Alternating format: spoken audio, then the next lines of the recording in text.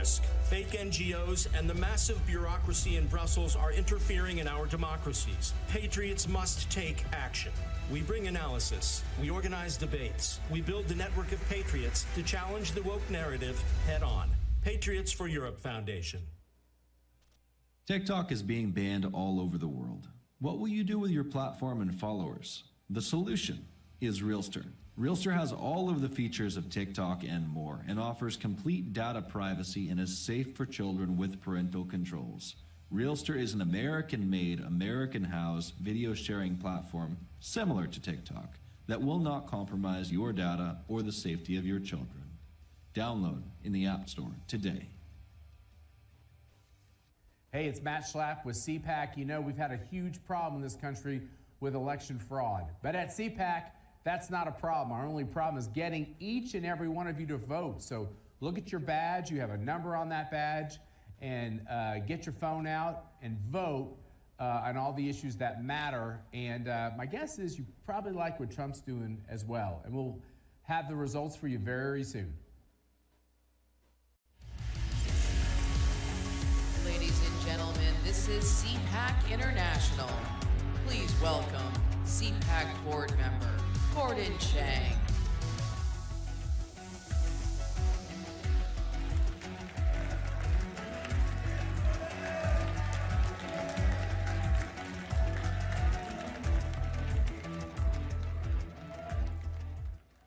Hello, Patriots! Hello, Freedom Warriors! Last year at CPAC, when we were here, dangerous regimes, China, Russia, Iran, North Korea were on the march. They were infiltrating and subjugating free societies. The world was aflame and peace seemed unattainable. At home, we had leftists, communists, globalists, wokers. We had deviants. Evil itself were taking over. But now, all of them, at home and abroad, are in retreat because we have had enough. We are taking over our societies. One school board, one town council, one country at a time. And our movement is global. It's here and it's around the world. Freedom is back because America is back. And America is back because President Trump is back.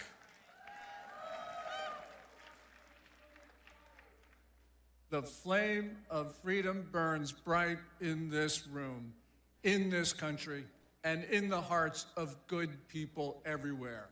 And CPAC is leading the charge. In Japan, Jay Aiba started the first CPAC in 2017. He's held a CPAC every year since, and now conservatism is showing its green shoots in Japan. In Australia, CPAC Australia was instrumental in protecting freedom of expression, and it was protecting equal rights. In 2023, it defeated an amendment that would have treated different citizens different ways. And clearly, this was racial prejudice. This referendum that CPAC Japan defeated, it would have made sure that different races were treated unfairly. CPAC Korea. CPAC Korea is defending the most fragile democracy on the face of the earth. In South Korea, leftists are trying to seize the government by removing President Yoon Suk Yeol. And the only thing that is stopping this from happening is conservatives on the streets in the cold confronting leftist forces. And we are seeing in Mexico, their CPAC Japan is attacking leftism everywhere, which is embedded thoroughly in Mexican society. So far, CPAC has been to Japan, it's been to Korea, Hong Kong, Australia, Mexico, Brazil, Argentina, Hungary, and Israel. and we are going to other countries soon, because CPAC in this country stands shoulder to shoulder with free people everywhere. Freedom warriors, we are now in a fight. We're in a fight between democracy and tyranny, between freedom and oppression, and between good and evil. And freedom warriors, we stand our ground, we do not yield, we are civilization's last line of defense. And yes, we will prevail, because the Almighty is on our side. May God protect and bless all of you. Thank you. Fight!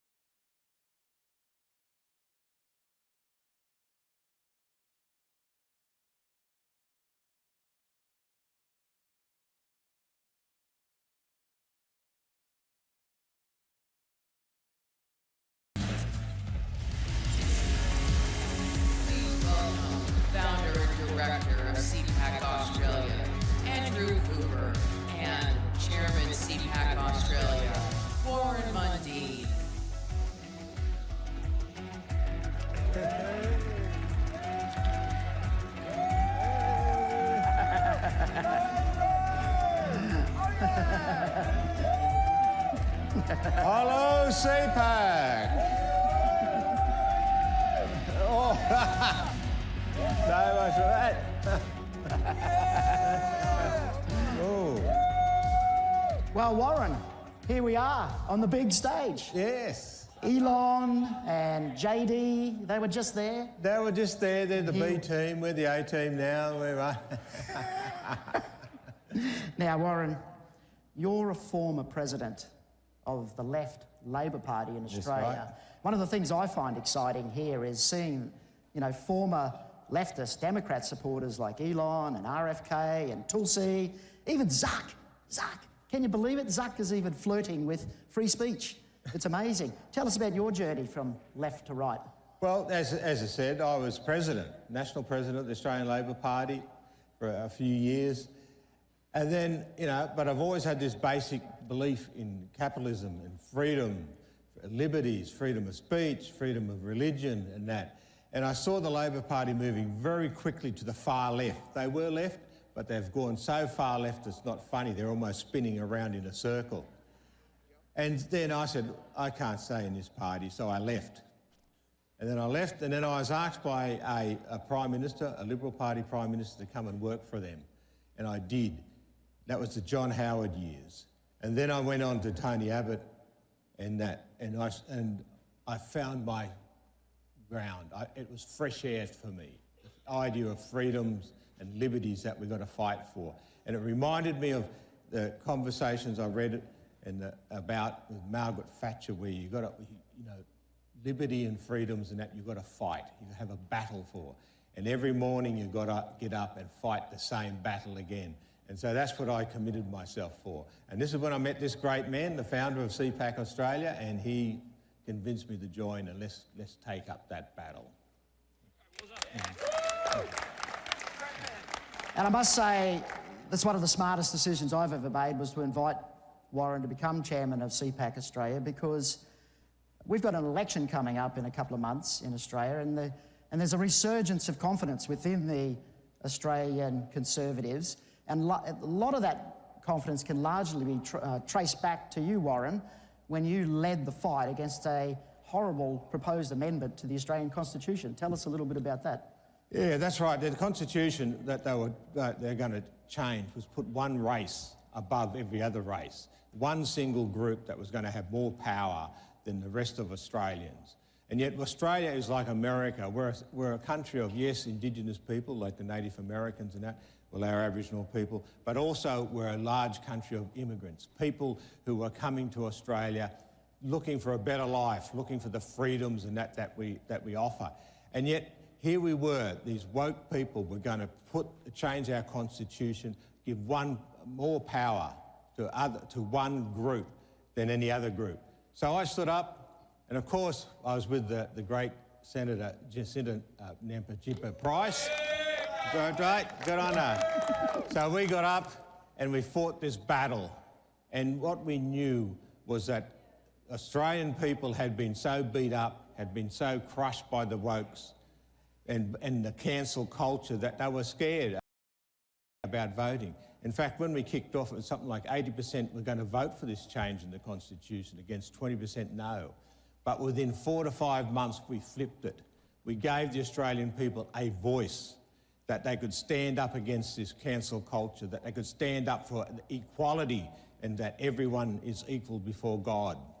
We are all God's children. And we won. We ended up winning 60-40, and we destroyed that attack on our constitutional freedom. Yeah. And that was really the beginning of the resurgence, as I said, in confidence for the Conservative parties in Australia. And that, of course, has just been compounded so much more with the election of Donald J. Trump. That's been fantastic, hasn't it? It has been brilliant to see Donald Trump come back and help us in this resurgence, in fact, leading it and making the world feel more confident about standing up for their rights and freedoms. And having him there has just, you know, we're so proud to be at CPAC here. We're so proud, you know, to see JD Vance and the people who have been working so hard with Donald Trump to make the world free again. The other thing too, we are coming up with an election. We have the election. We're having an election coming up in a couple of months. And for the first time in nearly 100 years, it looks like a government will not have a second term, that we are going to slay the Socialist Labor government and bring the Conservatives back into power. And you know what, Warren? They're going to win, or we hope that they'll win, not because they're pandering to the other side. They've found their voice, haven't they? Peter Dutton, the leader, has found his voice. He's standing up for the values and principles of which we hold dear. And wouldn't you believe it? People are responding. Who would have thought? Who would have thought that people love the idea of having freedom? But having the idea that people are created equal. Wouldn't you find it really weird that they love the capitalist system where you can run your own businesses and employ people and do things? You know, he's standing up and fighting against the left. You know, he's making it to be proud to be Australians. In fact, he's put up that we all should stand under the Australian flag, like you all stand under the American flag and be proud of it and be proud of your country. And it's just amazing how people are responding to this. And as I said, it looks like for the first time in 100 years, the possibility of a government being tossed out in its first term. And that is going to be an incredible time for us. Now, we have a CPAC in Australia. Who wants to come down under to Australia? All right, we need a bigger room, Warren. Well, we need a bigger room. We're going to get a big, big, big room.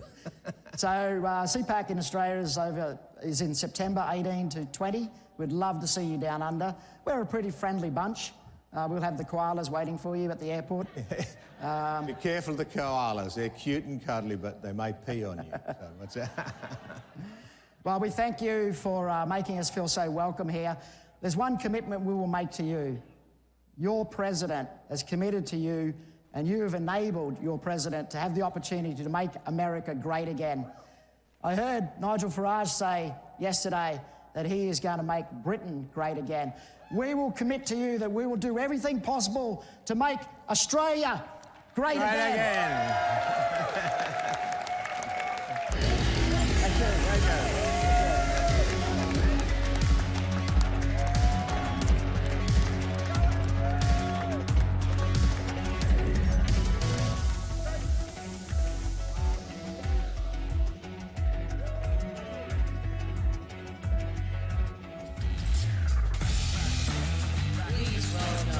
From CPAC Korea, former Ambassador at Large for Global Criminal Justice, Morris Tan.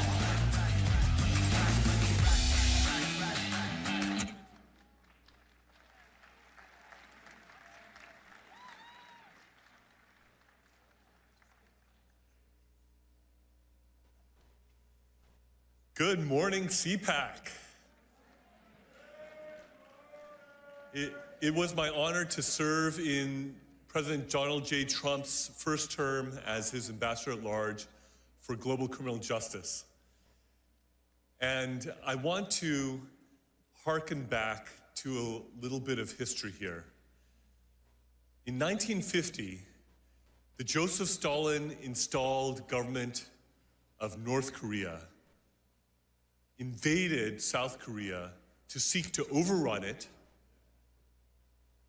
And in that conflict, a US-led coalition of 20-some countries repelled the communist aggression at the price of 50,000 American casualties. I honor the blood that was spilled by American soldiers to keep the whole peninsula from being one big North Korea, which is the most oppressive, darkest, most unjust place on planet Earth. And believe me, I know of many such places around the world, and it is number one in that regard. Now, South Korea stands on the edge of a cliff. The democracy in South Korea is in a danger that has not been in for decades.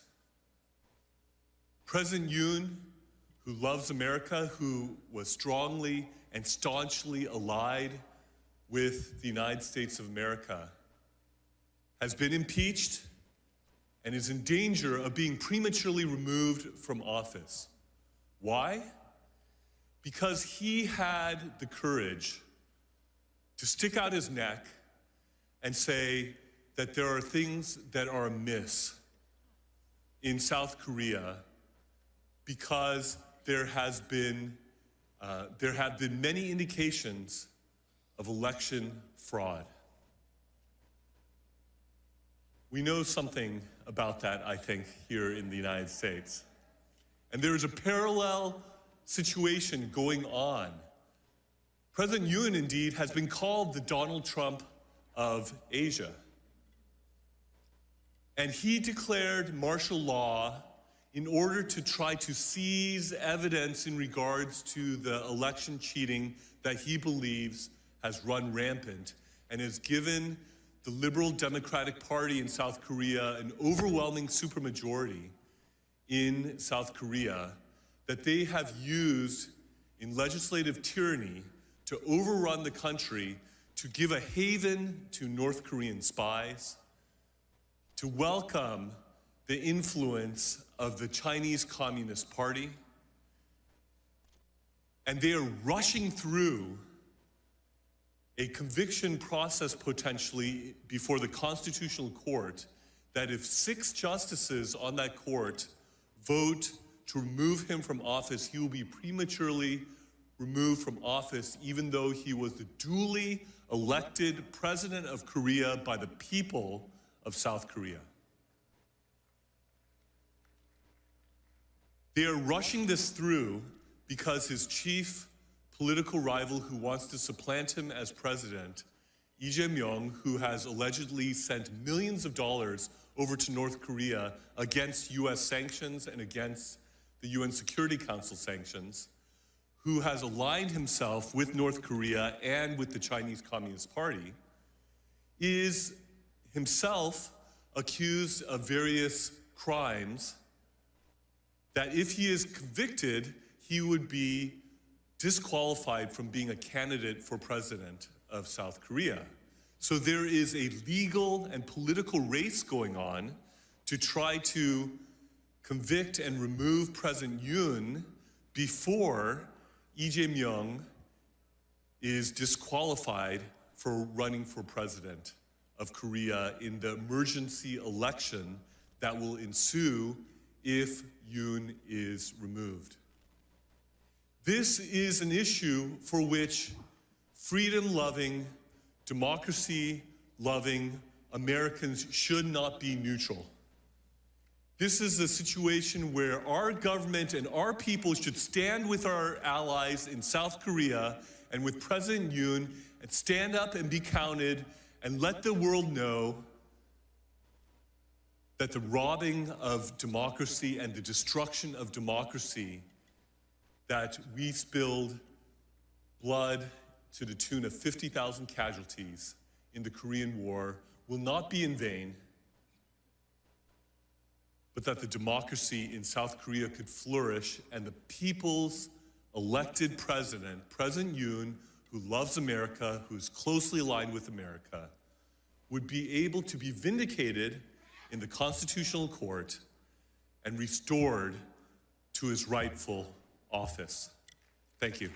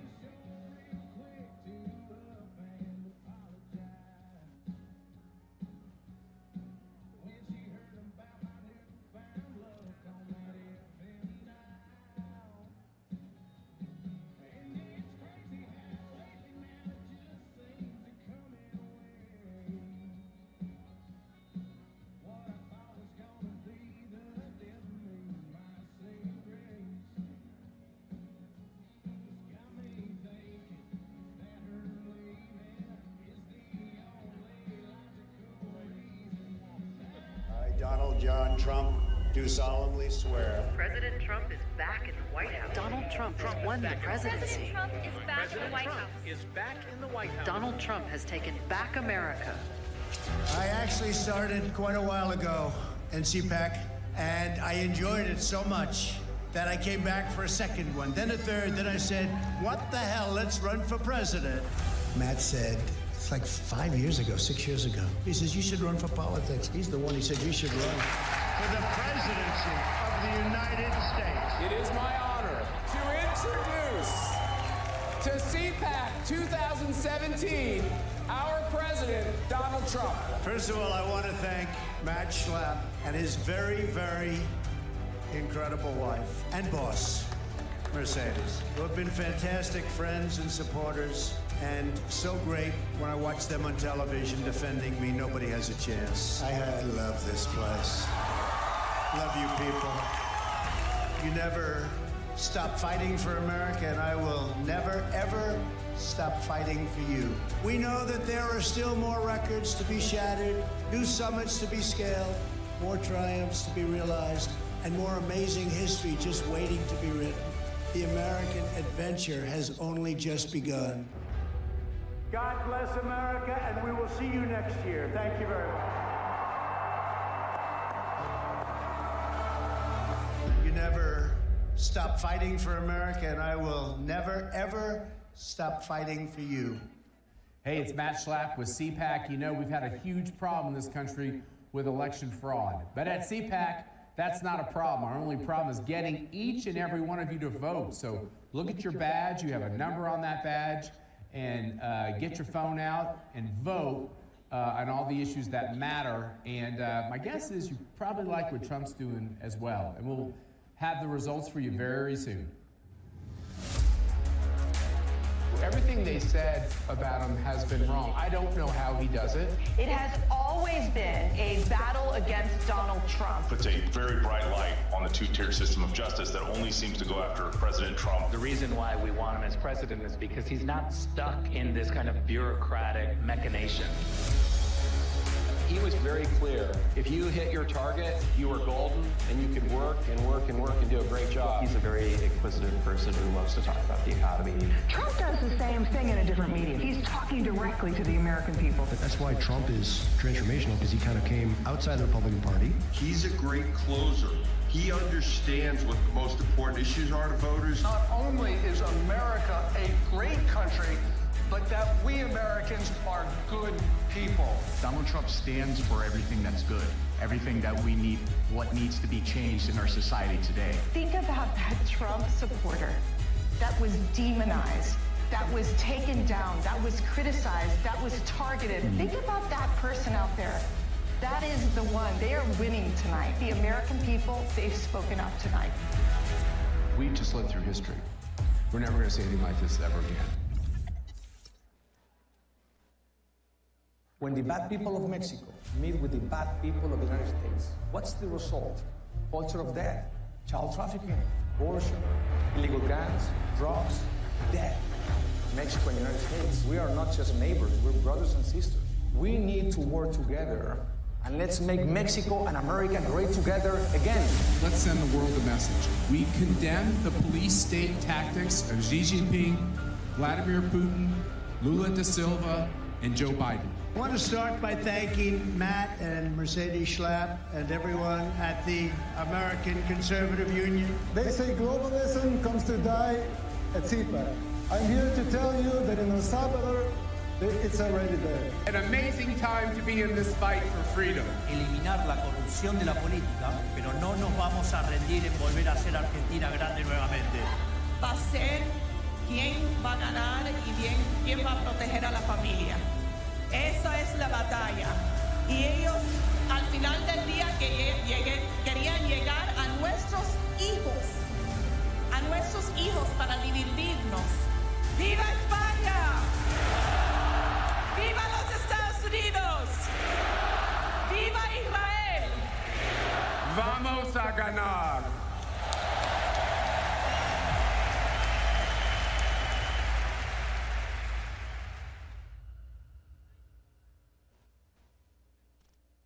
Before the cabinet room You saw Donald Trump's next cabinet make waves at CPAC.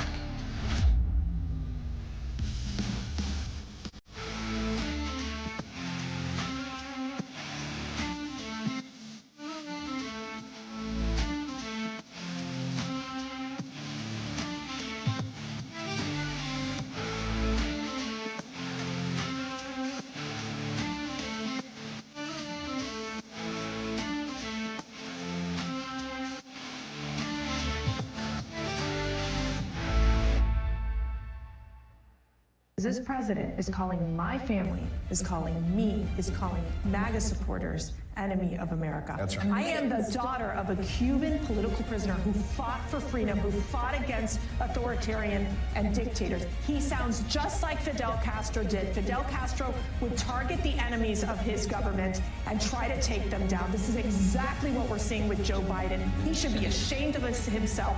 No American should be called a Nazi or be called an enemy of the state. Yeah. Those of us who love this country, and I have spent my whole life defending freedom in America. As I think it was President Reagan said, we're from the government. We're here to help. I think you all know that I've always felt the 9 most terrifying words in the English language are, I'm from the government and I'm here to help. We're from the government. We're here to help. Being woke is easy when it was just a call to defund the police or end capitalism, right? It's a little different when your fellow ideologues start cheering for your beheading. And here's a question. This next video, does this look like London to you? The pro-Hamas protests making for a very interesting political moment at Harvard. A university recently ranked the worst school for free speech in America. What would Harvard do in a moment like this, we all wondered? A school that will expel you for using the wrong pronoun and making a pink-haired trans girl cry. Well, in this moment, Harvard just miraculously transformed into free speech absolution. Apparently at Harvard, there's nothing offensive at all, even though everything's offensive at Harvard. There's nothing offensive at all about celebrating the murder of 1,000 people, including a whole bunch of kids.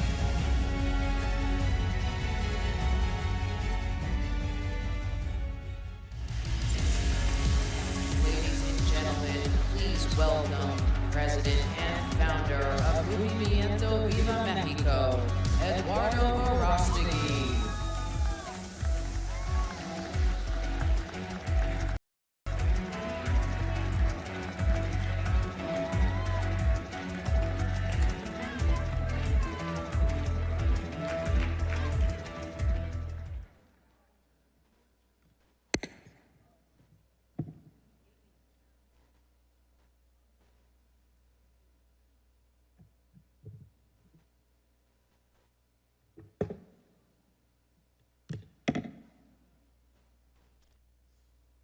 Buenos días.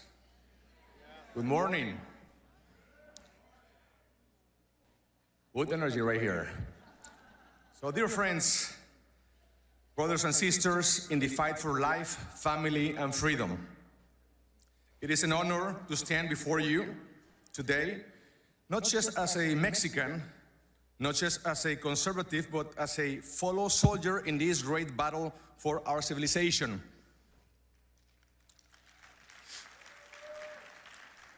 Today, we gather not just as citizens of our respective nations, but as one great family of patriots who understand a fundamental truth.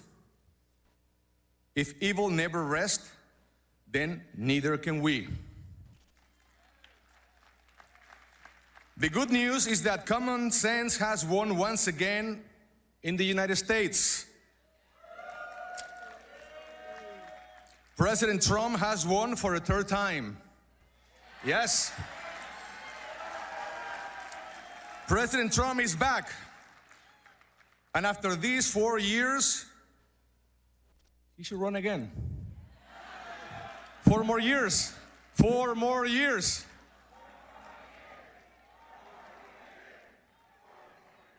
There you go. I agree with you. We are living in a defining moment in history. This is not just another political cycle, not just another ideological struggle. What is at stake is the future of our nations, the future of our children, and the survival of Western civilization itself. A civilization built on truth, justice, and liberty.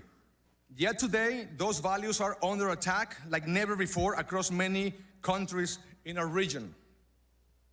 The enemies of freedom are advancing in Latin America. Communism, Marxism, woke ideology, narco states, and globalist elites who seek to enslave our people. So I ask you, are we going to let them take over the rest of the world? Of course not. Are we going to sit back and watch as our nations fall to corruption, tyranny, and moral decay? Of course no. We are going to fight, and that's why I'm going to join the Elon Musk and President Trump's movement. My heart goes out to all of you. Fight, fight, fight.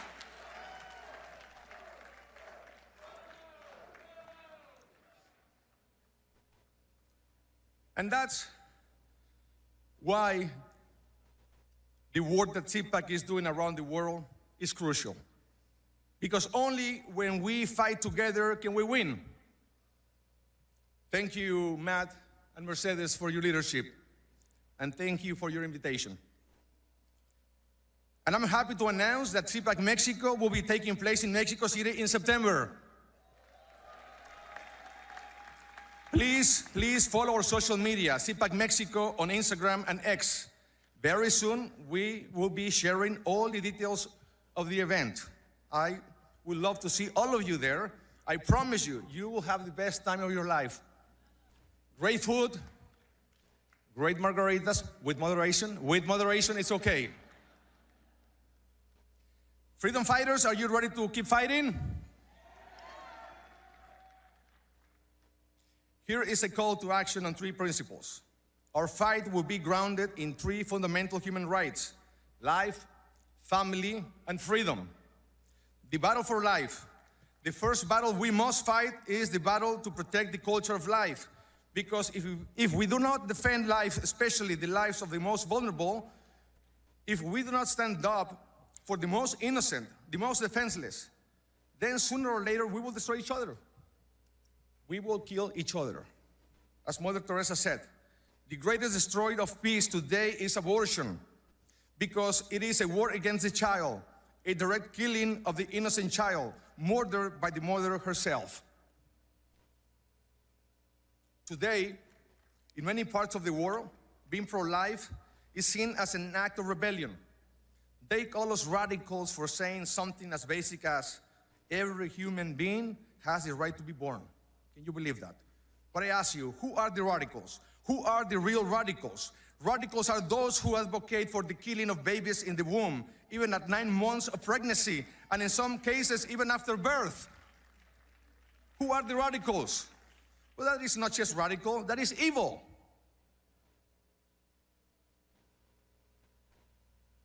They tell us abortion is a right, when in reality, it is the greatest genocide of our time. They tell us euthanasia is an act of compassion, when in truth, real compassion is protecting every human life, because every human life matters. But we will not remain silent, because evil triumphs when good people remain silent. And when good people remain silent, they're not good people anymore, because they are part of the problem. We will continue to expose this culture of death and promote a culture of life, because a nation that kills its own children has no future. The second front of our fight is the defense of the family. The family is the foundation of society. It's the first government, the first church, and the first school. And that is why the enemies of freedom want to destroy it. They seek to impose ideologies that confuse our children, strip away their innocence, and attack marriage and motherhood. Because a country without strong families is a weak country, very easily manipulated and controlled. We will defend God's design for the family and protect the innocence of our children. Finally, we will defend freedom. We live in an era where those who speak the truth are persecuted. where censorship and political oppression have become the tools of tyrants. We have seen how they try to silence pro-life leaders, silence priests who preach God's word, silence ordinary citizens who simply want to live in peace. Freedom is a gift from God, and no government has the right to take it away from us. We will also follow the principles of freedom to grow our economies, lift our brothers and sisters out of poverty, and build a strong middle class. In Latin America, we have seen how socialism makes the majority of the population very poor. These people love poverty that they multiply it.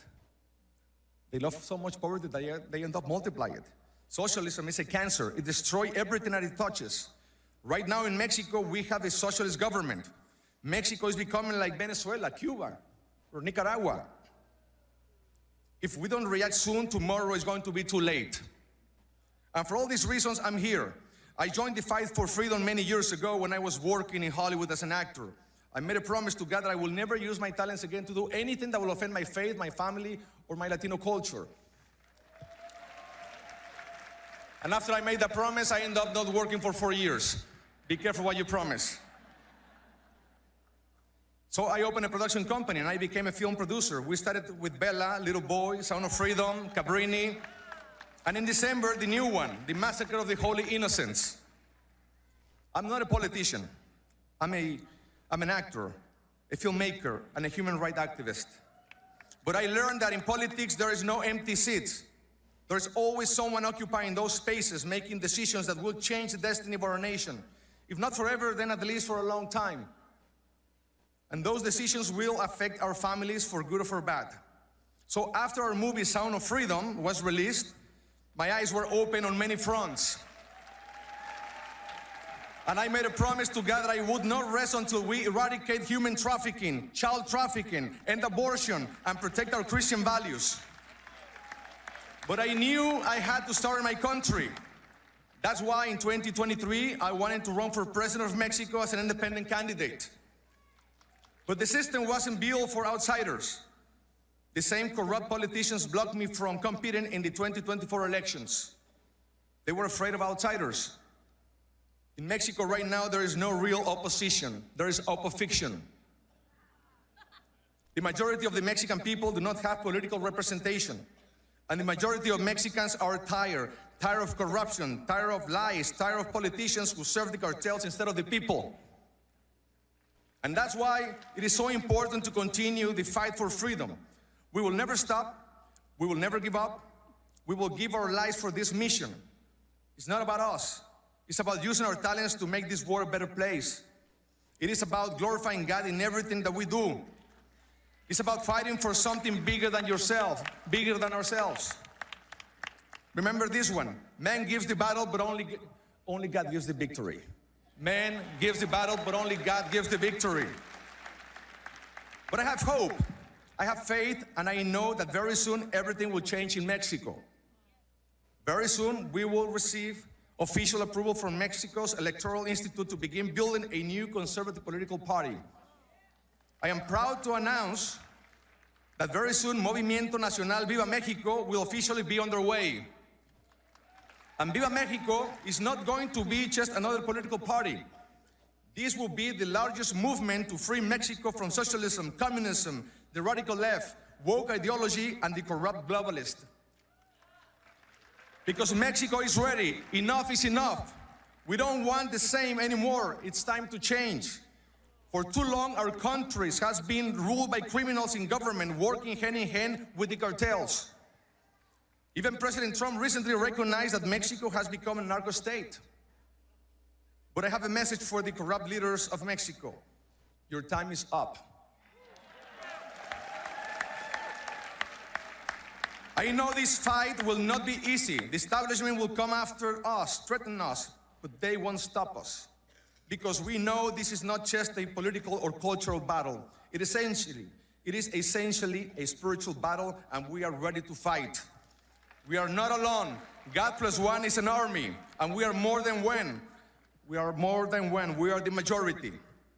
If God is with us, who can be against us? Nobody. Because I believe that with courage, determination, and God's help, we will rescue our nation. We will defeat corruption. We will defend our families, our faith, and our freedom. So let me say this loud and clear. God willing, with the Viva Mexico movement, we will make Mexico free again. We will make Mexico safer again. We will make Mexico healthy again. We will make Mexico pro-life again. We will be working really hard so we can make Mexico godly again. And we will make Mexico great again. And we will do this together, because together we're stronger. We are not just neighbors. We are brothers and sisters. What happens?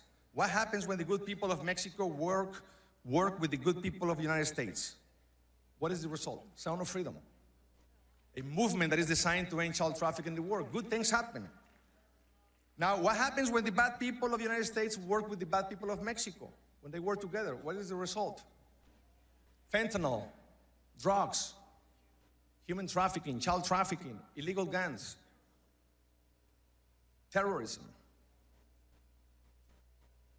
The USA is the #1 consumer of child sex in the world, the #1 consumer of drugs, the #1 consumer of child pornography, and Mexico, the #1 provider of all three. So I want to stop here for a second. We have done a lot of harm to each other. We can't move forward without first forgiving each other. I believe in the power of forgiveness. So I want to start this movement of forgiveness here in Washington, D.C., and I pray that God will heal the wounds. So on behalf of Mexico, I want to apologize for all the harm Mexico has done to the United States. And the United States needs to apologize to Mexico for all the harm they have done to Mexico. And after this breach of forgiveness, then we need to make sure that the good people of both nations work together and through bilateral efforts eradicate as much as we can all of the bad things that we have done to each other and focus on all the good things that we have done to each other. Capitalize on all the positive. Then we will be unstoppable. Together as brothers and sisters. When the United States and Mexico stand together, our nations are safer. Our border is safer. Together, we will make Mexico and the United States great again, and we will make the Americas great again. God bless Mexico, God bless America, God bless the world. ¡Viva Estados Unidos! ¡Viva México! Y que viva la Virgen de Guadalupe! Thank you very much. God bless you.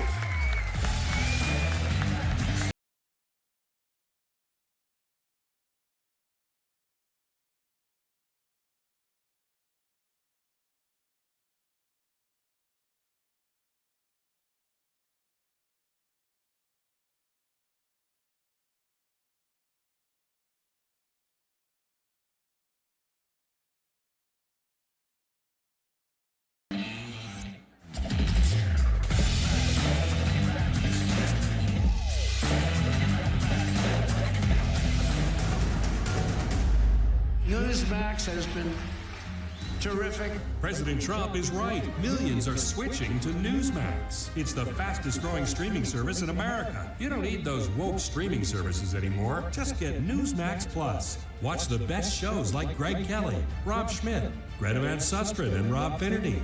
Greg Kelly over at Newsmax. The Newsmax people have been really terrific. Gain access to exclusive documentaries, series, and special briefings. It's free to start. So go to NewsmaxPlus.com now to sign up and watch Newsmax anytime, anywhere. This lunacy will end on my first day back in the Oval Office. I promise you it will end immediately.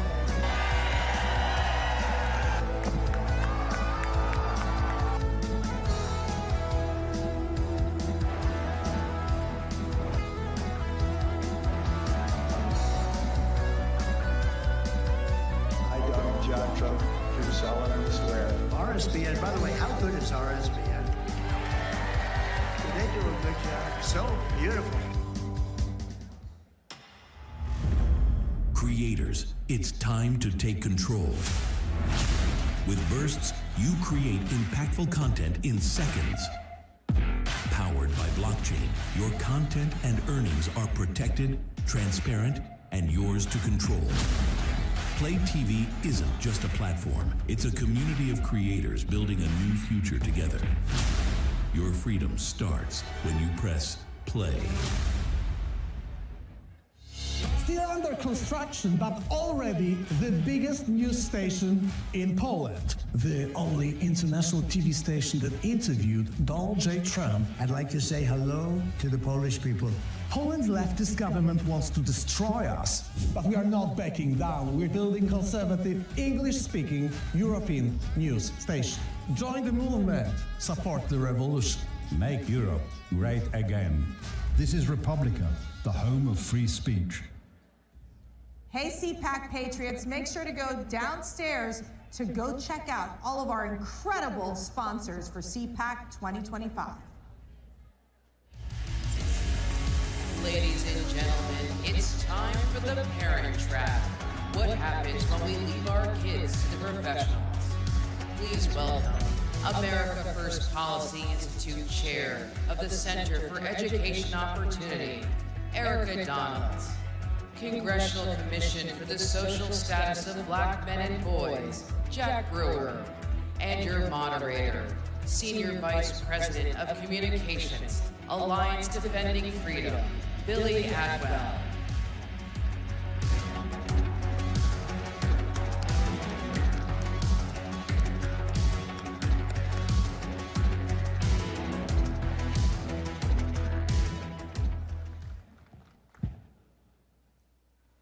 Well, I want to start by thanking Matt and Mercy Schlapp for making this panel possible, and I'm so grateful for you two for giving up your time.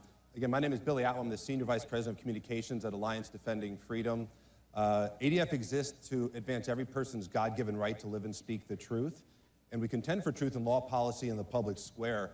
For those unfamiliar with our work, our attorneys are attributed with 15 Supreme Court victories, and we have an international team that's doing work throughout the world. They just came back from ARC.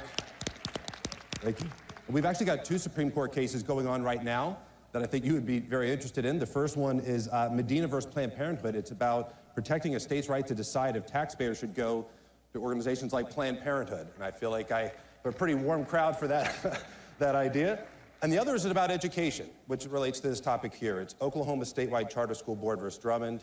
It's about defending the decision to defund a religious charter school and fight for equal treatment of religious organizations in education. There are few issues that are going to impact our children and our grandchildren more than reforms to the education system, and that's why we're here. First, Erica Donalds is an education entrepreneur and is the founder and chairman of Optima Ed and the chair of America First Policy Institute Centers for Education and Opportunity. A former elected school board member, she is known as a national expert on education policy and school choice and is a frequent commenter and speaker on this issue. She spent 20 years in the financial services industry, finishing her career as the CFO and managing partner of a multi-billion-dollar investment management firm. Erica and her husband, Congressman Byron Donalds, lives in Florida. You're familiar? Very good. She lives in Naples, Florida with her 3 sons. Jack Brewer serves as the chair of the Center for Opportunity Now and chairman of the Jack Brewer Foundation. Recently, Jack was co-chair of Black Voices for Trump Victory Fund. He is a White House appointee on the Congressional Commission for the Social Status of Black Men and Boys and is currently the lead independent director for the GEO Group. He was the team captain for the NFL's Minnesota Vikings, the Philadelphia Eagles, who you may have heard of recently, and what I find to be the pinnacle of his career at the New York Giants. So I'm born in Brooklyn, I can't help myself. All right, let's lay a foundation, if you don't mind, for this topic. Erica, talk about what you see as the current state of particularly the public education system. Well, the public education system in America has literally failed the American people.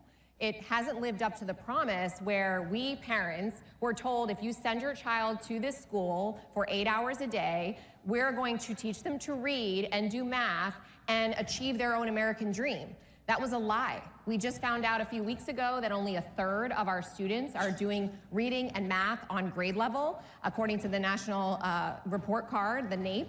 And We are spending billions and billions of dollars not to teach our kids how to succeed and how to carry forward this republic that we all so value, but we're teaching them about victimhood and oppressors and the wrong history of the United States and the world, and to hate themselves and to hate our country.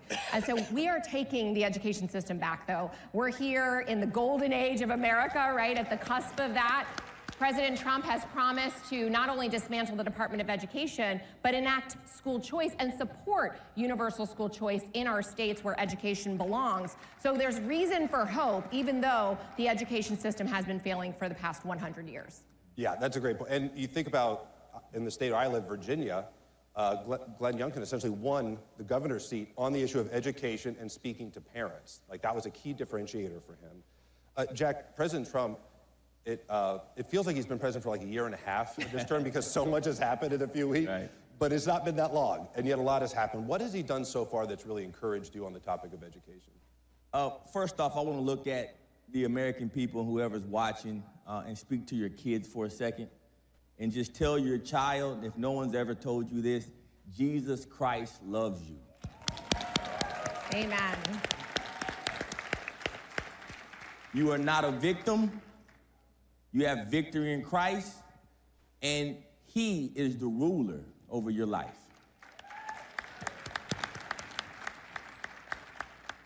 President Trump has done so much, but I think the most important thing that he's done in front of the American people is he has stood for biblical truth. Yeah.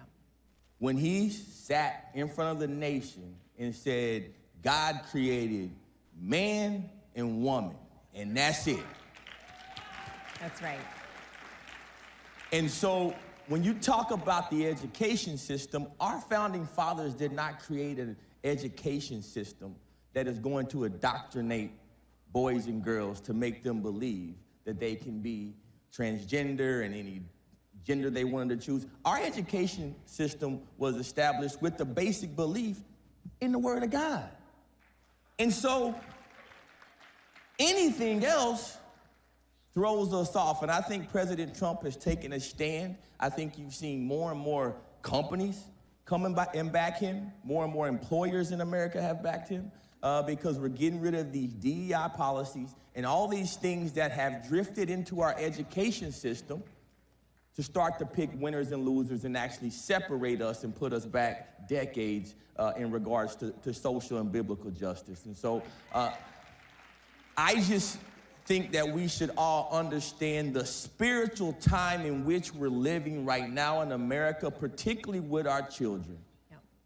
And let's get the 10 Commandments back in our schools. You're seeing it happen in Louisiana. You're seeing it happen in so many other states around our country. We all must take a stand, no matter what your religion is, to get this word back into the hearts and minds of our children that may not have access to it. Yep. Amen. Erica, it's hard to know what to do sometimes, though, because parents, I think the instinct when they see these things happening in the public schools is to say, I'm going to put my kids in private school, I'm going to homeschool. And those are good options, and for some people that's the right decision. But you also don't want to forfeit the public arena to the other side. And then again, it's our children who are vulnerable and impressionable. How would you've got children, you're in the later teen phases with your children.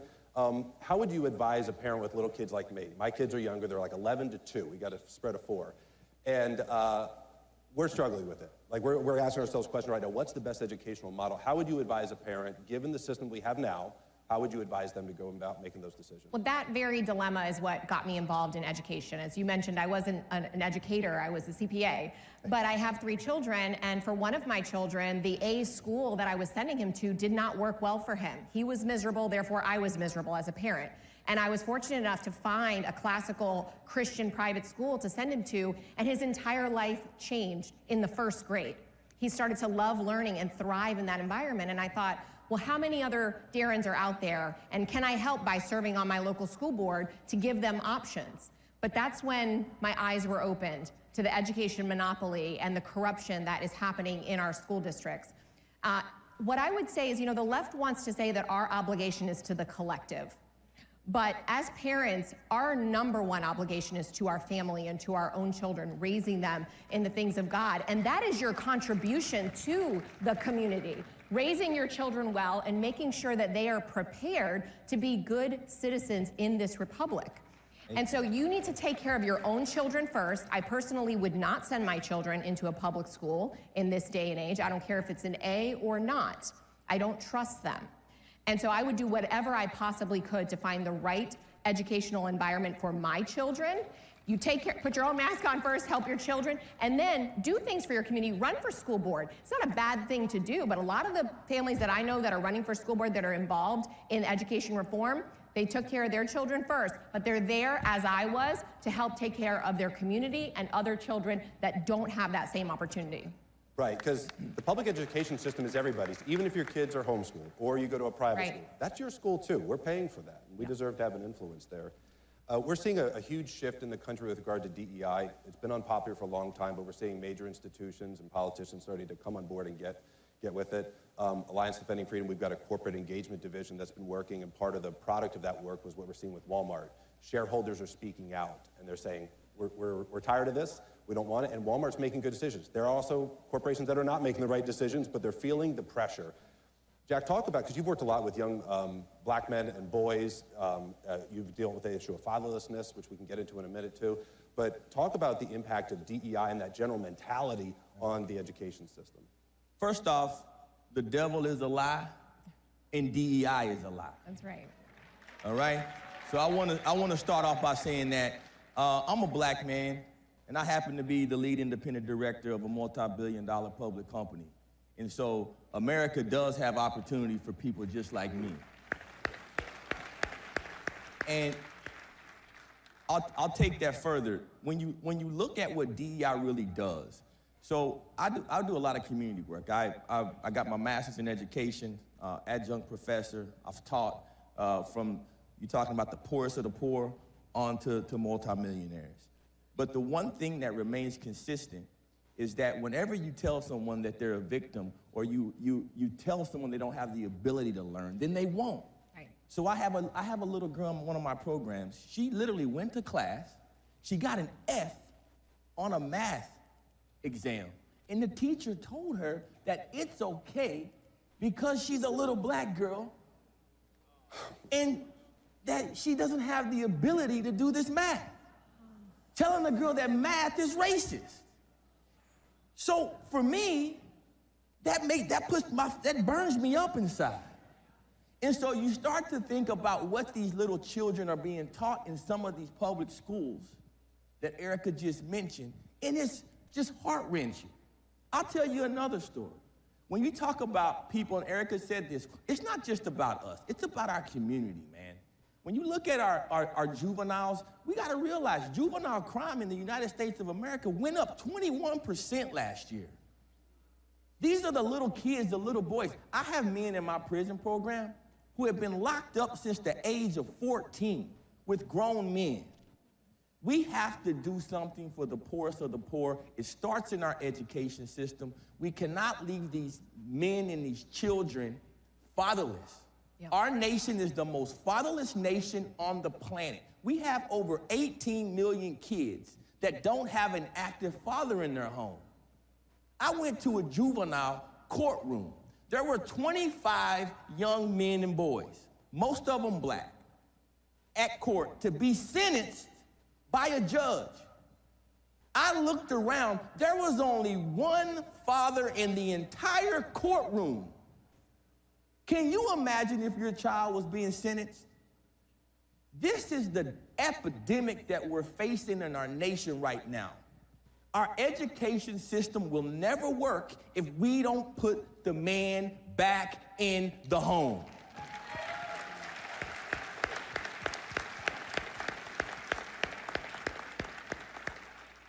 It's a basic Christian concept. Children deserve a mother and a father. Amen. Every child deserves a mother and a father.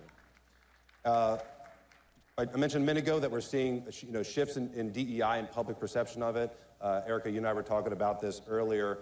How do we take what we see as a public opinion shift and make institutional change out of it, right? We can all like the ideas. We can be at CPAC and be excited about the ideas that we've gotten, that we're seeing some progress. But how do we influence institutions? So how do we get from where we are to where we want to go? Well, that's so important for this audience, right? Because these are the people that believe as we do and have believed as we do, but now the rest of the country has also come along against DEI. People, you know, it's an 80% issue. It was the #1 issue for President Trump, saying there are only 2 genders. We're gonna get men out of women's sports. And now he got elected with such a mandate and is enforcing Title IX and the protections that provides to girls in their spaces and in their athletics. And he's gonna plow forward. You gotta elect the right people. That's one way to institutionalize it. But look at something like school choice. School choice now enjoys over 70% support across the country, including 67% of Democrats support school choice. But you also see 100% of Democrats voting against school choice in our state legislators. Why? Because the teachers union and the funding behind them are controlling those electors. But then you look at a place like Texas, where also rural Republicans went against it, and you had organizations like AFC, Donald Trump himself, America First, Policy Institute come get rid of the majority of the Republican incumbents that voted against school choice last year. And this year, in just a few weeks, Texas will pass a school choice bill and spend $1 billion on giving parents options. So that's how you do it. Yeah. You get the public and you get the right people in office to make those bold changes. Yeah, elections have consequences. They do. We've been saying that for a while, right? Jack, I want to go back to what you were talking about a minute ago with the fatherlessness issue and the education gap. What can the rest of us do? So if you're the average person in the pew, so to speak, you see this epidemic, you don't know what to do. I can't impact, you know, I may be able to impact one child. I can't fix the whole system. But what can the average person that just cares about the public education system, they care about these kids that don't have a mom or a dad in the home, what can we do? What would be your advice? Well, my advice is, first off, understand that this is not just an issue of education or policy. This is a spiritual issue. The last verse of the Old Testament is Malachi 4:6. That verse says that he shall turn the hearts of the fathers to the children. It's the times that we live in. He said, if we don't do it, he shall come and smite the earth with a curse. Our earth is feeling the curse. No matter if you go to Guatemala or Central America and see that all of their men and fathers are leaving their homes trying to migrate to America illegally. Or you go over to Africa when you see these societies that have gone from a patriarch society to a matriarch society. Or you come here in America where you can have a generation like mine that was raised to believe that having a baby mama is okay and cool. Those things are generational curses that we must break. The only way you bind up a curse is by the blood of the Lamb and the word of your testimony. And so we've got to testify. We've got to talk about these things in the public square. We've got to stand for these poor children that don't have advocates and people to stand up for them and be their voices. Man, get out in your community. Go to the local juvenile. Go in there and sit in a courtroom and tell a little boy that's 13, 14, 15 that don't have a dad that you love him. Go see those folks in prison like the word tells us to do. We can't just take care of our people that have. We got to take care of those that have not.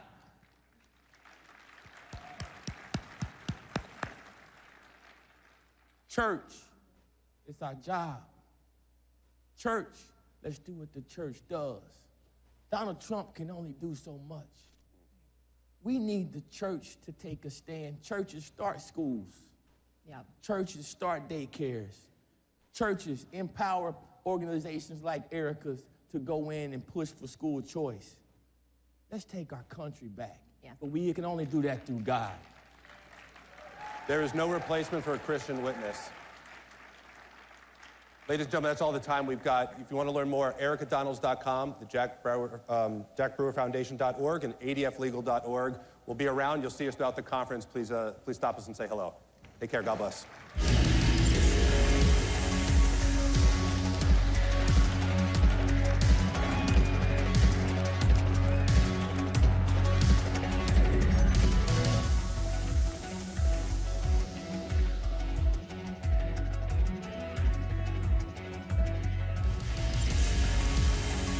Ladies and gentlemen, up next, Joy Reid, a desperate plea for help.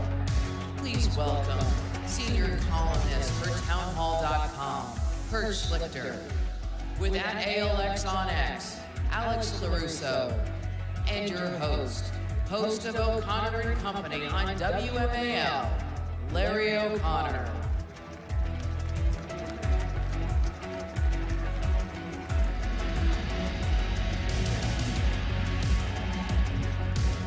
Thank you, thank you, thank you. We got real big names waiting back. Hey, good to see you. We got super big names back there waiting to come out, so we're gonna get right to it. How about these guys, right? I'd be remiss if I didn't tell you that I just wrote a book about the media. It's called Shameless Liars. Can we get a close-up on that artwork there? It's got an incredible foreword by a real thought leader. Foreword by Kurt Schlichter. But the subtitle is How Trump Defeated the Legacy Media and Made Them Irrelevant. And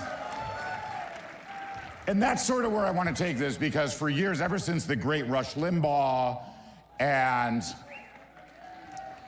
Brent Bozell at Media Research Center for the last 35, 37 years, the late, great Andrew Breitbart, who brought Kurt and I into this world, we spent so much time fighting the media and exposing their lies and exposing the propaganda, and it all reached a head this year with Donald Trump leading the charge, and he won. I mean, they are meaningless now, and so I want to start with that. And Joy Reid kind of is the namesake for this panel, because Alex, she's been reduced to being obsessed over big balls. Correct. And I need you to sort of explain this to us. Yes, so like the media... Explain Joy Reid's obsession with big balls. Obsession with big balls. So she's going on media right now, and she's demanding that Congress subpoena a guy named Big Balls and Elon Musk with a straight face on. So we've reduced them to a point where they're just looking at social media for people like me who post on X, and they're getting their talking points from online. And no longer do they have a mind of their own. There's like a whole supercut. I think it was like Media Busters who did it. And there's just like all of these people on CNN, MSNBC, and they're just repeating big balls, big balls, big balls over and over with a straight face. So it's like you look at they've got to get to the bottom of big balls. So... Yes, and they brought on Kara Swisher, the noted expert on the topic for that. But yeah, that's all over an intern at Doge, who was hired by Elon Musk. And of course, we have tens of thousands of people in our government who have access to all of your personal information, including your social security number. But when Elon Musk has a small team of genius interns that are probably like smarter than everybody else on that whole panel or on their entire network, it becomes the biggest deal that they all have access to your personal information. So they just set the standard to like dox all of these government workers for some reason, because tens of thousands of people that are not elected, by the way, have the access to your personal information every single day, and have. And they've been reduced to a punchline, these media personalities. That's why we're laughing at Joy Reid, because that's what we should do. We should mock them and make fun of them. And of course, all this talk about Joy Reid and big balls brings us to Don Lemon, Kurt. Another gem. He's my special friend. I'm gonna connect the dots, I promise you. Because, Kurt, it was during the presidential election December 22nd, 2015. I get this call. Can you come on CNN real quick? Just a video hit. I get on. And Don Lemon's outraged because, it's the worst thing ever happened. Donald Trump said Hillary got schlonged in the 2008 election. She did. And I don't care at all. And we're going back and forth. He said, you should be more upset. And I said, look, his opponent shilled for her husband who treated his intern like a human humidor. Fact check, true. And he said, you can't say that. So I said it again. And he kicked me off. And what we're saying here is the media used to be something that hit us. Now we use it for a punching bag. Everybody knows the JD meme. Right. Okay?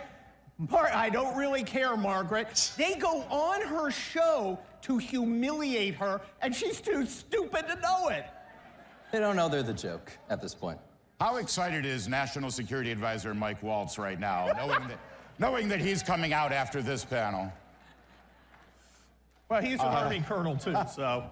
But you were banned from CNN. Yes. For 10 years, I have not been on CNN, and it's changed my life for the better. Well,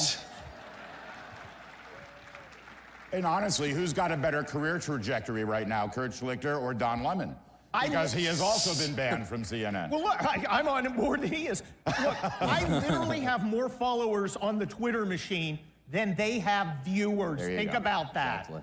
100%. So, Alex, your work that you do right now, you've got a meme for everything. And the fact that these guys can be reduced to a meme, that Margaret Brennan, the host of Face the Nation, a very important show in a very important town with a very important teleprompter reader as its host, she is now a meme. She can't do anything. Yep. From how J.D. Vance has handled her with these interviews to now reducing her to saying that too much free speech will lead to a genocide. Yes.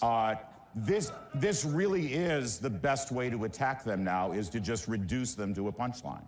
Yeah, 100%. The thing is, it's like I said earlier, they don't have a mind of their own anymore. They are reduced to like scrolling social media and looking for the most viral moment that's going on social media, and it becomes now what they're talking about.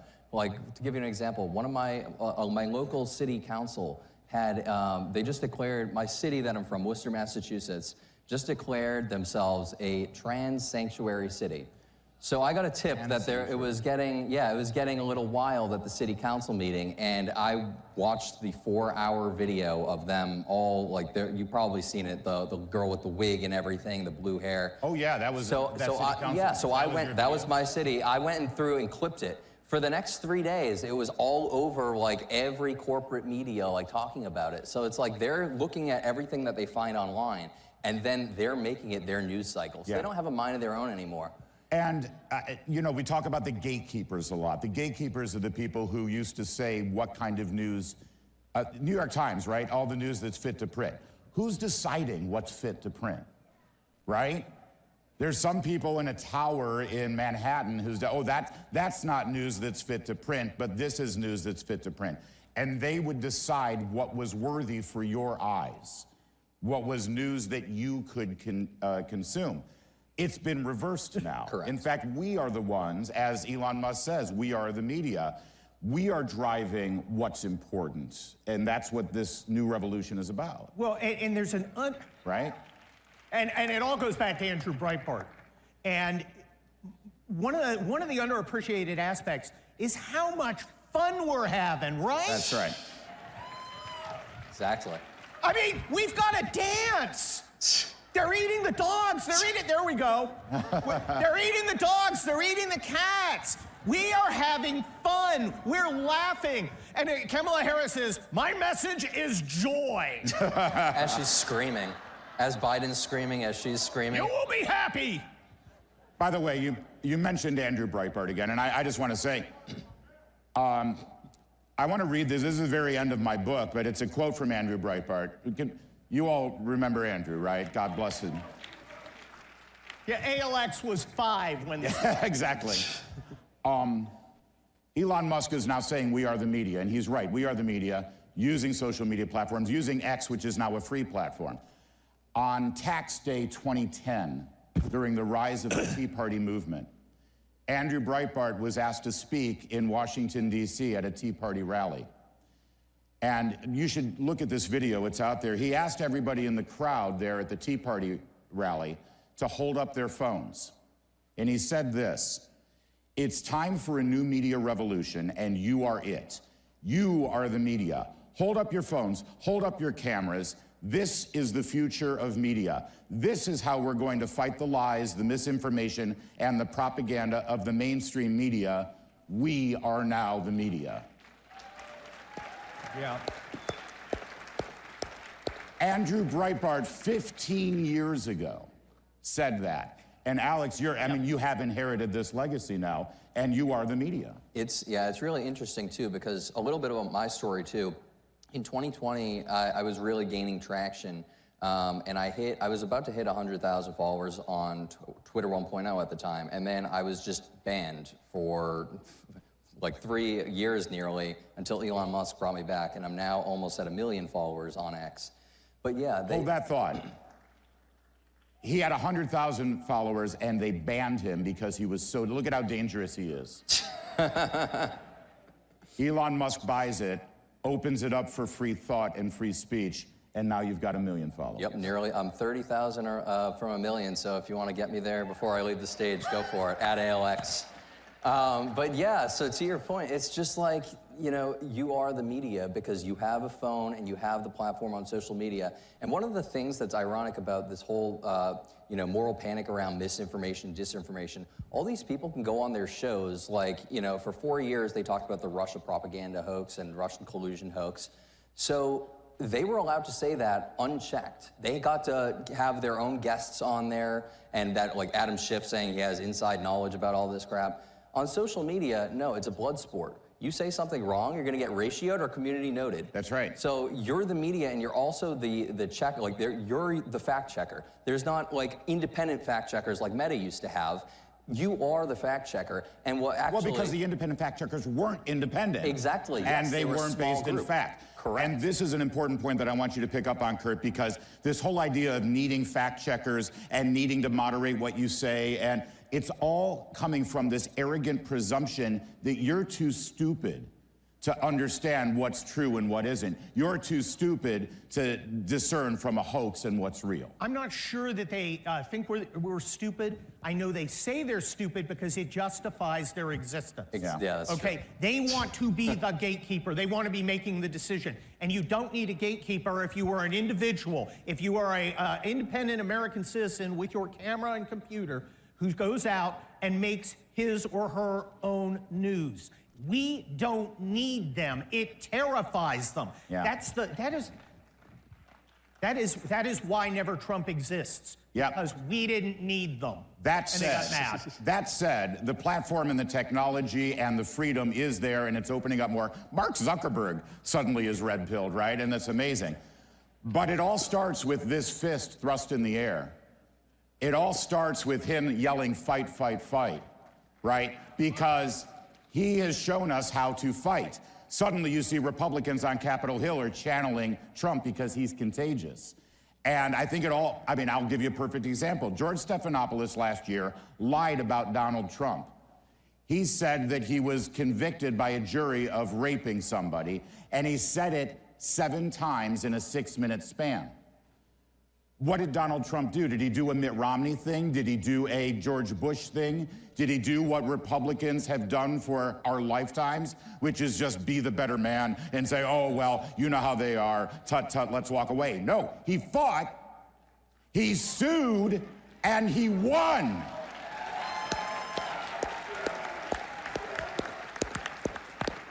And that's what we have to do. And the fight we have, I mean, listen, we're doing a victory lap right now because we've rendered the media irrelevant, but they're not going away. The fight continues, Alex, every day. 100%. And then the other thing, too, to your point, 60 Minutes tried to edit that Kamala Harris interview. That's right. How did that go for them? The FCC has now released the entire thing, and we saw what a sham it was. Well, they messed up because they put the promo out with, like, the other answer. With a different answer, wait a the word second, salad like, answer. What happened here? Like, well, and Kurt, this goes back to the arrogance because think about it. Donald Trump had the choice of sitting for 40 minutes with 60 Minutes and letting them condense it down to 20 minutes that they decided we could see. And they do that, by the way. They edit these packages because they think you have a short attention span. They talk down to you all the time. Instead, he said, no, I don't need freaking 60 Minutes. I'll sit for 3 hours uninterrupted with Joe Rogan and oh, and by the way, 50 million of you watched that. How's that for short attention span? And here's the beauty of it. Kamala Harris wants to go on Joe Rogan. She thinks she's the get. She thinks she's in the driver's seat. Joe Rogan's like, get it. Nah. Talk to the hand. Wow. You don't set the conditions. They don't own us anymore. That's right. They're not in charge. We are. Well, I think we've recovered from our big balls opening, and I think we'll quit while we're ahead. You guys, thank you. Keep fighting. Follow Alex, get him to 1 million, and buy my book. Hey, chopped liver.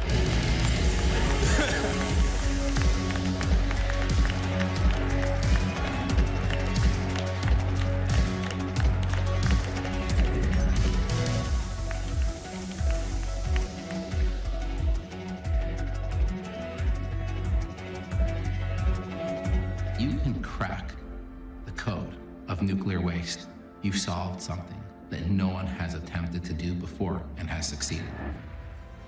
We're onto something big. We have the U.S. government partnered with us now to prove our technology out. Make America stronger. I want to provide limitless energy to the world, and I believe this is the path.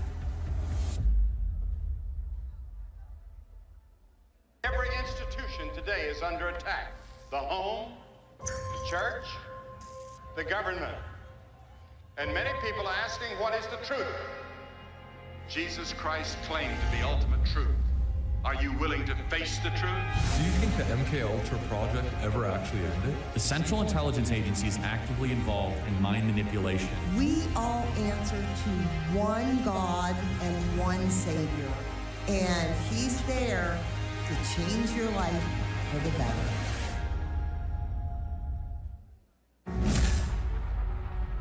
During my second term, we will fight for Alaska like never before. I'm excited about what we can do with President Trump in the office. We'll work together to provide affordable energy to Alaska and allies all over the world. More investment, more certainty, production, more exploration. Thank you to everyone in Alaska, and thank you to your great governor. I look forward to a long and enduring future relationship. Drill, baby, drill. Ladies and gentlemen, this is a conversation with National Security Advisor Michael Waltz and CPAC Senior Fellow Mercedes Schlapp.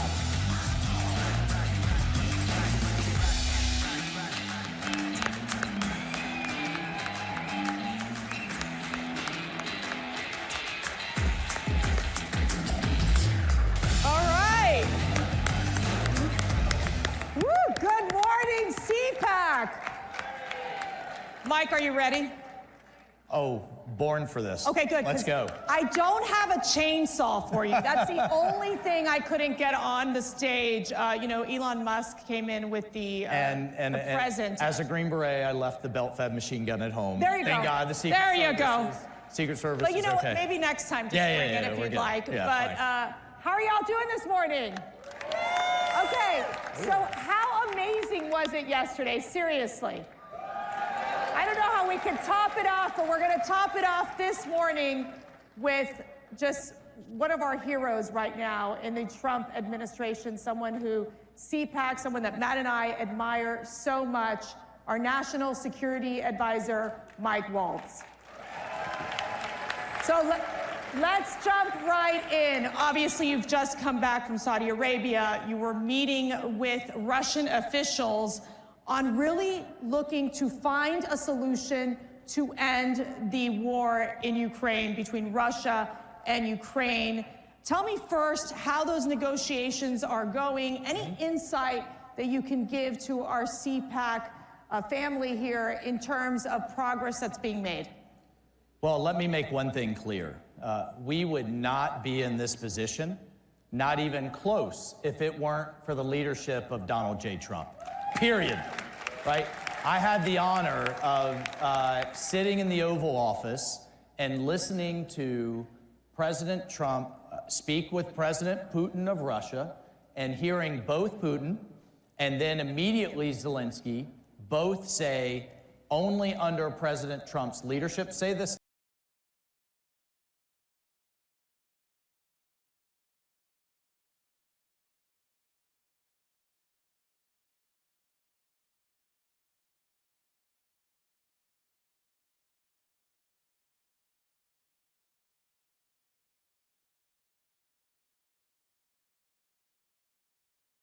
The president of peace. And it is me how many dying per year in Europe, the largest war in Europe, World War II. And you see the same voices that are demanding a ceasefire in Gaza post-October 7th, then what, oppose peace in Europe? It makes no sense. But with his leadership, we've now opened negotiations. We're sitting down with our host, the Saudis, and talking to the Russians, understanding what they are going to need, and then understanding what the Ukrainians are going to need, talking to all of the Europeans. You can't end a war if you don't talk to both sides, and that's what we're doing. Thank you. It's kind of common sense, in the history of diplomacy.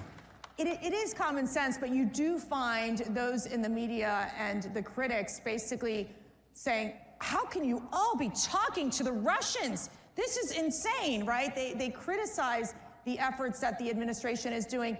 And with that being said, President Trump has expressed his frustration with President Zelenskyy, trying to get to the point that we're dealing with how can we get a deal on the raw minerals? How do we, the United States has given over $175 billion to the Ukrainians. It seems like the Americans, there is that war fatigue. It's time to move forward.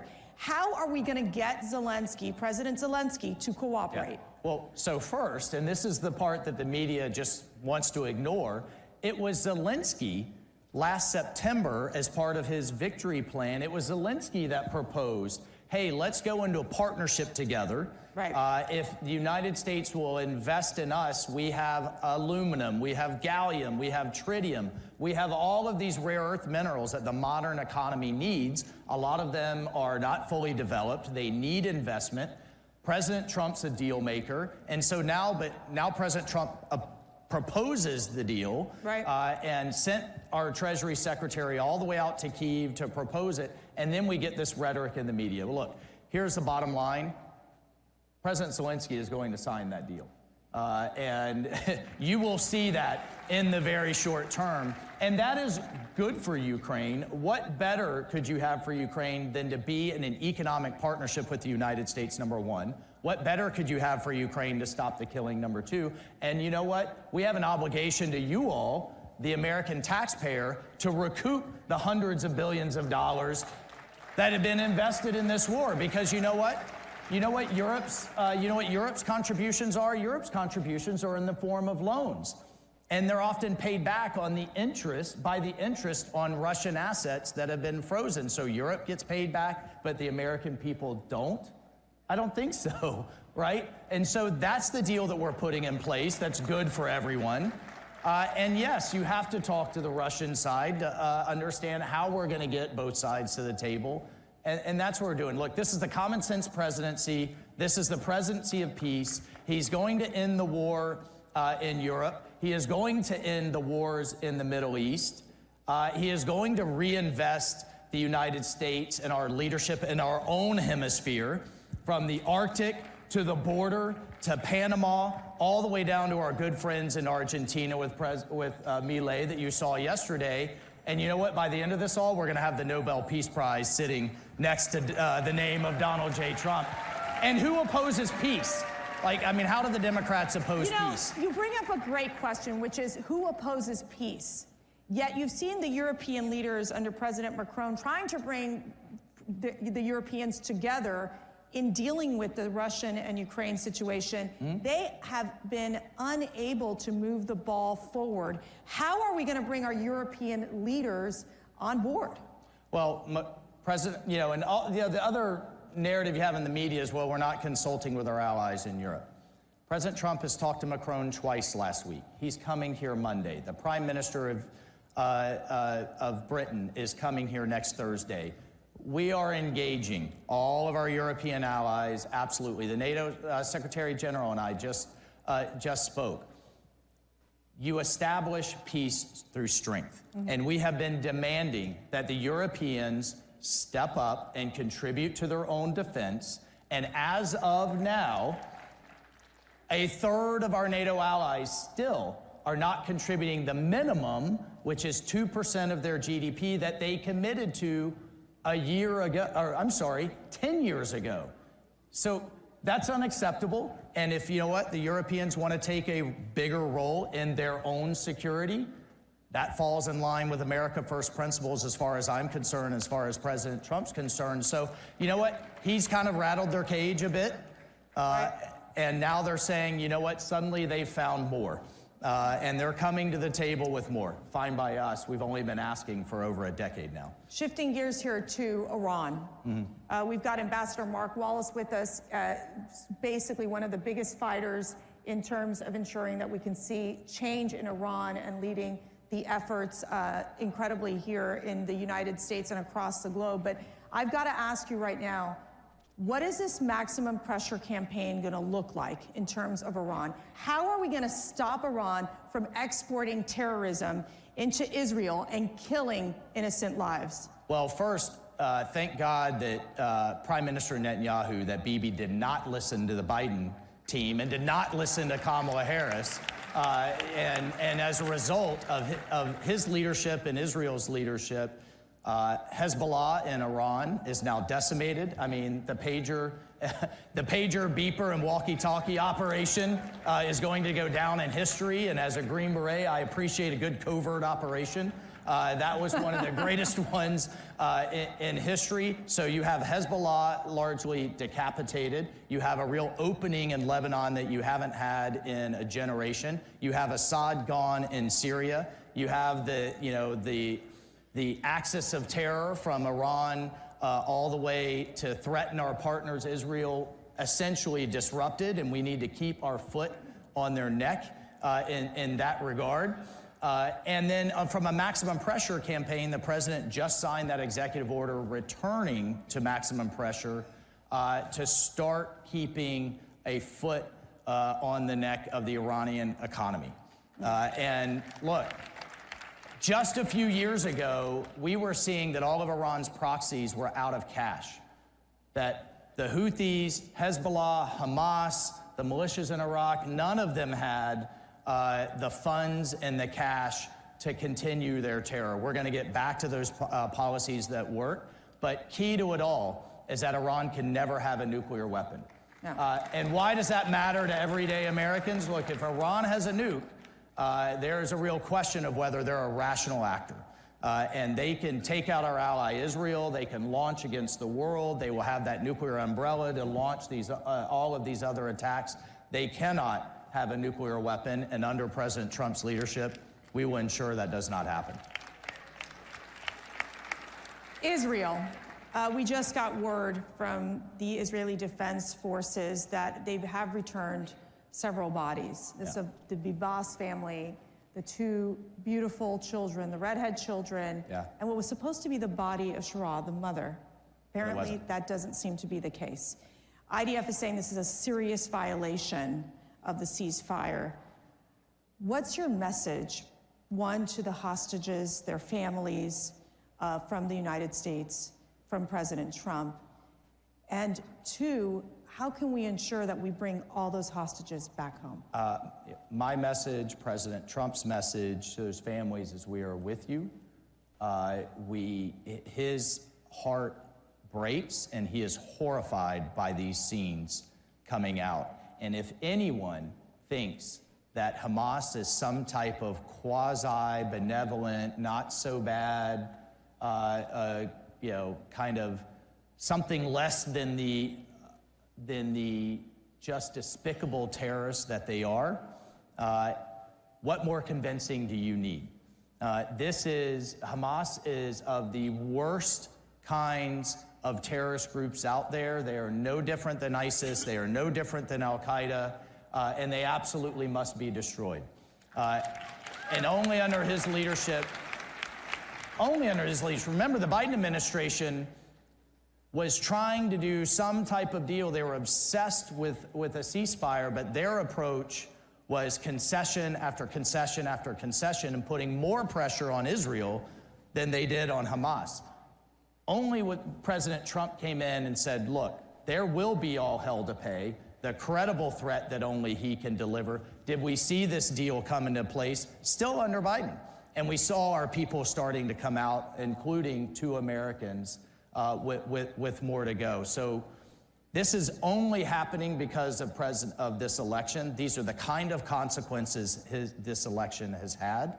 And we will continue to get out everyone that we can. But remember, just 6 months ago, 8 months ago, you had college campuses, you had students, you had faculty, you had protesters celebrating Hamas, talking about from the river to the sea, having the worst kind of anti-Semitism, and now we've seen, and we just saw yesterday, the despicable people that they are and why they can never be allowed to run Gaza and why we can never allow another October 7th again. And there is a lot of talk about two-state.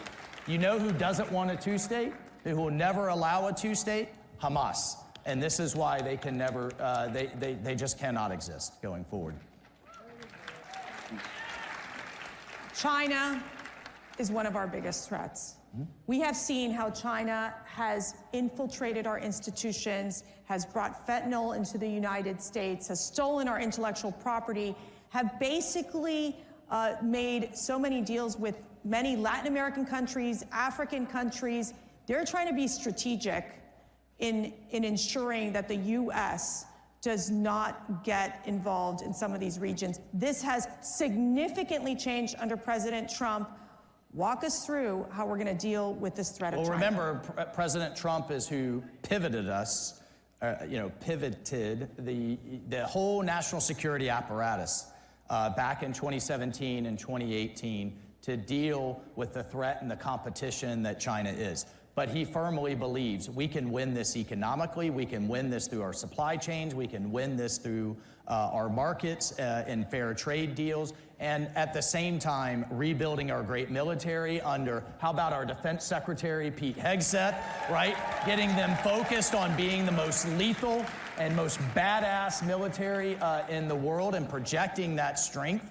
But at the same time, he appreciates the infiltration that's going on, and we just had Panama say, you know what, we're done with Belt and Road, we're done with allowing China to infiltrate critical strategic assets like the Panama Canal. And again, it's only been a month, folks.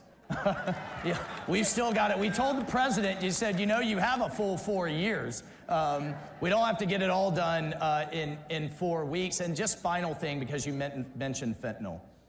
We are going to unleash holy hell on the cartels. Enough is enough. We are securing our border. And the cartels are on notice. You've seen images of the Mexican army doing joint patrols with our border, with our Customs and Border Police and with our military to secure the United States border, because without a border, you don't have a country and you don't have sovereignty. And if there's not anything more than America first than that. And so a lot of, going back to things that worked in the first term, but you know what we have now in the second term? We have a team that is 200% on board with the vision of President Trump. And we've got a great Secretary of State, a great Secretary of Defense, Secretary of Treasury. We've got the Team Florida with Susie Wiles and our Chief of Staff. Like, we are hitting on all cylinders, and we don't have a president that's year 1 or even year 5. He's year 9. And we are building the rocket as we're launching it, and it's just been the honor of my lifetime to be a part of it. So I was going to ask you who can bench press more, Secretary Hegseth or Mike Waltz, but I'm going to skip that question. We're just going to go a little personal here. Yeah. You wake up every morning. You have one of the most important jobs in the administration. I'm working for a man who doesn't sleep, but That's yes, true, I So that means you're bit. not sleeping either. Yeah. What drives you? What inspires you to do what you do every day? You know what? It really is. It's been about 20 hours a day. And he's going 21 or 22. I don't know how he does it. I thought I was in 4th gear as a member of Congress and a colonel and a Green Beret. I've now found 3 more, and he stays in 10th. But here's what drives me. These guys. I don't know if you can see this bracelet. This is one of my Green Berets that I lost in combat. And every morning I get up, I look in the mirror, we get ready to go, and I tell myself to be worthy. Be worthy of their sacrifice. Be worthy of those Gold Star families. Be a citizen that is worthy of this blessing that we all wake up with, breathing free air in the greatest country on earth. But we got a glimpse the last 4 years of what the world and what the country would look like under progressive lack of leadership. The world got a glimpse of what the world coming unglued, starting with the disgraceful withdrawal from Afghanistan and how that was done through the wars in Europe. We went from the Abraham Accords to the Middle East on fire, and out of control border. I think, and the president is thinking about this a lot as well. Of course, he wanted that second term. But you know what? Maybe God had a different plan, that the world had to see and feel what it would look like in the country without him. And now you're seeing this amazing embrace of his leadership in the world. But be worthy, everyone. Be worthy of those that are out there right now willing to die for all of us, and those that did give the greatest sacrifice for all of us. And thank God we have a leader back in the White House that not only appreciates that, loves them, and loves all of you, and is willing to run through brick walls to get big things done for this country and for peace and security around the world. Well, be worthy. I'm taking that with me. Be worthy to do this incredible work. I just want to thank you, and I know on behalf of all of us here at CPAC, we thank you for your service. We thank you for your sacrifice. We thank you for supporting and giving advice to this great president and in serving in this administration. Ladies and gentlemen, our National Security Advisor, Mike Waltz. Thank you so much. Thank you, CPAC. Thank you.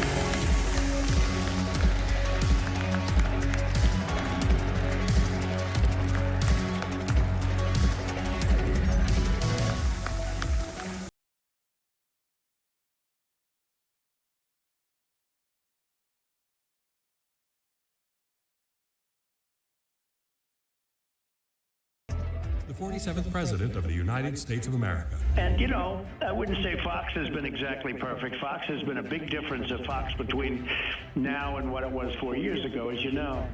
But we have others that come along, and they're doing well, and Newsmax has been really good, and, you know, others are coming along. And people are seeing that they're watching these conservative networks.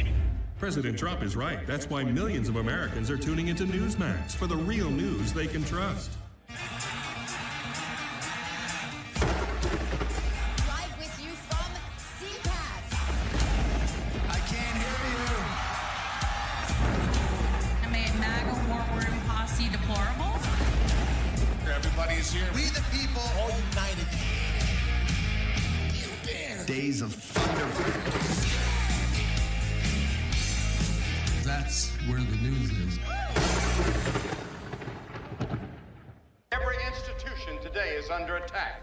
The home, the church, the government. And many people are asking, what is the truth? Jesus Christ claimed to be ultimate truth. Are you willing to face the truth? Do you think the MKUltra project ever actually ended? The Central Intelligence Agency is actively involved in mind manipulation. We all answer to one God and one Savior, and He's there to change your life for the better.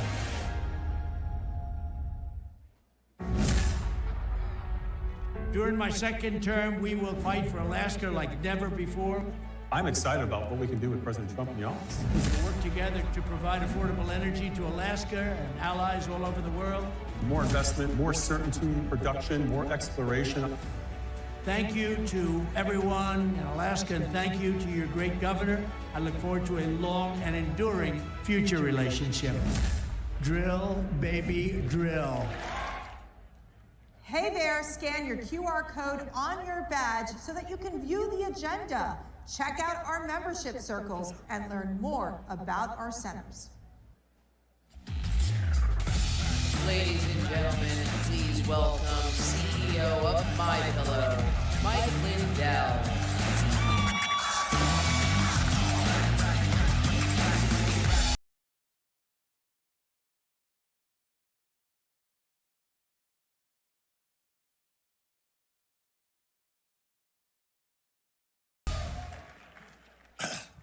Thank you, everybody.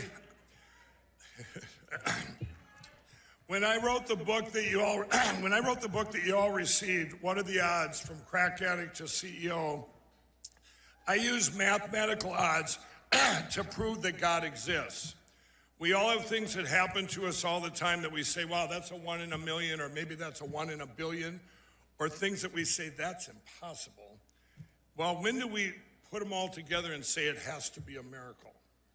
Okay, well, I remember getting invited to the White House for the first time and sitting next to our great president and the cameras went live to the nation. And all my friends at home, and some of them were still on crack, looked up and said, what is this crack addict doing with the president? Jesus is real. This would be impossible without God. And in the spring of 2020, in another divine appointment, I spoke at the Rose Garden, and I said, God has given us grace for such a time as this. Well, then we were hit with the China virus and a stolen election, and over the next 4 years, people would come up to me all the time and say, Mike, this doesn't feel like grace. And I would say, oh, but it is. God uses all things for good for those who believe. And the president and I were talking one day, and I was saying that, you know, that we were talking about how our country was getting completely destroyed everywhere. And I told him, I said, you know, Mr. President, these bad things are actually helping. They're opening people's eyes, and it'll end up being a good thing. And he said, well, Mike, they're destroying our beautiful country, and it's going to take so much to fix it all. And I said, sir, with God, all things are possible, and God working through you, you'll get it fixed faster and better than ever. Well, hasn't this first month been a miracle, huh? Thank you, Mr. President, for getting so much done in such a short period of time. It actually is a miracle. I said it before, and I'm going to say it again. Everybody loves our president. Some just don't know it yet. True. This has all been on God's timing, and I believe our great president, if he was put in right after the stolen election, we would have lost our country forever. It would have been too soon. There were so many things that we had to find out over the last 4 years. And especially there was one thing that was important. We had to get our voice back. On January 7th and 8th of 2021, those 2 days are historically important. 1.2 million people were deplatformed and canceled on Vimeo, YouTube, Zuckerbuck's Facebook, Jack Dorsey's Twitter. If you spoke out about the stolen election, you were deplatformed. The rest of the country was too afraid to say anything because of January 6th. They went completely silent in fear. And it reminds me, like when I was a kid, we had black and white TVs, and we would turn them off as kids, and they would go down to a little tiny dot. And we would go, and we'd turn it on right before that dot went out. It would all come back to life. Well, that little dot was our voice. And if our voice would have went out, it would have been just like Ronald Reagan said, we're like a beacon of light on a hill. If the lights go out here, they go out everywhere. It would have been over. But our voice did not go out. We turned that back on, and our voice has gotten bigger and brighter than ever before. And this is, we never gave up. People started forming their own platforms, and this is where CPAC came in. How important is CPAC that gave us a platform? I couldn't speak anywhere back then except for CPAC. So important is CPAC. I and many of you were giving a world stage for our voice when almost every other platform had either blocked us or given up. We never stopped speaking out, and our voice has grown to the biggest it's ever been. We have beaten, there's two parts to this. We have beaten the biggest cover-up of the biggest crime in history. The uniparty, the deep state globalists, and the media tried to completely bury the truth about the 2020 election. 4 years later, evil has failed. Everybody knows the truth. I told people before the 2024 election, if they tried to steal it again, just like if they'd have tried to give us China virus 2.0, we would not have stood for it.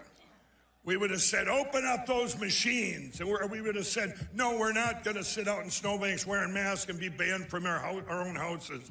We would not have tolerated another stolen election. And evil knew this, and they also knew that it was too big to rig, as the president likes to say. If they would have done it, it would have been one of the biggest deviations in history, and we would have said, we're on to you now.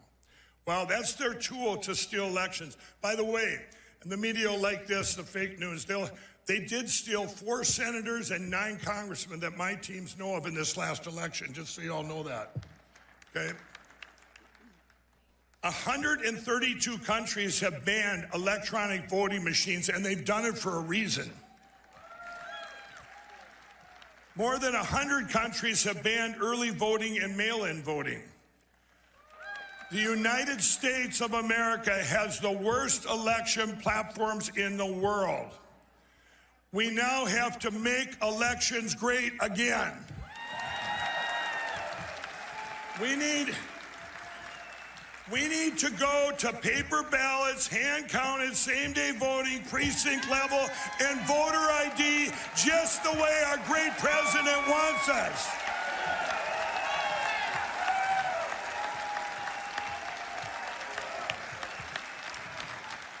We have to lead the world in secure elections. We cannot let this time with the greatest president in history be in vain. This must be the time that God triumphs over evil.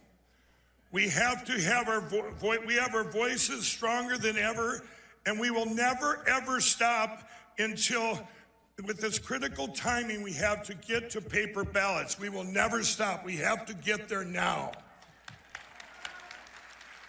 I encourage all of you to go to LindellTV.com. This is my voice. We have the greatest mayor ever, Mayor Rudy Giuliani over there. We have Emerald Robinson and many other hosts in our 24/7 TV lineup. We were granted, what a blessing, we have White House reporters right at the White House right now with Lindell TV. You have live reporting every single day. And I'd like to thank, I needed help, and I'd like to thank our great new sponsors like Fisher Liberty Gold and Airwater Healing. They're going to be they're at the booth. But during these times when I was canceled, and they're trying to cancel everything I stand for to get rid of these machines and go to paper ballots, they stood up and said, hey, we're going to help. We're going to sponsor Lindell TV. So thank you. I'd like you all to visit our booth at Lindell TV, the booth that we have here, visit, and I need every one of you to get involved now. We are at a critical time in history. The stuff we put out, we have all the pieces to do this. We just need your votes to magnify the truth to the world as we get into this over the next months here and start putting all this information out and what we're doing from the ground up and from our great president down. We're doing everything humanly possible to get to this great place with our election platforms.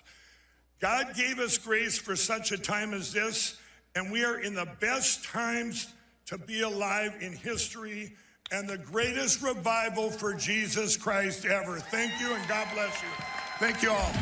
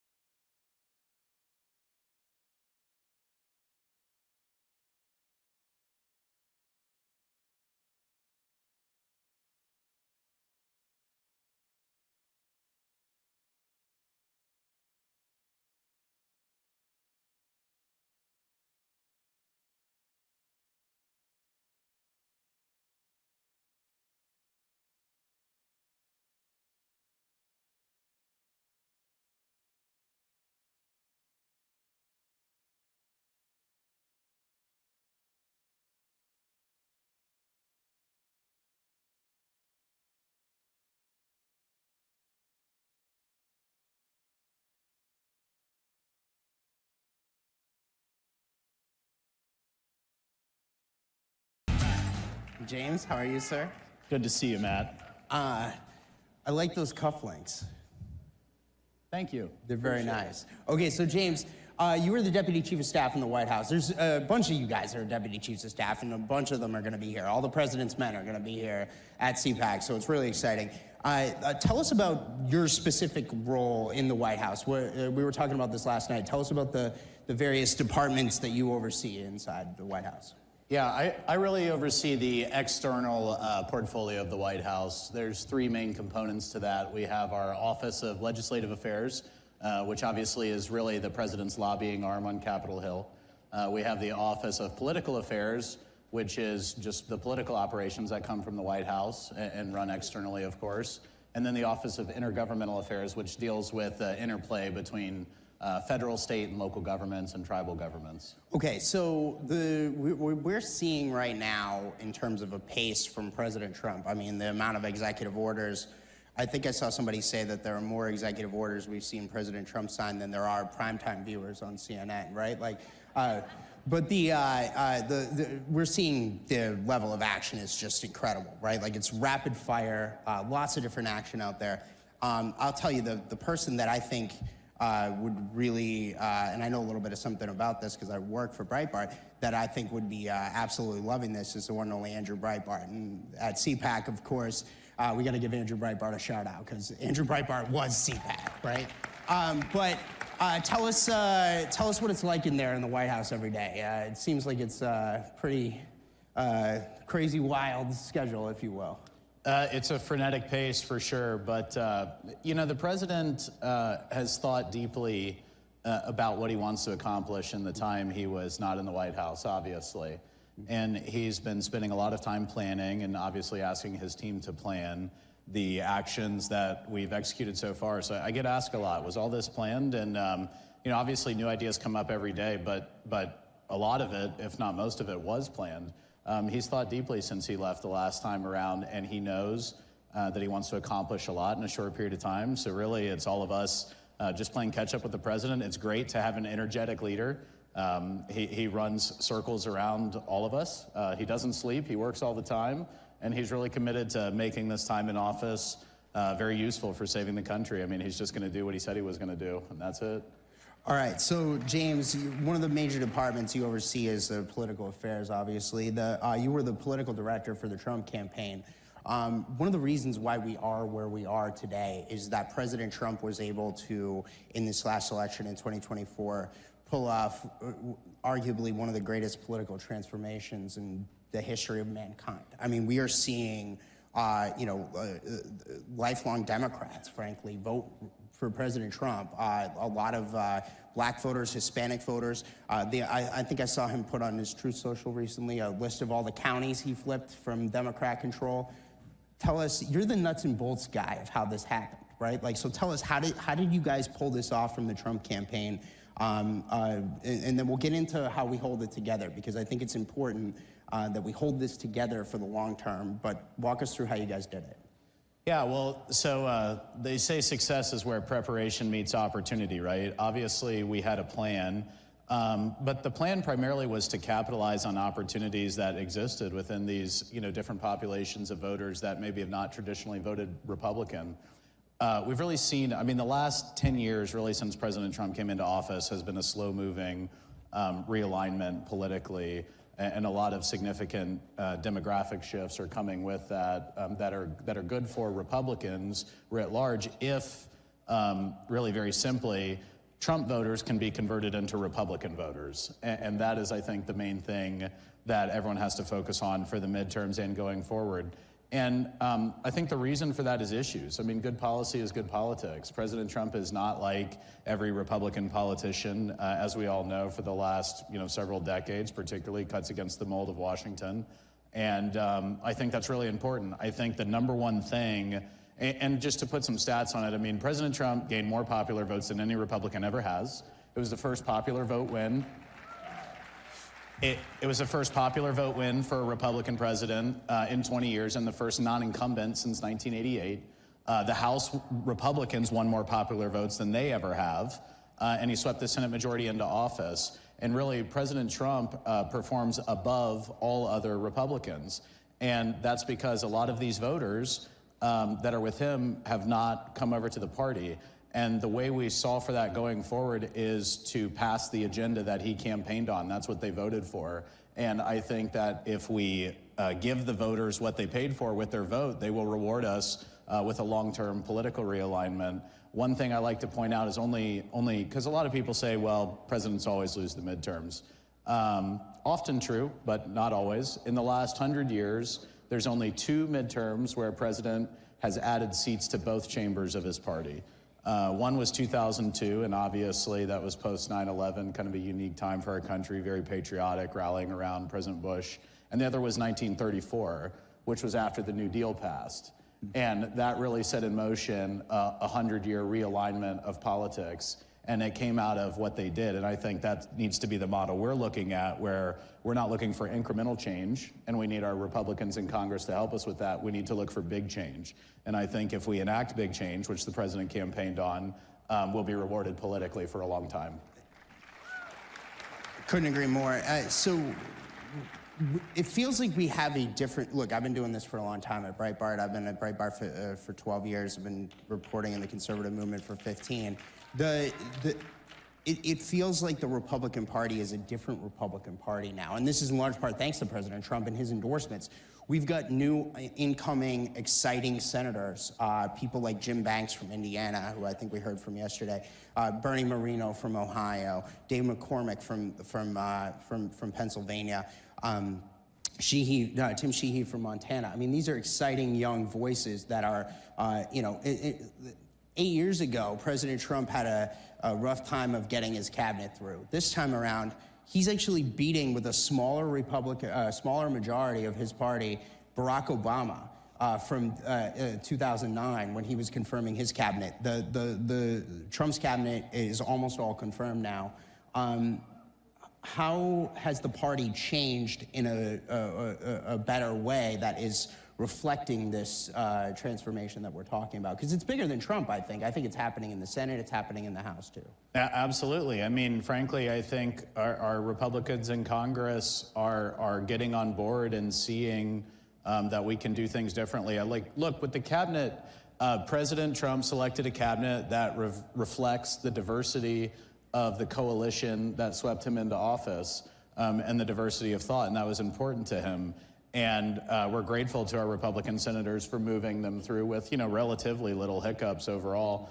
And I think the president's view is that those voices are what the people voted for, and that is the government they want to see. And I think the Senate sees that. I mean, it's undeniable, ultimately. And I do think that, thinking back to 8 years ago, many people feel that in some ways President Trump's presidency wasn't given a chance because of the attacks that started from really pre-day one.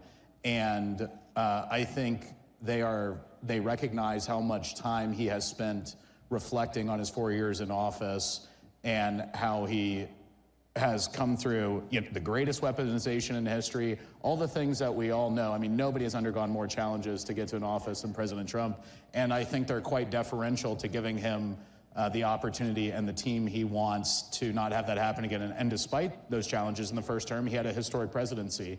And now I think the feeling is, well, if we just support him and support the folks that helped get him elected, then maybe we'll all do better. A rising tide will lift all boats, and I think that's what we're seeing.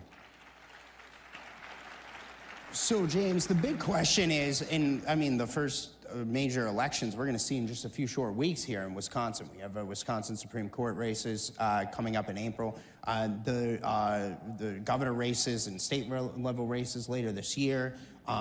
We got some special elections coming up for some of the seats that have been opened up by cabinet picks. We've got, and then we have the midterm elections less than 2 years away.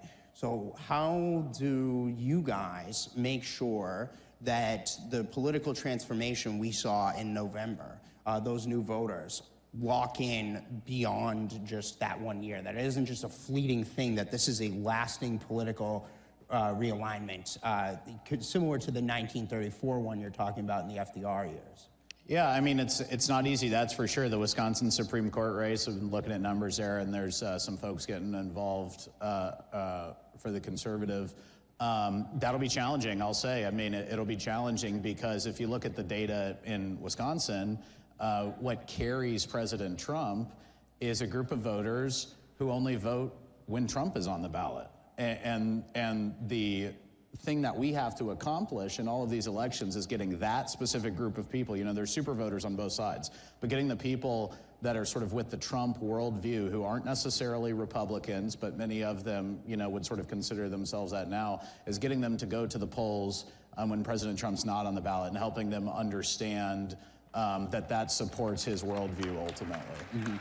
And just to kind of bring this around, look, you have a standing army out here in the audience, right? These are President Trump supporters out here, here at CPAC. The millions and millions of people watching at home, what would be your marching orders to these folks out here in the audience that are watching this event right now, that are watching us have this conversation? What do they need to do to help solidify this political realignment? Well, I mean, two things. One, put in the legwork. Obviously, we always need volunteers, and in the Wisconsin Supreme Court race, you know, the Wisconsin GOP and many others are getting involved. And if you've got time to spare, go do it. It's very important. There's a lot at stake in that race, not the least of which, you know, could be the future of congressional maps, which is very important. We'll see what happens. But you know, just spread the word and continue to, frankly, encourage Republicans that are down ballot of President Trump to support his agenda, which is often but not always exactly aligned with you know, the historic contours of the party. I mean, the last thing I'll say is I'll leave you with this. There's 13 seats in the House of Representatives that are occupied by Democrats that President Trump won, that Harris won. So that gives you some sense of the fact that we should be playing offense here. But that requires bringing all of the other Republicans up to the vote coalition that President Trump has and brought into office. So follow the Trump agenda and pass it, and we will all be rewarded for it. Really exciting stuff. Thank you, James, for a great conversation, and give our best to President Trump. Thank you. Yeah, thanks, Matt. Thank you, sir.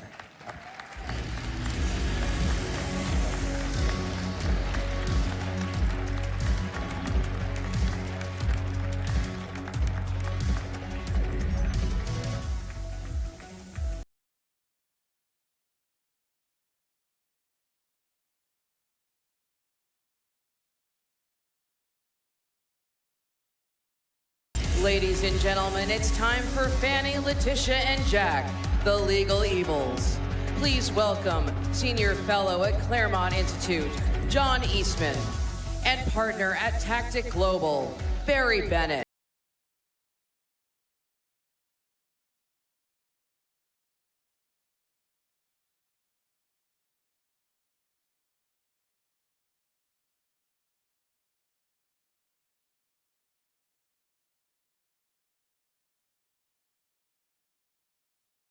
My name is Barry Bennett, and this is Professor John Eastman. The professor is a brilliant legal scholar, and I am a fan of, just watched the TV show Lincoln Lawyers. We have a lot in common. But what we do have in common, unfortunately, is that we were both made victims of our own government because we dared stand with Donald Trump. For me, I ran Ben Carson's campaign back in 2015, 2016, Great American. And I became a senior advisor to the Trump campaign in 2016. Within months of working at the Trump campaign, Obama's CIA director, John Brennan, gave my name along with 25 others to the Five Eyes to ask our so-called allies to spy on us in the Russiagate. That led to me being bumped by both the UK and Australia and endlessly grilled about Russia and Hillary's emails and all this other crap. And then that, led to, the FBI taking my phone and my emails, the emails of my 9-year-old kid. They took my Uber Eats account. They got a lot of information there. But, one of the things, unfortunately, that John and I have in common, we both had to spend millions of dollars to defend ourselves. And John, I'm further along in the process. John is still in the fight, and he needs our help. But anyway, I want to be quick and tell you who I was and what I've gone through, but John's case is really happening right now. So I want him to have 7.5 minutes, and I'll take 2.5. Very good, thank you. Thank you. Look, one of the most egregious examples of the psychological analysis of projection was when the Democrats, before the 2024 election, said President Trump would weaponize the Department of Justice. I said, are you kidding me? What have we been looking at for the last 4 years? You know, they took my phone in New Mexico outside of a restaurant with an egregiously broad warrant that said all the data on your phone. Now, we fought a Revolutionary War to stop that. That's called the general warrant. The Fourth Amendment requires that they identify what they're going to search and seize with particularity. They just said everything on your phone. And of course, modern phones are a portal to everything, every communication, every transaction you have. But they said, oh no, we're not allowed to look at what we've seized until we get a second warrant. And about a month later, I start getting inquiries from a taint team in Portland, Oregon, asking if certain things I was going to assert privilege over. I said, well, I've got a question. How do you even have that? Where was this second warrant? Oh, we got that. I said, I haven't seen it. Well, yeah, but the phone was in our possession by then, so we served the warrant on ourselves. This is utter nonsense, and they are shredding the First Amendment, the Fourth Amendment, the Fifth Amendment, the Sixth Amendment, the right to counsel, the right to attorney-client privilege. I had a client, my wife sometimes he would forget the time zone difference from where I was on the West Coast and where he was, 4:30, 5:30 in the morning, and my wife would nudge me and said, you better get that, it might be the client. Well, the client was the President of the United States. And he asked me to help him get the legal challenges to the fraudulent and illegal election in 2020 for the courts to actually consider that. And for that, I was named as an unindicted co-conspirator in Jack Smith's criminal prosecution against President Trump, an indicted co-conspirator in Georgia, an indicted co-conspirator in Arizona, where I had no involvement whatsoever. They've put my bar license in California currently on inactive status. I can't practice out there. At least I'm still able to practice before the Supreme Court of the United States. But part of what's going on here, and they've admitted this, it's to scare lawyers from ever taking on causes or clients that the left doesn't want you to take on. This is an egregious abuse of our criminal justice system, the likes of which we have never seen. In 1940, Franklin Roosevelt's new appointment as Attorney General, Robert Jackson, he would later become Supreme Court Justice and later head of the Nuremberg trials after World War II. And he had all the U.S. attorneys in the country at a meeting, and he warned them not to abuse their power. And the greatest temptation for abuse of power was to find people you don't like and then scour the books to see if you can pin something on them, rather than beginning with the crime and investigate who done it. And that's what we have been witnessing out of the Department of Justice, out of the FBI, out of that ridiculous select committee on J6, with Liz Cheney running it, and destroying exculpatory evidence, issuing subpoenas without sign-off by courts, acting as law enforcement agencies without all the guardrails that our Constitution puts on law enforcement agencies. And people have said, well, Eastman, why don't you just look forward and leave it alone, don't look back? If we don't get to the bottom of what they did and hold the people who did it accountable, they will do it again the first opportunity they get.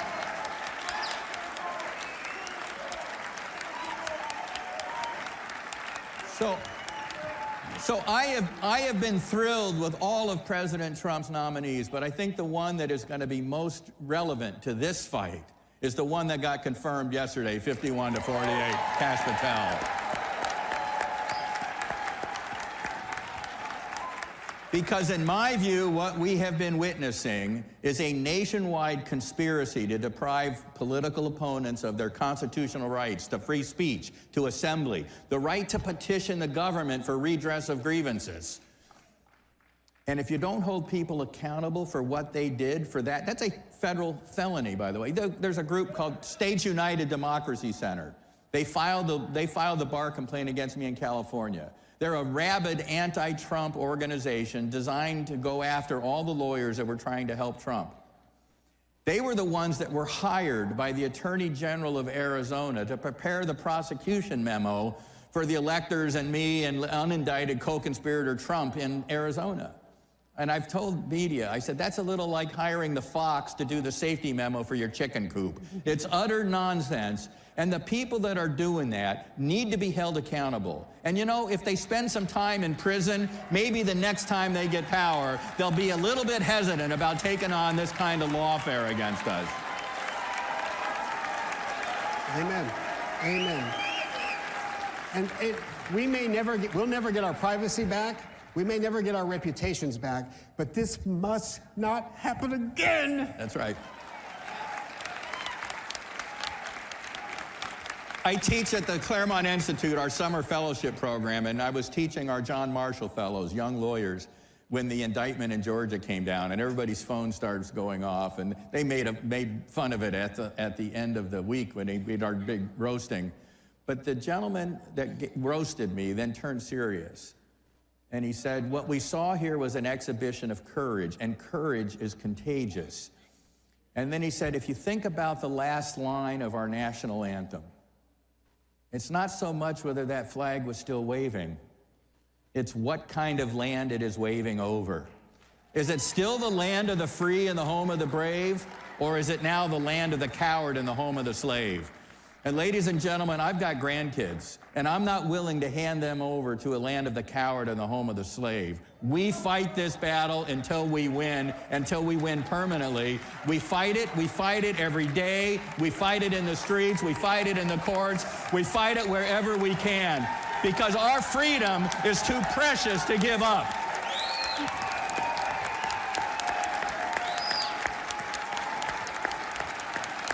Thank you.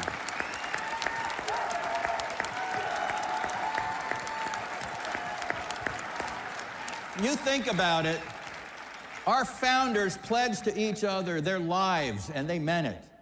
Their fortunes, and they meant it. Just ask Robert Morris, who funded the Revolutionary War largely. But most importantly for them, more important than either of those, they pledged their sacred honor. What kind of sacred honor will we have if we hand off to our grandkids an enslavement contrary to what we inherited from our forebears? This is the fight for our time. It's the fight worth having. I can't think of anything more important to be doing. And I thank you all for being here and for the army that you are, for keeping America free, keeping America prosperous, and let's make America great again. Thank you all. Thank you, guys.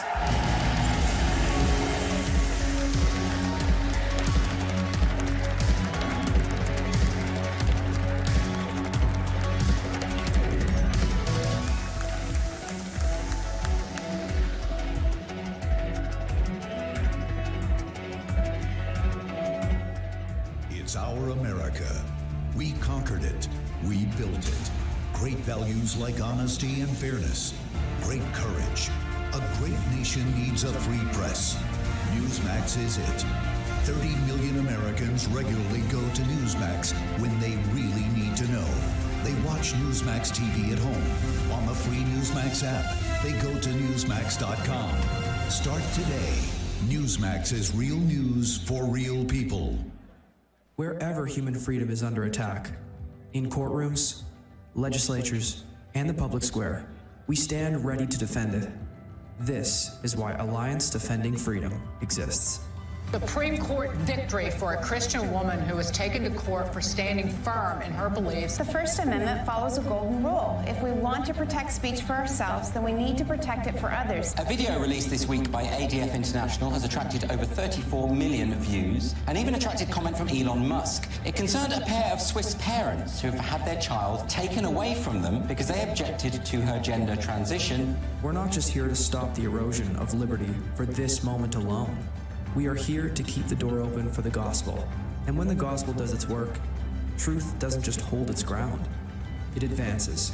It sets people free for generations to come. This is our mission at Alliance Defending Freedom.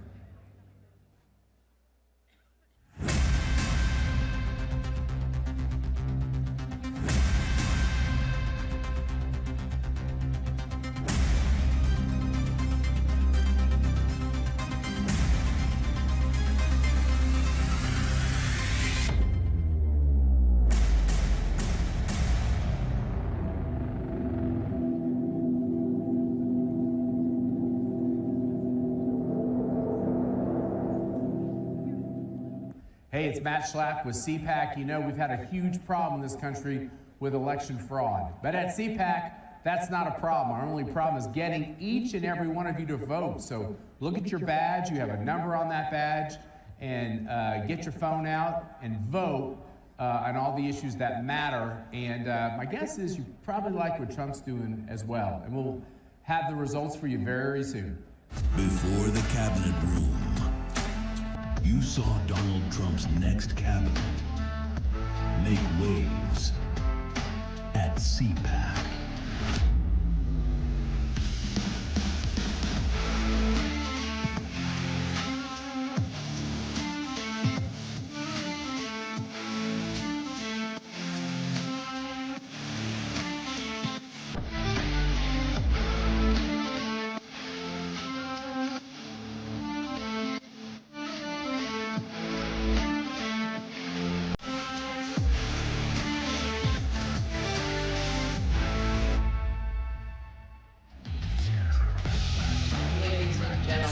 Please welcome nominee for Director of Voice of America, Kari Lake.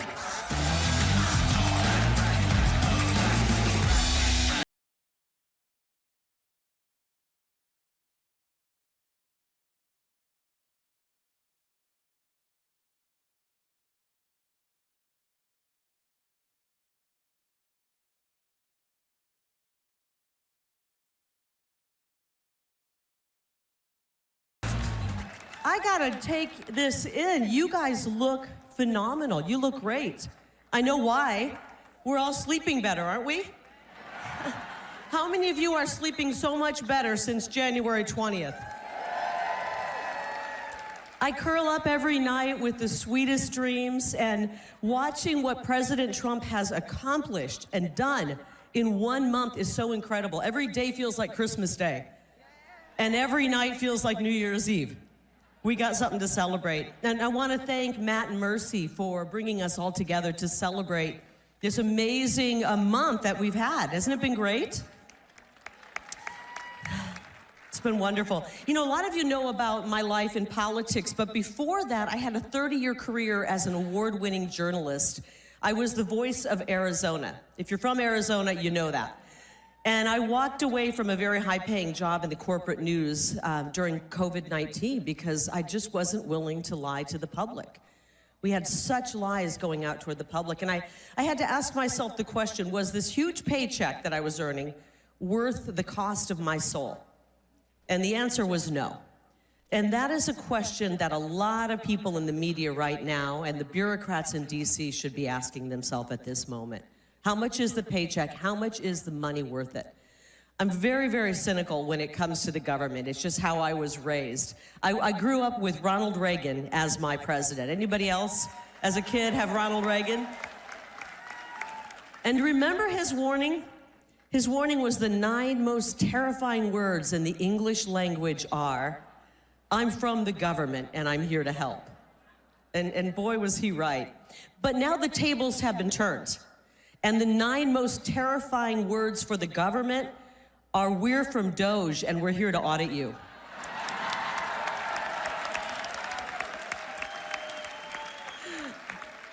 When Elon and the boys show up, I think they're a little nervous, aren't they? I prefer a hands-off government. Am I alone in that? Hands off. Unfortunately, our government has one hand around our throat, and we're finding out the other hand is in our pockets, and they're robbing us blind. And thanks to Doge, we've learned that our tax dollars are going to pay for luxury hotels for illegals in Manhattan, circumcisions in Mozambique, transgender operas in Latin America. It's terrible, it's theft, And Social Security benefits to 150-year-olds? The only 150-year-old I know is Joe Biden. I mean, this is, and apparently there's millions of them. There's even people that are over 150 that are allegedly getting all of this, these paychecks. So that's just the tip of the iceberg in Washington, D.C. It's really kind of like the D.C. creature is like an animal infested with ticks and parasites. From the work-from-home bureaucrats to the handouts and carve-outs and pork, the entire D.C. economy and the surrounding states thrive off of the freebies. But it's not free for us, the hard-working Americans. We're the ones funding this. Our money is lining these swamp creatures' pockets. We're paying off their friends. We're funding the fake news to broadcast this insane narrative across the globe. It's terrible. And knowing all of this and knowing how the odds have been stacked against us, it makes what happened on November 5th even more of a miracle, right? And we got to thank God for that. We got to thank God for that. We, the people, worked, we rose up, and we said enough is enough. We've had enough of this. And now, thanks to President Trump's radical transparency, we are learning some cold, hard facts about our government. I've never felt more betrayed by the government and, frankly, the media mouthpieces back in the fake news. This is the biggest scandal of our lifetime, the biggest fraud ever perpetrated on humanity, and any real journalist would be dying to cover this story. Unfortunately, we're still surrounded by too many fake journalists out there. Have you noticed they're grasping at their pearls, acting offended that the fraud is being uncovered? They're offended that we would question the bureaucracy that spent money trying to perform sex changes on monkeys while claiming that FEMA is too broke to help Americans. I'll tell you, the purpose of the mainstream media is no longer to inform us, it's to manipulate us. Have you been following the AP drama? Have you heard about this? It's known as the Associated Press. I kind of think of them as the anti-American propagandists. They're very, very mad about the renaming of the Gulf of Mexico. Now, they have no issue with swapping out Kiev for Kyiv or switching the spelling of a country named Turkey. I didn't even know it was possible to spell that another way. But they have just been horrified by this name change. Remember, these are the same people who didn't want to call riots riots. They wanted to call them mostly peaceful protests. But they will die on the hill of refusing to call that big, beautiful body of water between Texas and Florida the Gulf of America, which is what it is, by the way.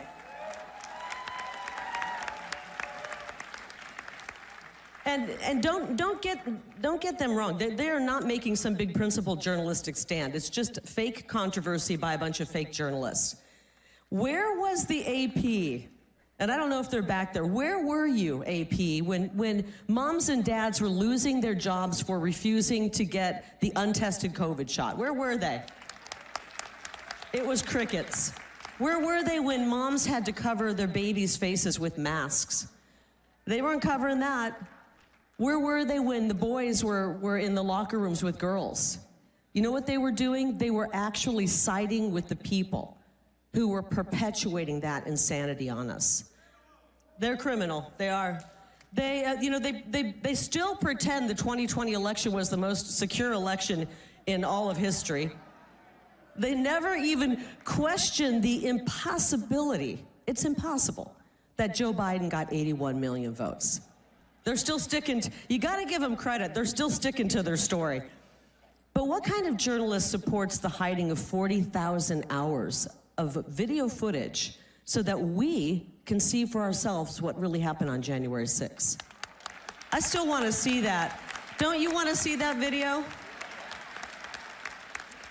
They want to cover their narrative. They want to keep their narrative going. A real journalist would never support censorship. Every single time I've stood on this stage with all of you at CPAC, I've told you to turn them off, cancel your subscriptions, just tune them out. And it turns out it actually worked. We rendered the fake news worthless and useless.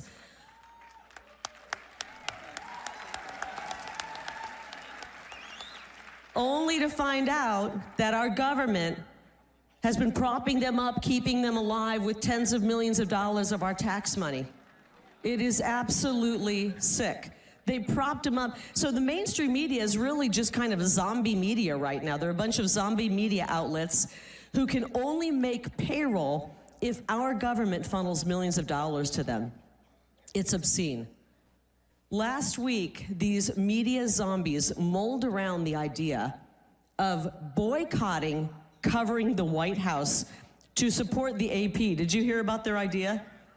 They're going to boycott the White House to support the AP drama. That means no more CNN, AP, MSNBC, and the press pool.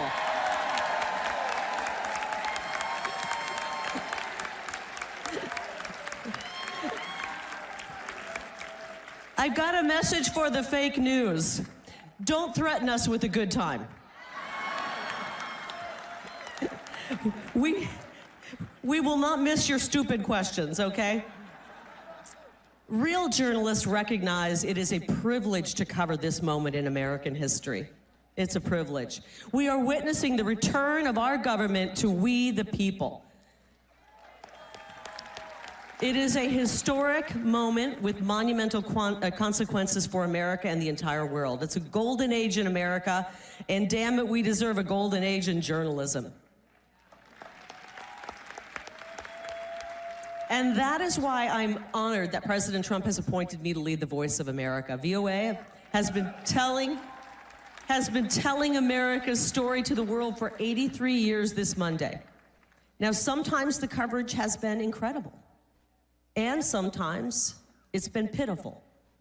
We are fighting an information war, and there's no better weapon than the truth, and I believe VOA can be that weapon. I told President Trump when he called me and asked me to lead the Voice of America that we will focus on accurate and honest reporting. It won't become Trump TV, although I think the ratings would be very high. It won't become Trump TV, but it sure as hell will not be TDS TV. You can find all the Trump derangement syndrome that you want over on CNN, MSNBC, CBS, 60 Minutes, The Washington Post, and The New York Times. The VOA is a soft power for America. Some people have suggested shutting it down. And with all of the corruption, I get it. I totally do, with all the corruption we're seeing. But I believe it is worth trying to save. With a relatively small budget, along with honest reporting, we can spread the values of freedom all over the world and prevent trillion-dollar wars. I'm for that.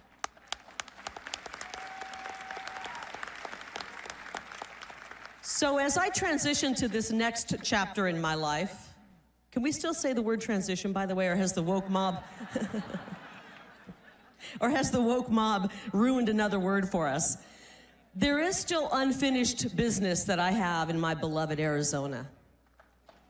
Arizona is a mess. It's a mess. Now, President Trump's victory was a blessing, but Arizona remains corrupt and captured. Elon Musk described the government, and I thought this was perfect, as not an apple full of worms, but just a big clump of worms. I know, someone just said, ooh, it is a gross thought, isn't it? Well, Arizona is the same, and we're gonna deworm it.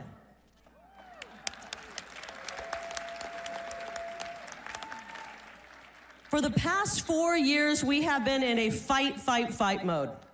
And now we are in a win, win, win mode. I like this mode. And I will say, people always say to me, Kari, you agree with the president on everything. Surely you have nothing you disagree with. There is one thing I vehemently disagree with President Trump on. We will never, ever get tired of winning President Trump. Never.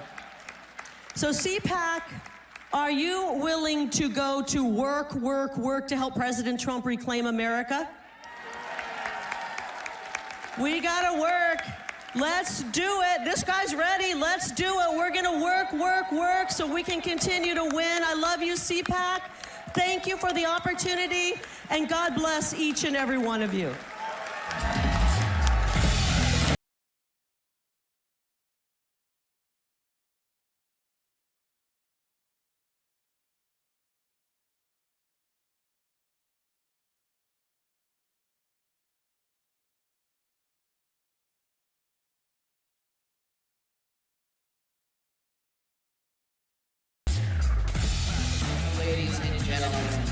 welcome Deputy Assistant to the President and Senior Director for Counterterrorism, Sebastian Gorka.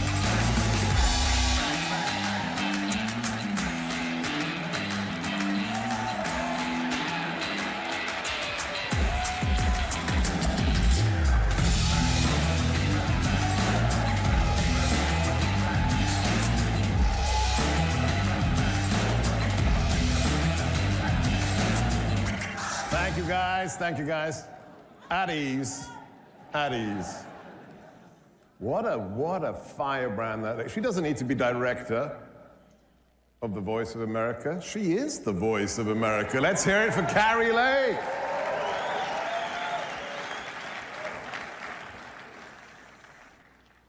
I'm going to do something dangerous right now. I'm going to rely on technology. What did she say at the end about the one thing she disagrees with the president about? When I left my radio show 30 days ago, I asked my engineer to do one thing for me. And he said, yeah, I can do that. Do you want to hear my ringtone on my phone? We're going to win so much, you may even get tired of winning. And you say, please, it's too much winning. We can't take it anymore. Mr. President, it's too much. And I'll say, no, it isn't. We have to keep winning. That's my ringtone.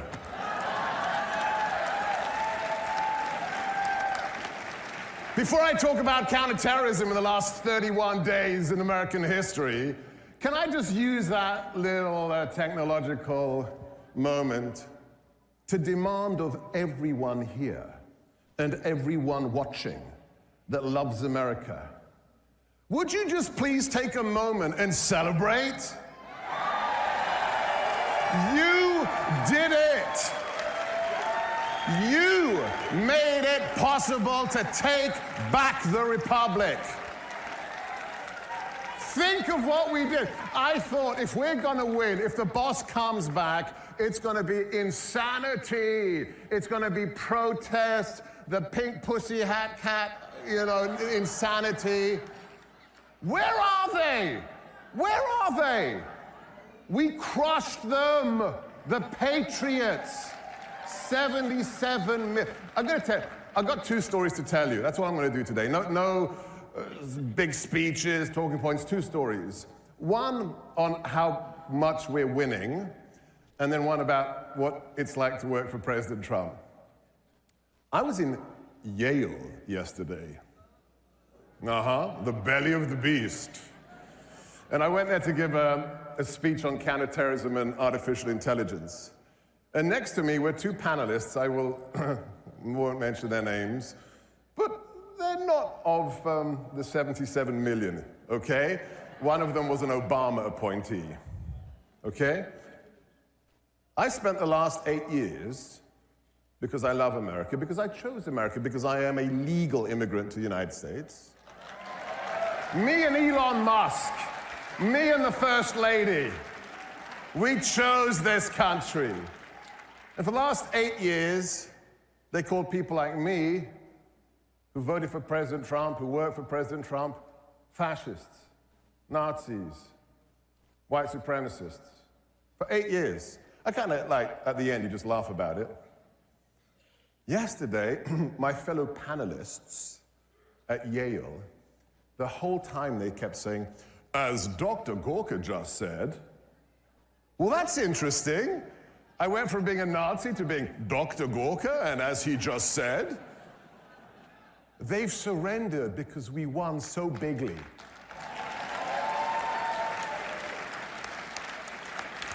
So celebrate, smile every day, enjoy it, revel, revel, revel in what you have done. I was at Fort Bragg on Tuesday. This time is just like, I think I've been at work for about 3 years already. And I was at Fort Bragg. And indeed. And I was there to see our operators and the commander of Joint Special Operations Command. And the naval officer who was looking after me, I asked him, so when are we renaming the base? Because Pete, Secretary Hegseth. And he showed me his phone. Sir, I drove in dark 30 this morning, and the brag sign was already taken down. Winning, winning, win. And Pete, if you're watching, Mr. Secretary, I want to be there with the screwdriver when we put it back, okay? Always brag, forever brag. Okay, so let's get to the real meat of this discussion.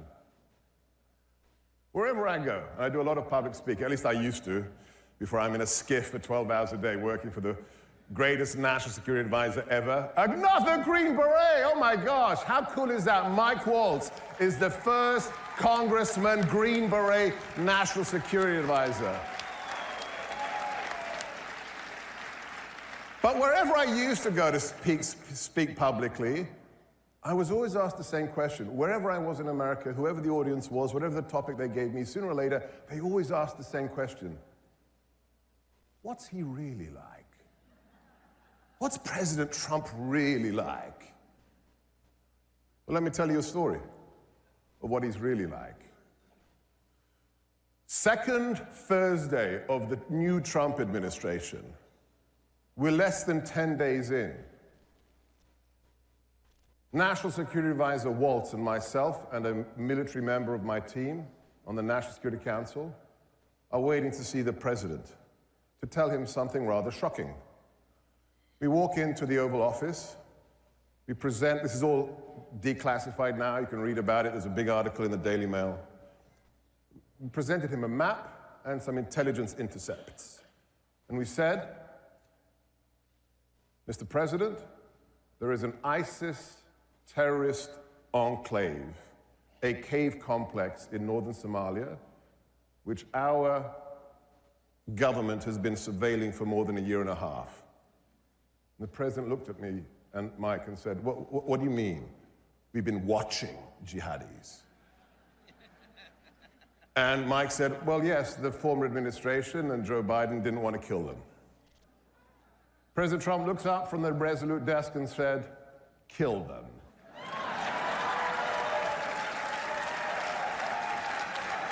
He got out his iconic big Sharpie pen and ticked the go box on the operational orders. And then we left the Oval. Less than 30 hours later, I am back with my boss, Mike Waltz, with my team members, underneath the West Wing in the Situation Room. It's like I'm in an episode of 24 or a Jason Bourne movie. And we were watching this video, play video.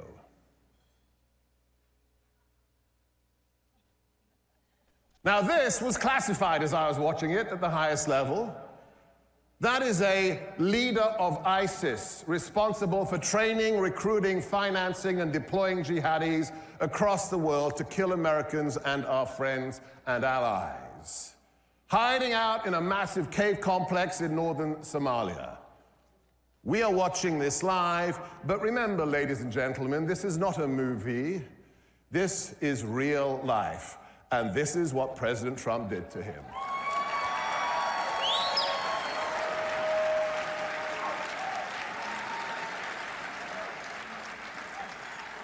My incredible team member had this declassified within 4 hours, after which President Trump put a social media post up that I would like to read to you.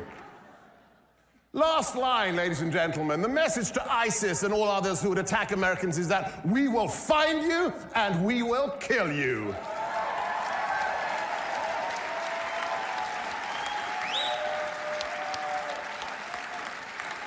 For 4 years, we placated our enemies. We gave billions of dollars to Iran. We opened our borders to anyone who wanted to come in and kill Americans. 100,000 fentanyl deaths in 1 year. In the last 30 days, we have designated the cartels as terrorists, and we have unleashed the hammers of hell on ISIS.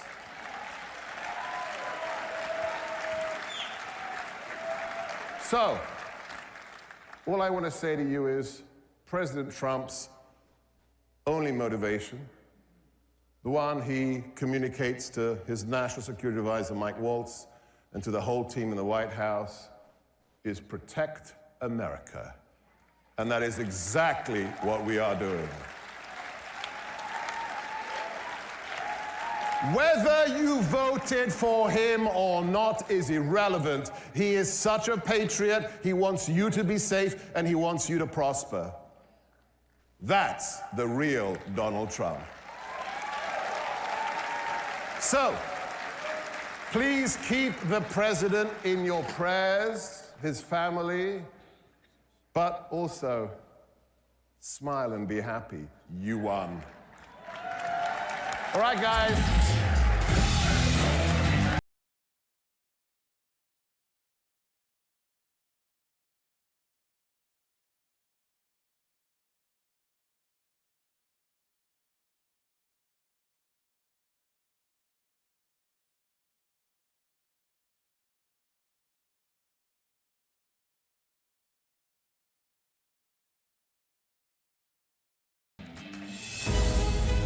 We have been lied to, we have been deceived, and I've been saying for years, the moment that moms find out what's going on behind closed doors in their children's schools, there's going to be a national revolt, and that is exactly what you're seeing. Well, what we have learned is that there are members of Congress who aren't really representing the values that we care about as moms. When you start telling moms they're not your kids, they're going, what are you talking about? The main reason why we've been losing is because we've been fighting principle with policy. We need to fight principle with principle, because when we do, freedom wins. What America is going to look like in 10, 20, 30 years from now, you are deciding it today. Motherhood is a great unifier, and mothers of all political persuasions are uniting together to defend and protect their children. And Moms for America is giving them a powerful voice and platform to be able to do that. You are creating the future of our country, and if you don't like what we see, you have the power to turn it around. When my children and my grandchildren ask me, where were you when the Republic was hanging in the balance? I am going to be able to tell them I was right there, fighting to my last breath to save it. If you think that this mom-led revolution is just a little thing that's going to come and go, you ain't seen nothing yet.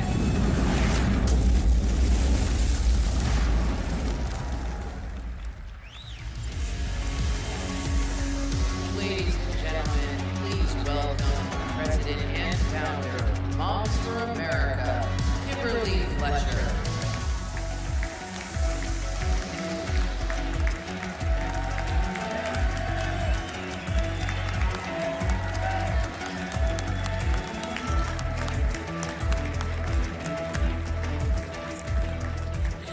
Is it not a great day in America?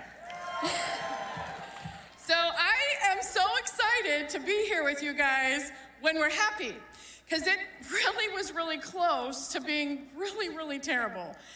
And now I wake up giddy every morning looking at my email going, what do we have today?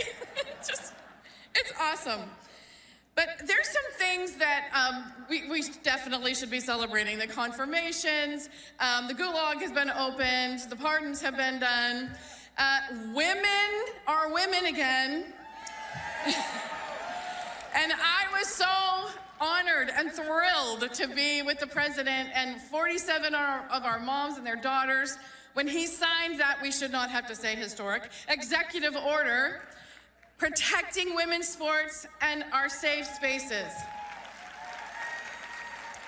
Everything that we asked for, we're getting. And I am so grateful to be living at this time. But I want to make sure that we do not forget 2020. Because those 4 years, if the President of the United States, I love saying that, if he had gone from one term to another, he would not be anywhere near as effective or on target as he is now. And the things that he's getting done, he knows. We don't have the luxury of time, but he cannot do it himself. The calls that you made to make sure that the confirmations went through, that made a difference. And I have to say, I was thrilled to be able to get the text from RFK that said, we made his day when he came out of the hearing and went in and out of the hearing and had all those moms out there in their purple shirts and Moms for RFK. And it was awesome. So these guys are there. Things are happening. Children are being rescued. But there's a lot that we have to do, and we have to do it together because they cannot do it alone. I do want to make sure, though, and take a moment to thank Elon Musk, because prior to him taking over X, we had been permanently suspended from Twitter. No way to get our account back. And then this white knight comes galloping in and pushes a button and pays a bill and says, "You're back." So thank goodness that we have a voice again. This mighty movement of moms has been incredible over the last 2-3 years, rallying moms, pulling them together, and being able to be a voice for common sense and truth, and promoting those principles and values that we hold dear. There are some things that we have that we're doing. It's pretty exciting because the message of Moms for America, reclaiming our culture for truth, for family, for freedom, for the Constitution, those principles of values of freedom are resonating not just across the country, but around the world. And I have had all these people from these other countries who have said, "We need a Moms for America in our country." I'm like, I don't think that's gonna work. It's Moms for America. But we can have a Moms for Hungary, and we can have a Moms for Europe. And we are uniting all of those moms who have come to us, big announcement. We are launching momsforfreedom.world to collect the moms, gather them together all over the world to stand for these same principles and values. We are a very solution-based organization, and so when we see a problem, we don't just talk about the problem, we come up with a solution. And when we find somebody that we can partner with that has a solution, we get excited. One of those partners is the Child ID program, and we are thrilled to be able to partner with the NFL and the attorney generals across the country, law enforcement, and standing to protect our kids with these child IDs. I carried these around in my pocket throughout the 1980s and 90s when I was raising my own children. I had 8 of them, so I had 8 little child IDs, so that if the unspeakable did happen, I had the information to provide to law enforcement to get my kids back into safety. With everything that's happening with child trafficking and sex trafficking, this is something positive that we can do to give parents a peace of mind. So we are launching this here today, our partnership with Child ID program. There's a real threat to our country, and it's not going away. What we saw when all these people were flooding to us and all this crazy was happening, all these moms were asking, "Where is this coming from?" I said, it's always been there. If you've seen The Lord of the Rings, the orcs were always underneath the ground doing their horrible, dark, evil deeds. It was when the ground ripped open and they all started flooding out that we were like, oh my goodness, what's going on? Do not think that the devil sleeps. They have just gone back underground. And this is our opportunity to make sure that ground never opens up again. So we have things that we can do, uniting and standing together. So the greatest weapon that we have right now in our arsenal is moms. And we have got to stand together, unite across the country and around the world to stand up, because the hand that rocks the cradle is not just a cute little saying, it's an immortalized fact. And if you want to turn this around and hold on to the values we hold dear, protect our children, defend our freedoms, restore the republic, we do it through the Mothers of America. If you are a mom, if you are a grandma, if you are a woman of faith, stand up. Stand up right now, stand up. You are the heroes. You have stood strong. You went out and you voted. I need you to reach out to every mom you know, your daughters, your sisters, and you tell them how important that voice is. Because if we want to continue to win, we've got to get these moms who aren't voting out and voting. We've got to restore this love of liberty. Of all the things that is happening right now, the thing that I am most excited about is America 250. I was 10 years old in 1976, and I still remember what it felt like that year. It was like an explosion of patriotism, and everyone from Jack Daniels to Avon created some kind of commemorative piece, which now sits in my living room. That's okay. And I think I own stock in eBay. Anyway, but we can do this again. We have an opportunity to light a flame and start a resurgence of patriotism across the country. This is like a 50-year opportunity. We won't have it again.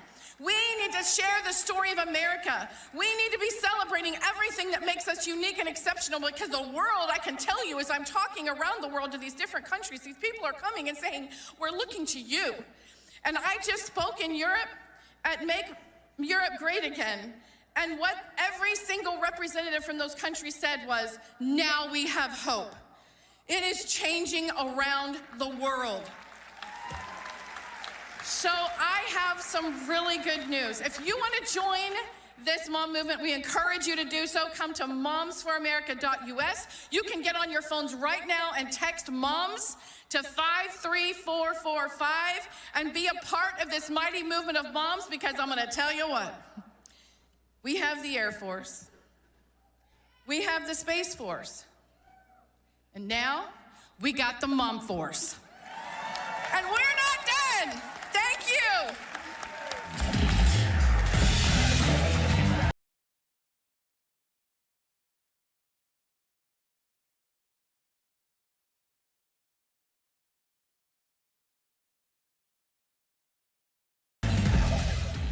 Ladies and gentlemen, please welcome the host of The Benny Show, Benny Johnson.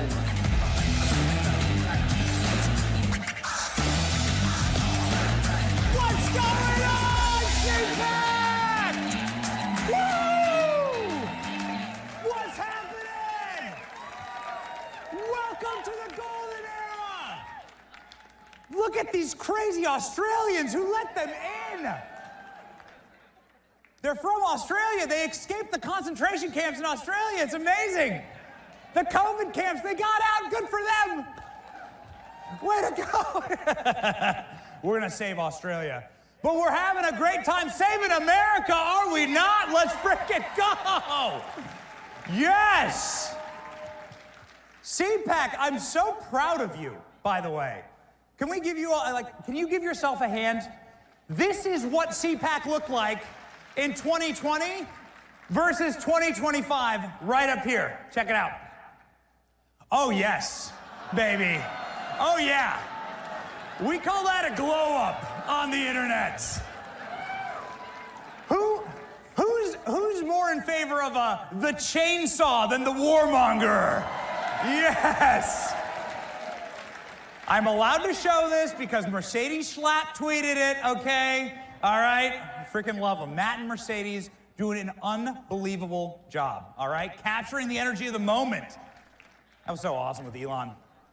Was that a real chainsaw? Did it work? Did you like actually do it? Okay, great. All right, fantastic. The golden era. Just a reminder, you live in a red country. You live in a red country. Ladies and gentlemen, that's getting redder. This is the 2024 election. Look at that. This is the directional arrows of how much more red the country went. And it is so amazing to actually have this moment to celebrate with you. Because you know why the country went this way.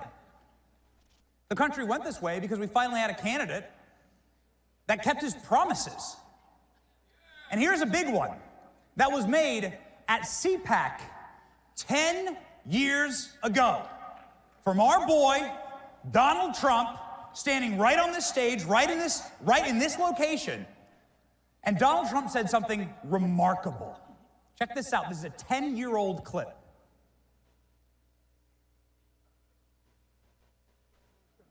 Whoops. Ooh. The CIA, ladies and gentlemen. There we go. Nice guy.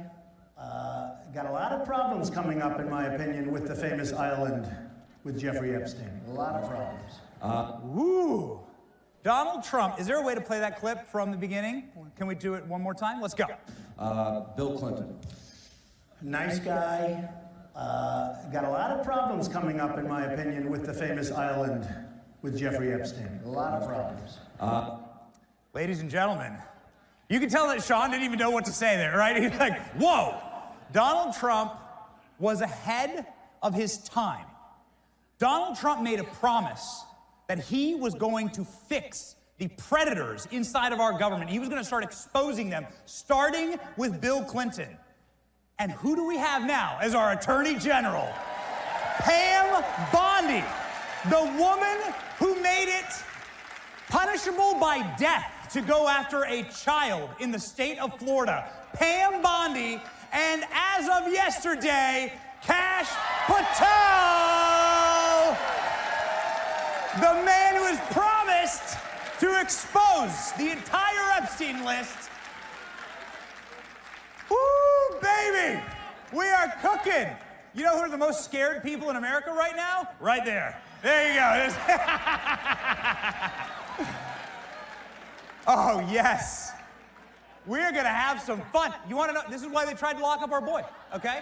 This is why they tried. Can we have some fun? Are we allowed to have fun? Is that legal here? Okay, all right, let's go. This is why they tried to lock up our boy. But here's what we say as Christians. Any Christians out there? Any Christians? This is what we say as Christians. What do we say?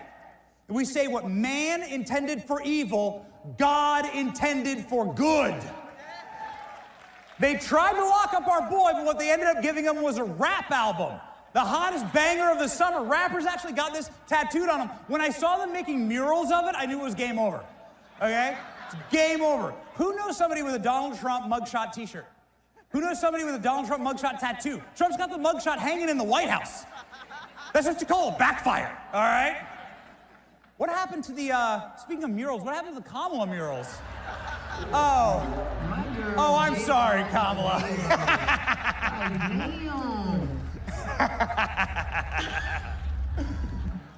That was the day after the election. They were like, see you, lady. What man intended for evil, God intended for good. And we're making some new art, by the way, in the White House. We're switching up some of the paintings in the White House. You know, after they sent out the photographers, Joe Biden was sitting there like this.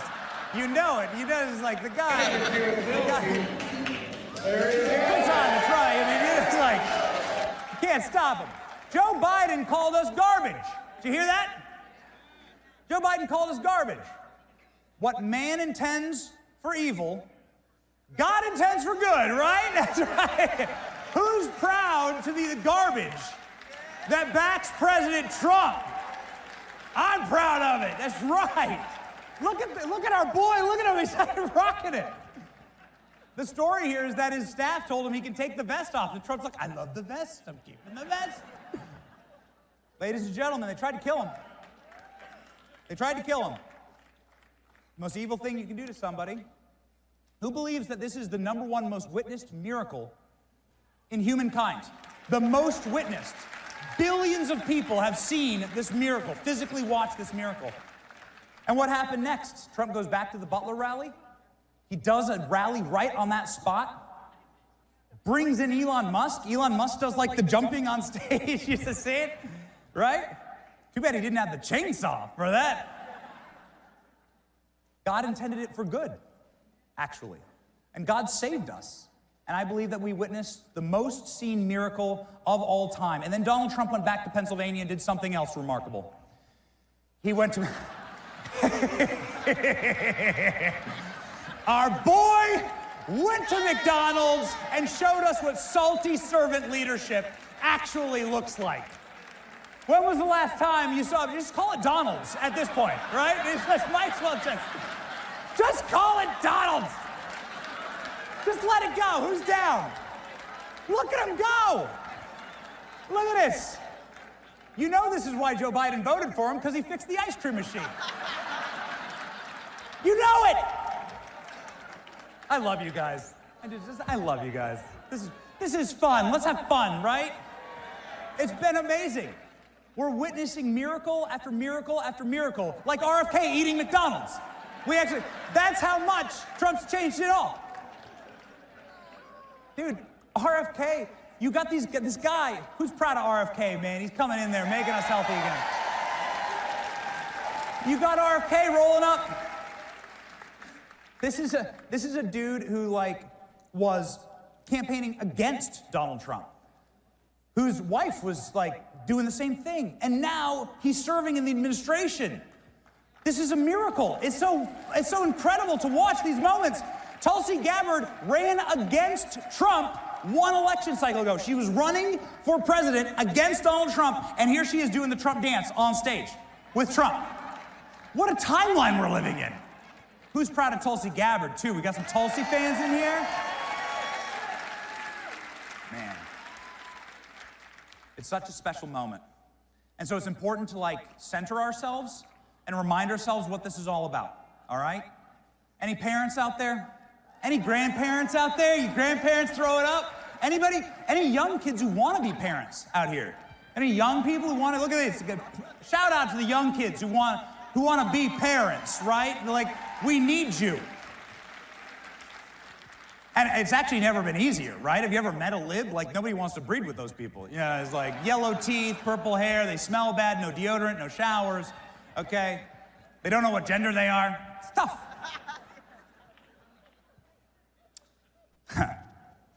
America first for me, and I'm sure it's the same for you parents out there. Let me know if I'm right. America first for me means saving this country for my children, my American children first. I'm going to fight, fight, fight for my American children, because a blessed generation is a generation that leaves the country better for their children, right? A cursed generation is one that destroys the country for their children and leaves them a mess. So that's what we're gonna do together, right? We're gonna save this place for our kids. That's what being really pro-life is all about, and that's what loving your country is all about. We just welcomed our newest fourth child, born on Inauguration Day, baby Whitaker, the golden boy. That's my little family, that's my motivation. Proud Christian, proud father, proud patriot, love this country so much. And ladies and gentlemen, Kamala Harris said she was gonna run on joy. Yeah, right. In closing here, I'll show you what joy actually looks like. If you wouldn't mind, they were telling me backstage, they got some very fancy cameras. They said, feel free to use them. So I said, why not?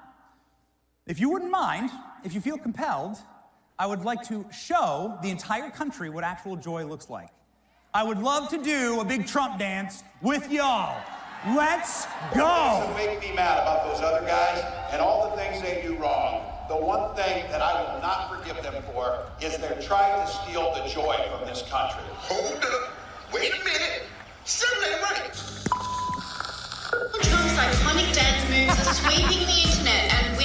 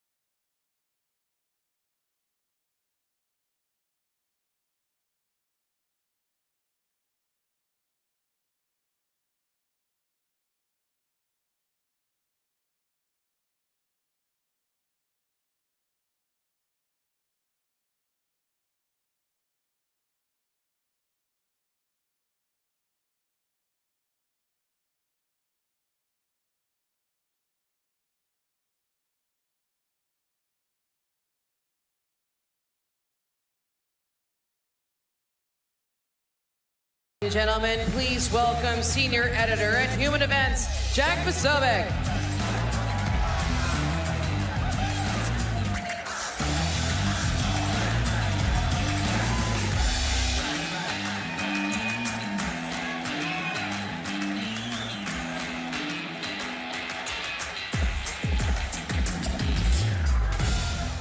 Ladies and gentlemen, welcome to the new American Republic.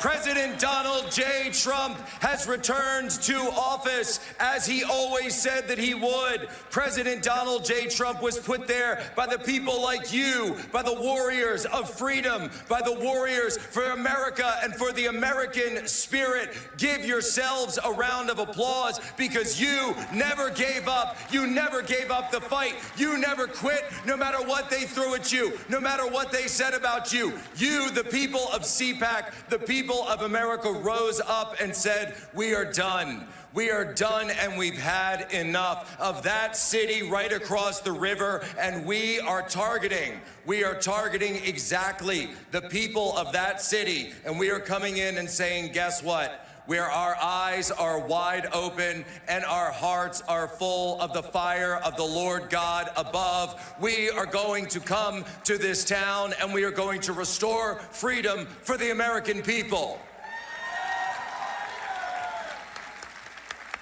And we witnessed a miracle 1 month ago when Donald Trump was returned to office. We absolutely did. And then when Donald Trump swore to uphold the Constitution, I saw so many people now saying, oh, but Donald Trump is here. He's violating the Constitution. He's shredding the Constitution. And I say no, Donald Trump is not violating the Constitution. Donald Trump is restoring the American Constitution. Donald Trump is the living embodiment of the American Constitution. Donald Trump is embodying the values of our founding fathers for the first time in a long time in Washington, D.C.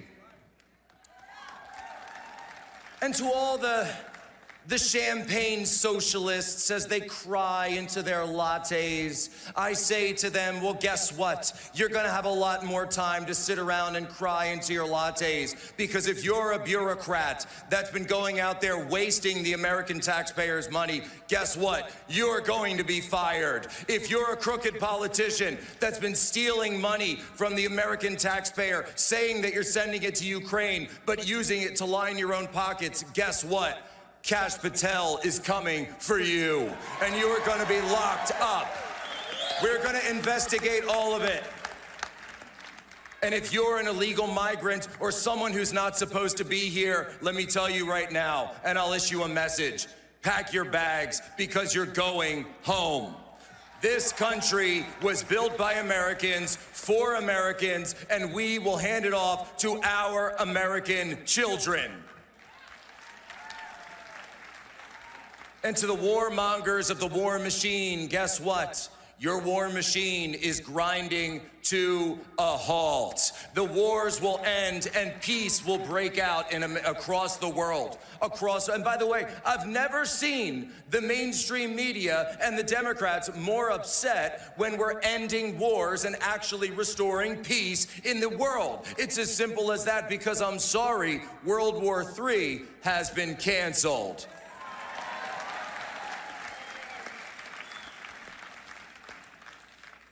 And just like the Minutemen at Lexington and Concord, just like the Patriots at Bunker Hill, and just like a Patriot at Butler, Pennsylvania, Donald Trump understands that we are in the tradition of those who fought for this country when this country was on the line. That's what all of you are. That's what this man has done. And look at the team that he's put together around him. Not only do we need to restore the republic, but we need to completely revamp and revitalize our national security in this country. And that's why when I look at this team that President Trump has put together, it's so incredible. You've got Secretary of Defense Pete Hegseth.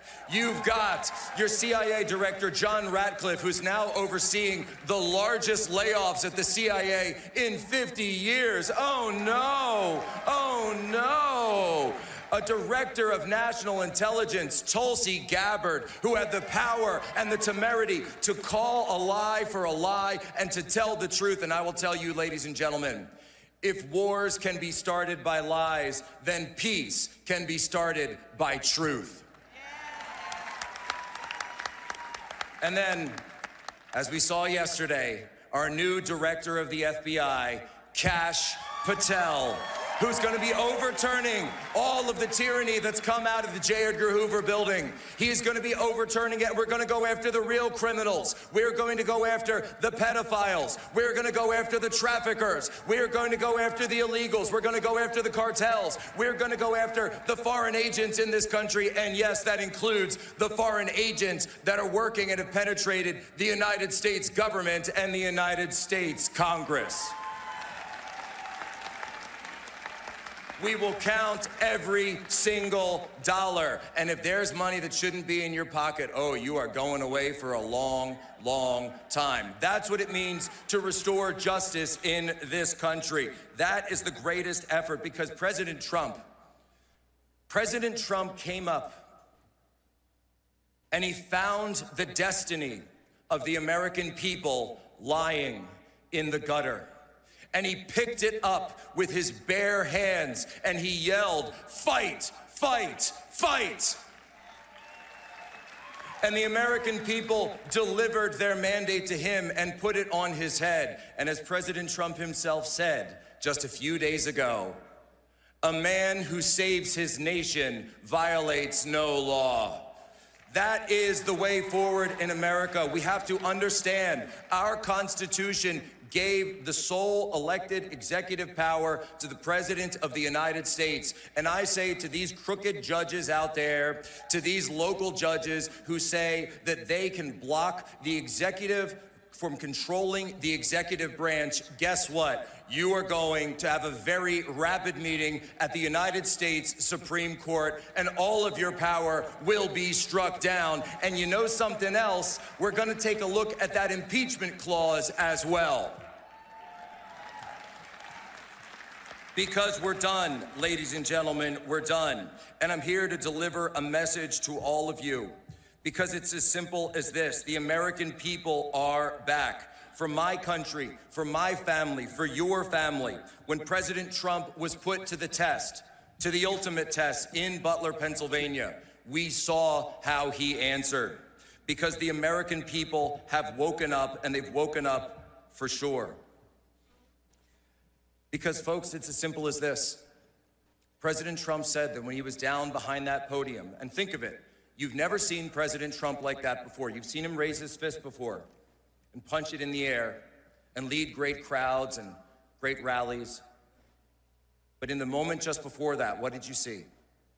You saw President Trump on his knees with his hands clasped before him in prayer to Almighty God. And I believe in that moment, God spoke to President Trump and delivered him his ultimate mission. And that is the mission that you are seeing take place right now, every day in this new American republic. For we wrestle not against flesh and blood, but against principalities, against powers, against the rulers of darkness in this world, against spiritual wickedness in high places. And therefore, put on the full armor of God, so that when the day of evil comes, you may be able to stand your ground. And after everything they have done to you, to stand. I can't tell you what the future will bring, ladies and gentlemen, but I will tell you that victory is not measured when Donald Trump wins an election. Victory is not measured when Donald Trump returns to office. Victory is only measured at the final day,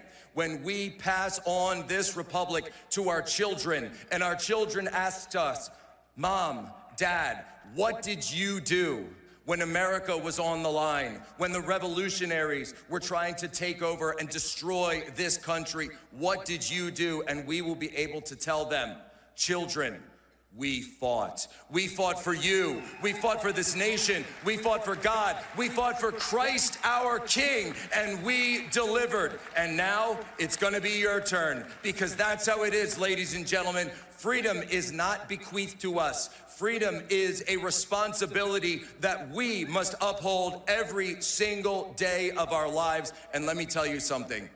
You will never deny freedom to our children. You will never put our children in shackles again, because we have stood up and we are never going back to the way things were before. God bless all of you. God bless CPAC, and God bless the United States of America.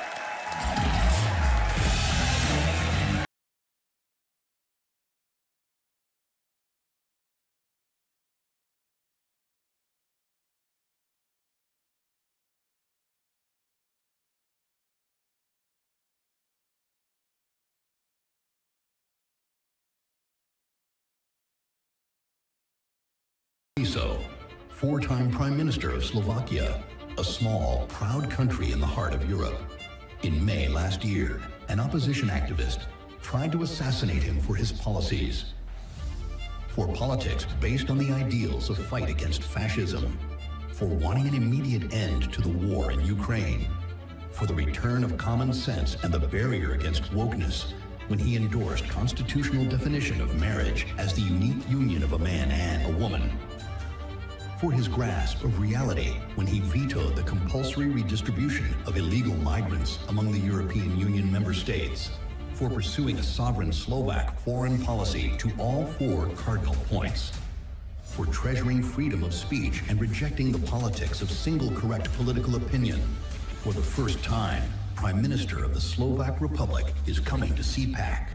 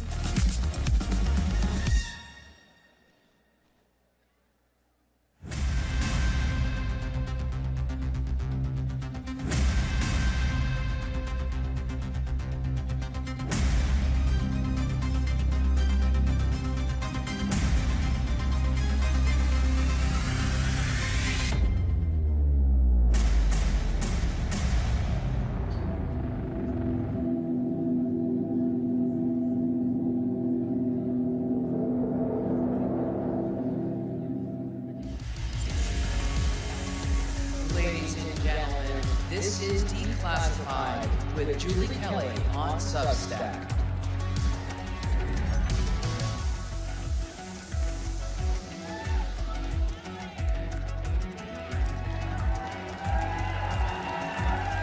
Hello, CPAC.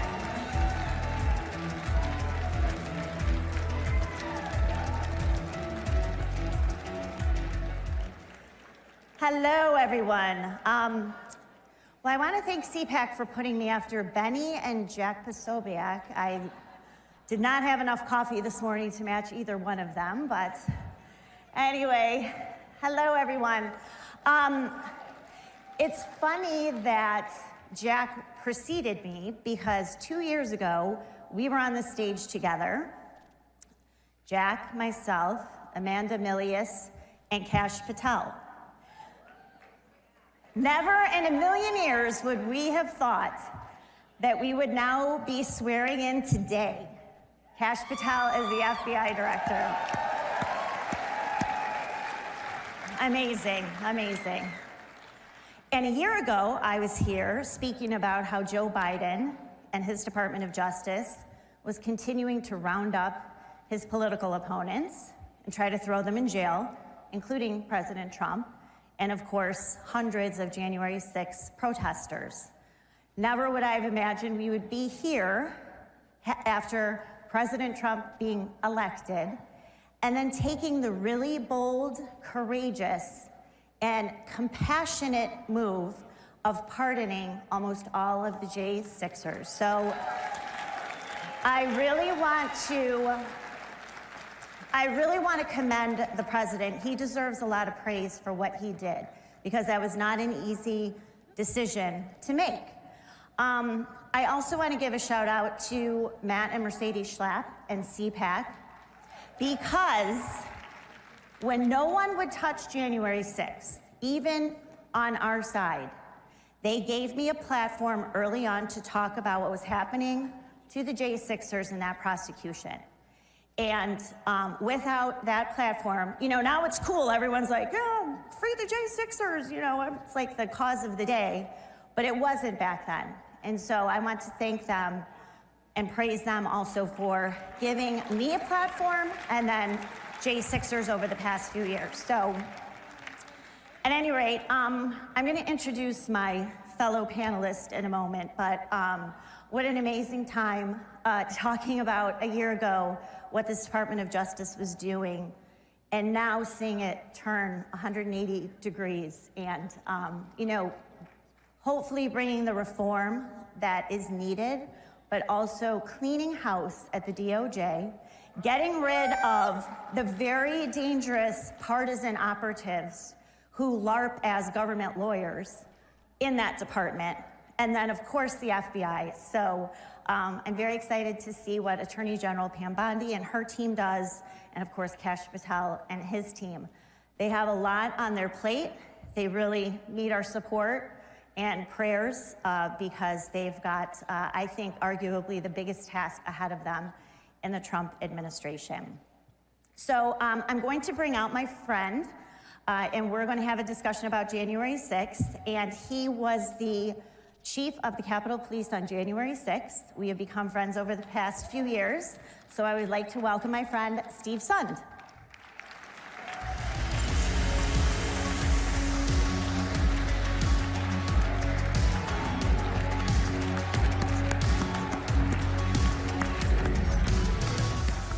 You want to go here?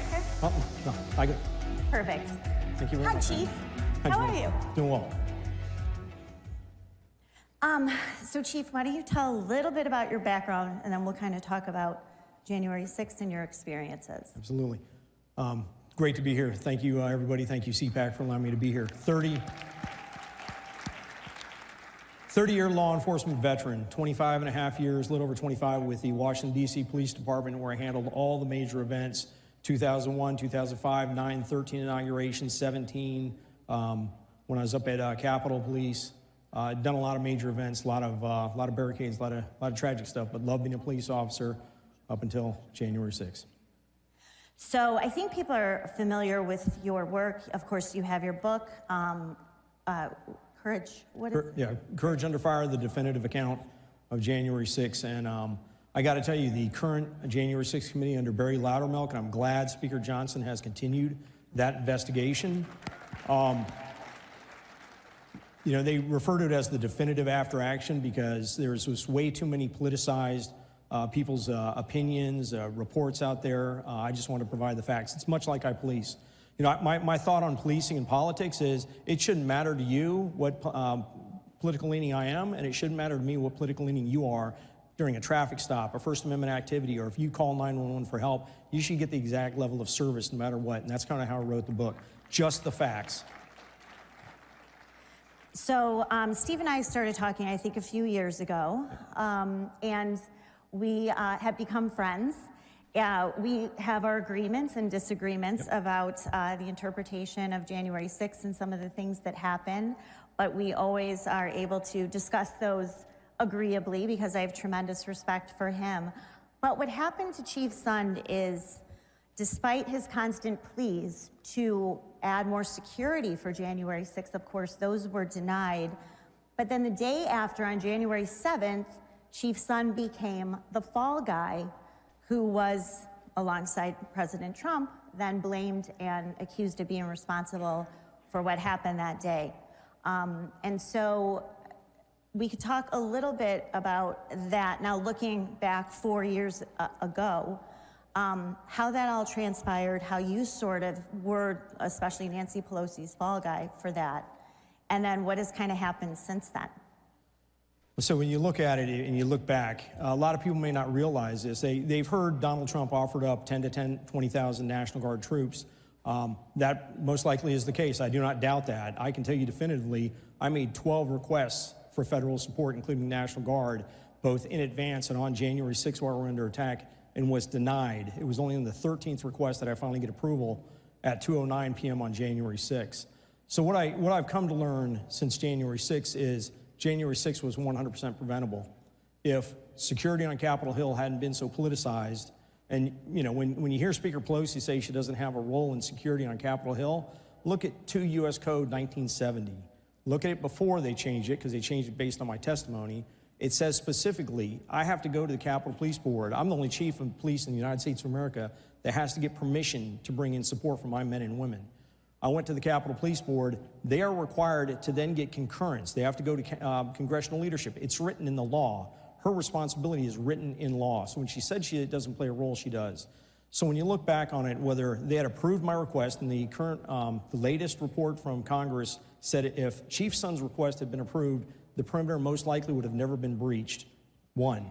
2, intelligence. I've done major events in Washington, D.C. for many, many years. I've dealt with the FBI, I've dealt with DHS. They'd put out joint intelligence bulletins, they'd have briefings, they'd have call the chiefs into the SCIFs, they'd do a conference call, they'd make sure everyone has the same intelligence. Intelligence was handled differently, especially even within my own unit. If intelligence had been accurate, I would have gotten support from the Capitol Police Board, I would have gotten support from leadership, and again, January 6th wouldn't have happened. We had many of opportunities to get out of the front of this train. I think, too, we've talked about, and you've discussed during congressional testimony and also just interviews, what are some of the things that you've learned over the past 4 years that you didn't know about that day? For example, not being alerted about the presence of FBI informants. You know, we talked about not getting access to intelligence, the presence of undercover agents from numerous law enforcement agencies that you weren't really privy to. So I guess, what have you learned, like what surprised you the most as these revelations have come forward, either congressional testimony, the trials, media reporting? Well, two things that I think surprised me the most is, one, just how adverse some people up in Congress were to the truth coming out. People may not realize this. When they had the first hearing, February 23rd, 2021, think about that, it's only a couple of weeks after January 6th, they didn't want me to testify. I actually had to go and request through the Rules Committee that I be allowed to testify. I told them I will be there in person, I promise you. And sure enough, if you look at it, I'm the only one that showed up in person. Everyone else was videotaped in. The other aspect was, again, the domestic terrorists that people are saying, oh, the FBI was tracking domestic terrorists. That, again, started the day after my testimony, February 24, 2001. Jill Sanborn testified and said that the FBI was tracking domestic terrorists coming to the January 6th committee. Now we know from GIO reports and various other reports that as of January 6th, they were tracking, I think, approximately 19 to 26 domestic terrorists coming to Washington, D.C. That sure as hell would have been something that I'd like to know about as a chief of police of a Capitol Police, that they were coming. And when they talk about tracking domestic terrorists, I mean, they're tracking them with people. They're not tracking them with, like, the janitorial crew. They're tracking them with people. So it's not unusual for undercovers to be in the crowd. You're talking about major events in Washington, D.C. It's probably a SOP, but it would have been great to know that. So a little bit your experience with the January 6th Select Committee, who now, of course, all of the members and all of the staff were pardoned by Joe Biden. So no one can be held accountable for the destruction of evidence, tampering with witnesses, such as Cassidy Hutchinson, and other malfeasance that we know actually happened with that committee. So, but they didn't really want the truth from you either. Yeah, I had a very interesting interaction with them. One, it became clear early on that their focus wasn't trying to get to what the American people want to know, what really happened on January 6th. Their focus was predetermined outcome. It was to focus on basically 1600 Pennsylvania Avenue. How was Donald Trump responsible for this?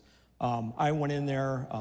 I had, you'd think the chief of police, they'd want me testifying in public. Absolutely not. When we had our interview, it got very contentious. When I repeatedly tried to refer them back to my responsibility to go through the Capitol Police Board to get assistance for my men and women, and how I did that in advance of January 6th, they wanted no part of that. They did not want you, the American people, to know that I had gone out of my way to try and bring in resources to protect the United States Capitol. And then it got, like I said, it got contentious. It was a 6-hour interview. You didn't see a word of that on TV. That was, I thought, was concerning. That made me realize real quick that they weren't looking for the truth. And then when you watch it, a lot of people are like watching some of the videotape, and I've heard this brought up that, hey, what's going on with some of the sound that was imported on some of the internal videotape? The cameras inside the Capitol do not have sound. They imported other riotous sounds, other demonstrations, other riots into that. Imagine if any chief of police in the United States of America had changed dash cam videos, body-worn cameras videos, and imported separate audio. What do you think would happen? You'd lose all distrust. So when you look at Biden pardoning the January 6th committee, one, committees on Capitol Hill already have certain levels of protection. That should be sufficient. when you provide them a pardon, you just delegitimized anything they were doing. Anybody that had concerns for the credibility, you just legitimized those concerns. So I think that was I think that was a disservice, but their focus wasn't getting to the truth. Well, we have a minute to go. I told you this would fly by, so, but I think your work and your honesty, and yes, your courage in speaking out about the committee and everything that you saw has really helped unravel the January 6th narrative. I think we're gonna learn a lot more. Of course, Barry Loudermilk now has a permanent subcommittee under House Judiciary. Attorney General Pam Bondi is also announced that she will be looking into the abuses of the FBI against phenomenal. the J6 defendants. And so I think we are going to find out a lot more in addition to what we've already learned. I think so as well. And I got to tell you, I miss law enforcement. All the law enforcement I've talked to from FDLE speaks very highly of new U.S. Attorney Bondi. So look forward to seeing what she's going to do. But thank you very much for having me here. Thank you, everyone.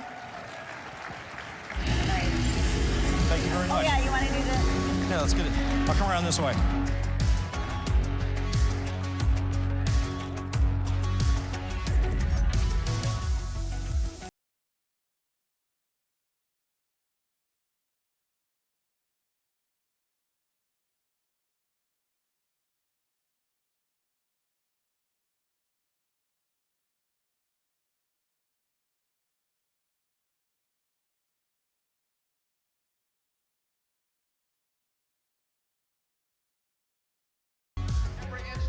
Today is under attack. The home, the church, the government. And many people are asking, what is the truth? Jesus Christ claimed the ultimate truth. Are you willing to face the truth? Do you think the MKUltra project ever actually ended? The Central Intelligence Agency is actively involved in mind manipulation. We all answer to one God and one Savior, and He's there to change your life for the better.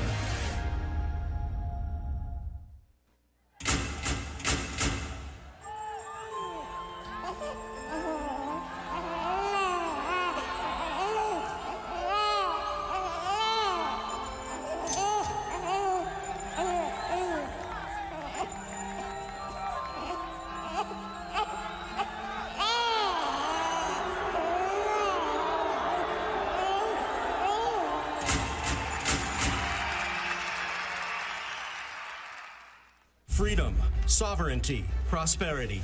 The Patriots for Europe Foundation is on a mission to make Europe great again. Globalist elites have led Europe into a dead-end street. Violent crime has surged because of mass immigration. The Green Deal has put the future of the European economy at risk. Fake NGOs and the massive bureaucracy in Brussels are interfering in our democracies. Patriots must take action.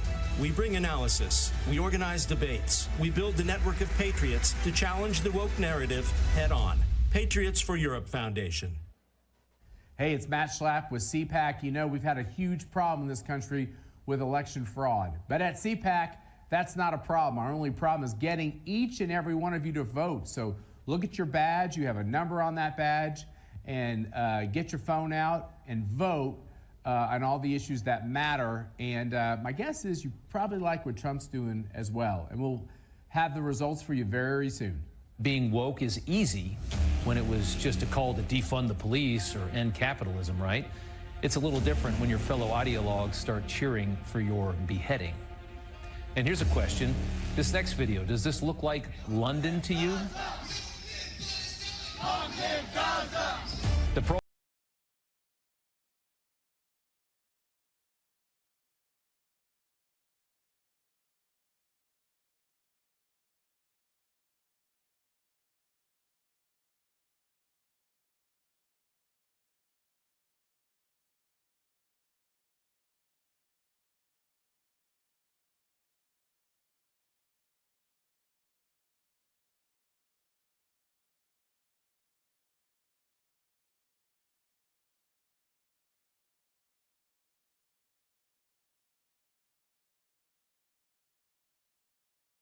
As I think it was President Reagan said, we're from the government. We're here to help.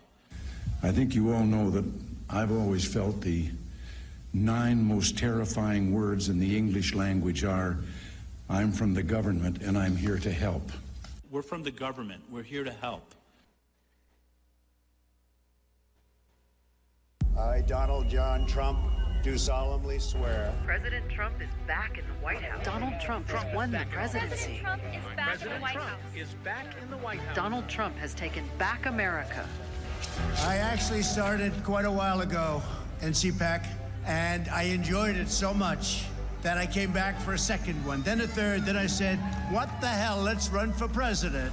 Matt said, it's like 5 years ago, 6 years ago. He says, you should run for politics. He's the one, he said, you should run.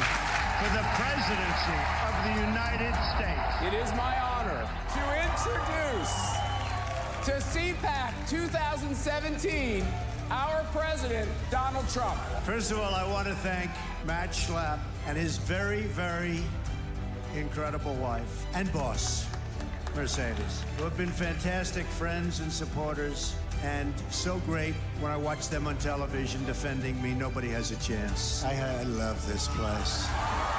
Love you people. You never stop fighting for America, and I will never, ever stop fighting for you. We know that there are still more records to be shattered, new summits to be scaled, more triumphs to be realized, and more amazing history just waiting to be written. The American adventure has only just begun. God bless America, and we will see you next year. Thank you very much. You never stop fighting for America, and I will never, ever stop fighting for you. Ladies and gentlemen, it takes a village, people. The MAGA Moolah Meltdown.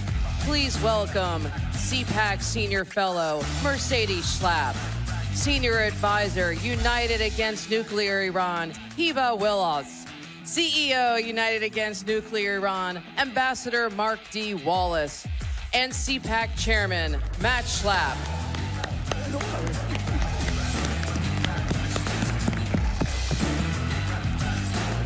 Where's Michael?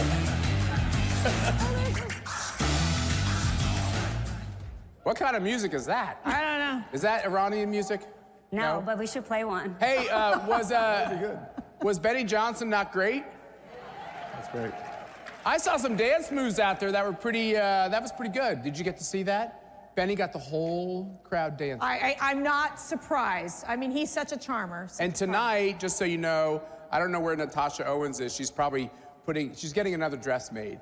She's got a special dress. It was like she's got a special song for you guys tonight. So anybody who's going to the dinner, and if you're not going to the dinner, make sure you watch. I know C-SPAN's got this.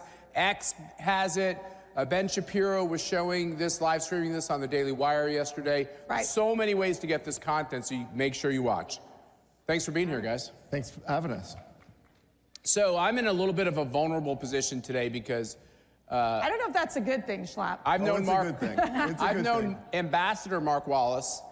I choke on that because, you know, when your friend has an august title like that. Never used it before. Ambassador, whatever. But, you know, it is kind of, I mean, ambassador to the UN, so that takes it down a couple notches, actually, when you say UN.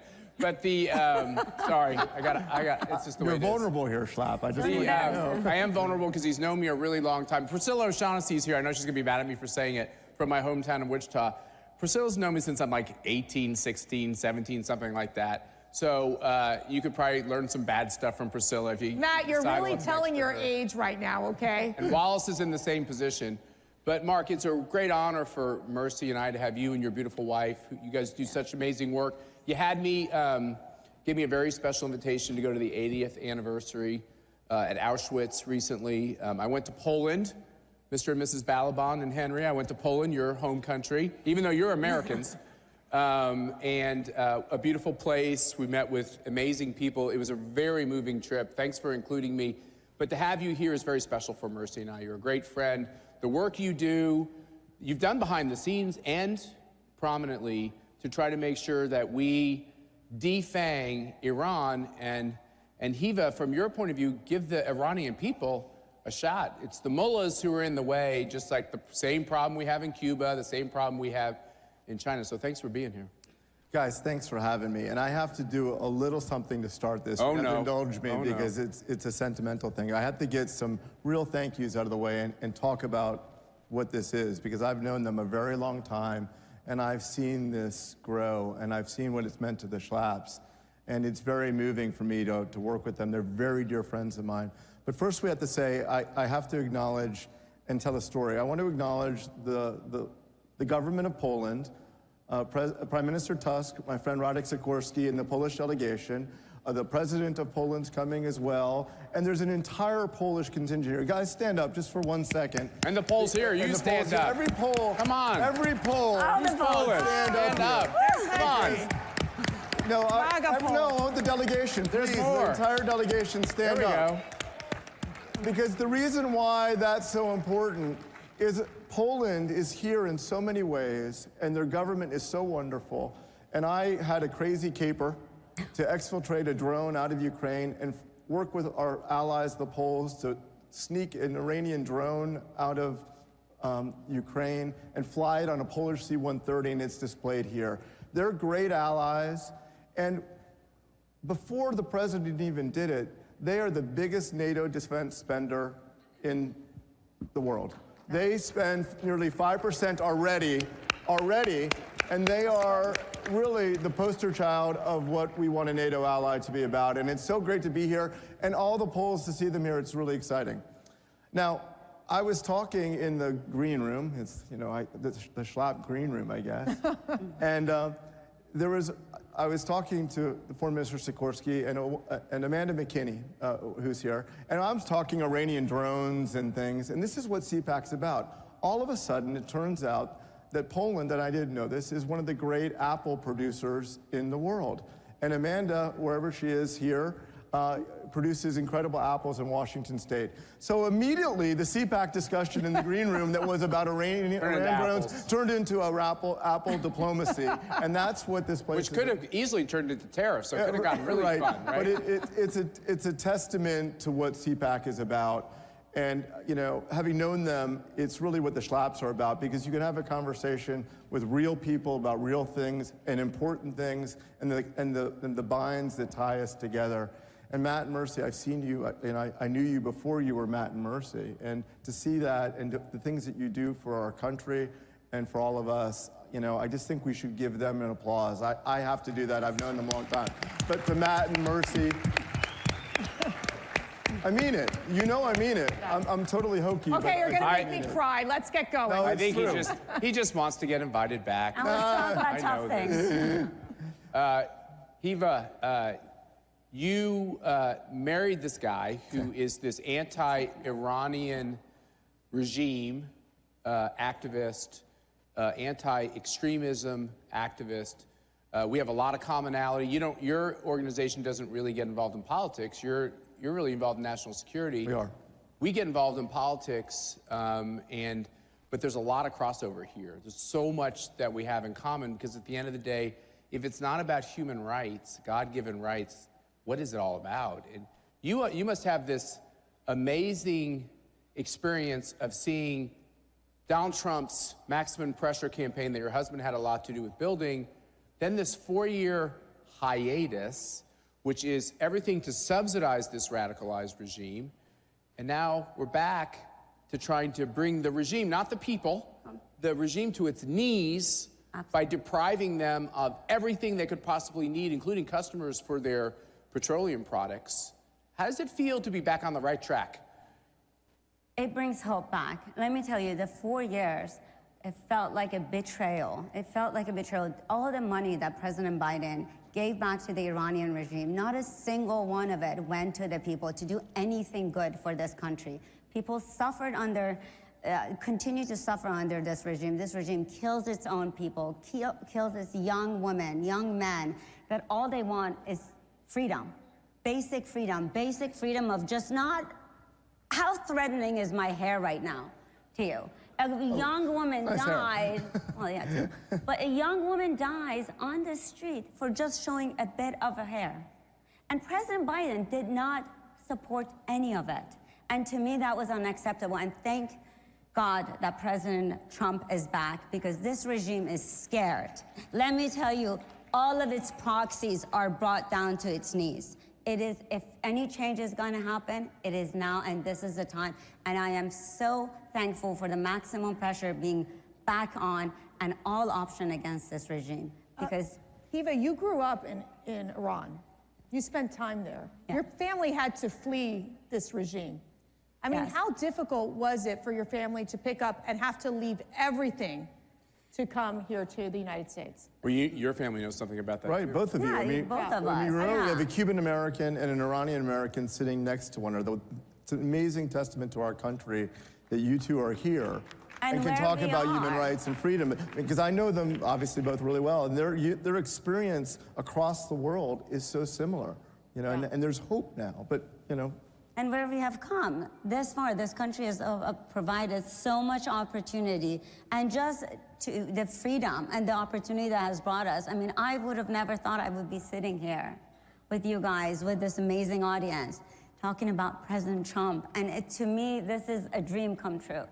And Mercy, how long was your father in prison? This is very near and dear, because what you see. And we had this conversation yesterday with the Jewish families, the families of the hostages, of the tragedy of really how horrific governments can be, terrorists can be, and for us in the United States, we don't comprehend it 100% because we live in this great country.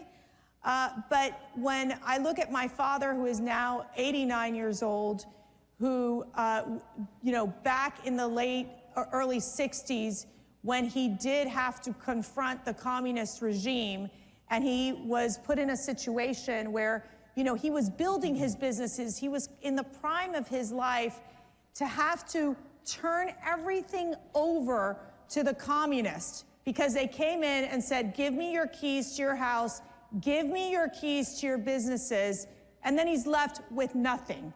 And how many countries have so many people, millions and millions of people, who have lost everything in the hands of these horrific authoritarian regimes and these communist regimes?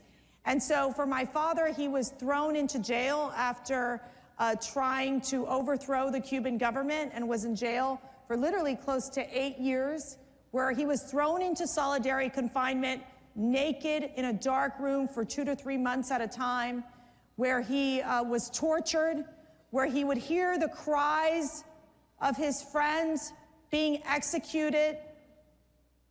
It is horrific what the communists have done to destroy so many people, so many families in the world.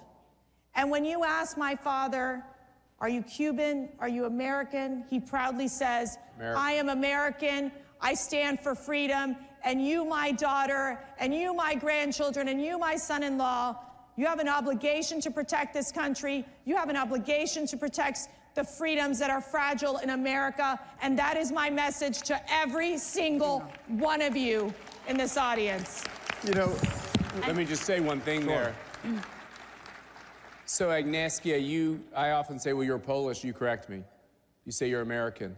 When I ask my father-in-law, or if I slip up and say he's Cuban-American, he puts his hand on my arm and says, I'm an American. This is a very, very important difference. There's nothing wrong with being proud of your heritage. But as Mark Levin, who is one of a real hero to all of us, says, we're not a nation of immigrants. We're a nation of former immigrants. That's a really important distinction. Her family, may her father rest in peace, Mir, he was a wonderful man. He said the same thing to him. I knew him before he passed. And he said, I'm an American. And her father and her mother gave up everything in Iran to move her and her sisters here to get a better life. Her mother couldn't speak English and still struggles with it because she had a harder time, came a little later, but they wanted a better life for their daughters. And that's an incredible experience, all in the face of oppression. And look, because of our friends, the Poles and the United States, President Trump, our friend Rick Grinnell, we were able to bring this Shahed 136 drone. Which everyone can go down to our CPAC Central and go see it. It's actually here, the first time on American soil. It's at CPAC. Go see this killing machine. And it's a good, important reminder to this regime, this barbaric, murderous regime that intends to tell you that it stands for some kind of godly principles, what an abomination they are. It's important for them to know that due to Mark's good work, that we're on to them, that we are going to make sure that we stop them, and that they should be, we said yesterday, around the globe, all the right people are sweating. That's right. They're worried.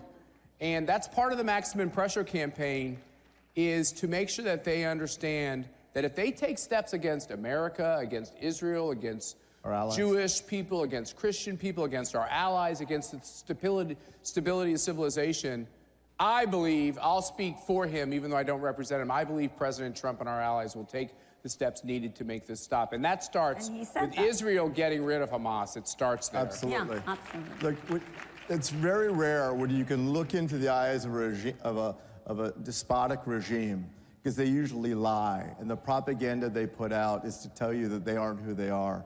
But that drone downstairs, that Shahed 136, is the ubiquitous terror weapon of mass destruction across the Middle East. There it is, Israel. right there on your screen. There it is, and we have it downstairs. It's been used against Israel. 3 American service members died on the sharp end of that because of, in my opinion, failed policies of the previous administration. Numerous service members have been injured. It's attacked our allies in Saudi Arabia, the UAE, across Syria and Iraq, and shipping in the Bab el-Mandeb in the Red Sea, even in the Persian Gulf. And of course, they've sent over 6,000 of these drones into Russia to attack Ukraine. And it is an indiscriminate terror weapon that kills innocent women and children. So every time you see an Iranian official, and we list them, say this propaganda, and they smile at you, the smiles that oppress their families, you'll look at this drone, and that's the true face of oppression. That drone is what they really are. So and thanks for bringing it here. I think it's important. The other person who was going to be with us today was the Crown Prince of Iran, who played us, you know, Mercy and I sometimes pinch ourselves because we have the most fascinating meetings at our CPAC headquarters. And he came to our headquarters, and we had this great conversation about his view for the government of Iran to be a secular government, and the government of Iran that would recognize the state of Israel, a government of Iran that would rid itself of this concept of fueling and feeding and funding terrorism. He's an important voice, and he wanted to be with us here today. Right, and we heard, we hope, he indicated his mother, the great Shabanu, is sick, and he had to return to Paris. The Shah of Iran's widow is alive. Yes, and apparently she was ill, and we wish her the best. And I'm personally disappointed that I didn't get to see His Royal Highness, and I know he would have been a valuable addition. But we have to figure out ways to support the Iranian people, just like we supported the Cuban people, because these are the oppressed. Any ideas? You know, we've been thinking about this. Should we do it? Should we make some news? Yeah, I think we should make some news. Right. Why don't you make the news? Oh, man. Mercy, you're okay with the news, right? Yes. Because I always have to... hard work. I'm not having another baby. This is why... I would love to, but we're...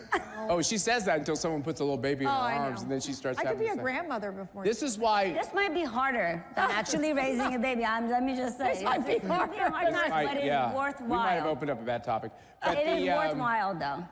I will say this is one of the reasons why we're here as couples, too, because I kind of saw how you guys operated at the museum that you're opening up on the corner of Auschwitz, at the corner of the camp where this horrible criminal lived, who was the camp Commandant. If you watch the movie The Zone of Interest, the Huss house, Rudolf Huss, we don't like saying his name, I'll only say it one time, but the man that institutionalized the industrial-scale slaughter of Jews and other people, Poles, Romans. A lot of Poles. Yeah, a lot of Poles, but millions of Jews went to their death looking at that house. It is the true face of evil.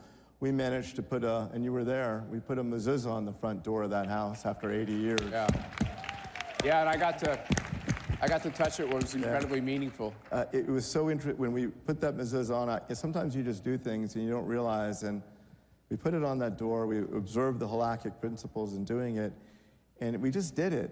And everybody, Jews, non-Jews alike, wanted to go touch that mezuzah, and it's become just a real rallying point. It's an evil place. The wonderful U.S. I will say it's an evil place. I felt evil there. I didn't like being there. So it's very important that we take evil places and try to, make them more holy. And we got to teach. We got to teach the people. We got to teach the people that these tragedies, these genocides, they happen. They have destroyed communities. They have destroyed families, and it must stop. So let me just say one thing. I wanted to say this one thing. It's really important. So we had a great tour guide at Auschwitz, and I'd never been to a concentration camp, a death camp, a work camp. On purpose, I hadn't gone. Because I already know I think it's terrible, and it upsets me so much to even be there. But one of the things I learned was the initial intent of Auschwitz was to kill political prisoners in Poland. So many Polish people were killed who were trying to stand up to authoritarianism. Is this right? This is right. And this is the story for America. I'm not comparing it to that. I'm simply saying the lesson I learned was, whether you're talking about people that are persecuted by the government, we've had this whole conversation with Julie Kelly here, what happened to people that felt like the last election had fraud, and we have all these J6 victims. You have all these people who couldn't even speak their mind. They had their Facebook page canceled, while the mullahs have their Facebook page. Donald Trump and others people have their Facebook page taken away. The lesson of all of that is, when you snuff out political speech, that's just the beginning, and it can lead to even worse things. So you're right, sweetheart, we have to really understand our history. So part of our understanding our history is calling out the bad guys now, right? Absolutely. Ambassador Wallace? Absolutely. So how do we do that? Well, I think one of the things we have to do is think about how we can help the oppressed, right? How do we rally that? And look, we've operated, when the Crown Prince was supposed to be here today, we can do something to try to help organize that diaspora. It's a diverse diaspora, different people, different competing influences. And look, like any diaspora, mercy the Cuban diaspora, there's a lot of, at times, friction. But if we can do something to show that we stand with these diasporas, as diverse as they are, and bring them together in one roof, the moment the unity is shown against these despotic regimes, it's the first day of the last day of those regimes. So what do you think? I think we should look at the title of this conversation. I'd like to have a MAGA mullah meltdown. A MAGA mullah meltdown? A CPAC Iran in exile? I think a CPAC Iran in exile. What do you guys think? I think, would that cause, there we go, that would cause a meltdown. Right, we could invite all the Iranians, leaders and groups who all at times have friction, but are all united against this regime. And I know, Matt, you've done so many things with CPAC, but that would be an incredible way to show the people of Iran that their future might be just around the corner. What would your dad think about having a MAGA mullah meltdown? It will be a big task, but it is worthwhile, and we have to Let's do it. That's the only way. Will you guys join us? You guys got to show up. Don't worry, we're not going to Tehran. Yeah, we'll do it here. We're going to go someplace closer. All right, thank you all. I will not participating if it's Tehran. That's right, not doing that. Thank you all for being here. Thank you so much. Thank you for bringing this weapon of mass destruction. Make sure you go down to the CPAC Central to check it out. And we got so much more going on today, so just don't leave the room for very long at one time, okay? God bless you all, and thank you all for being here.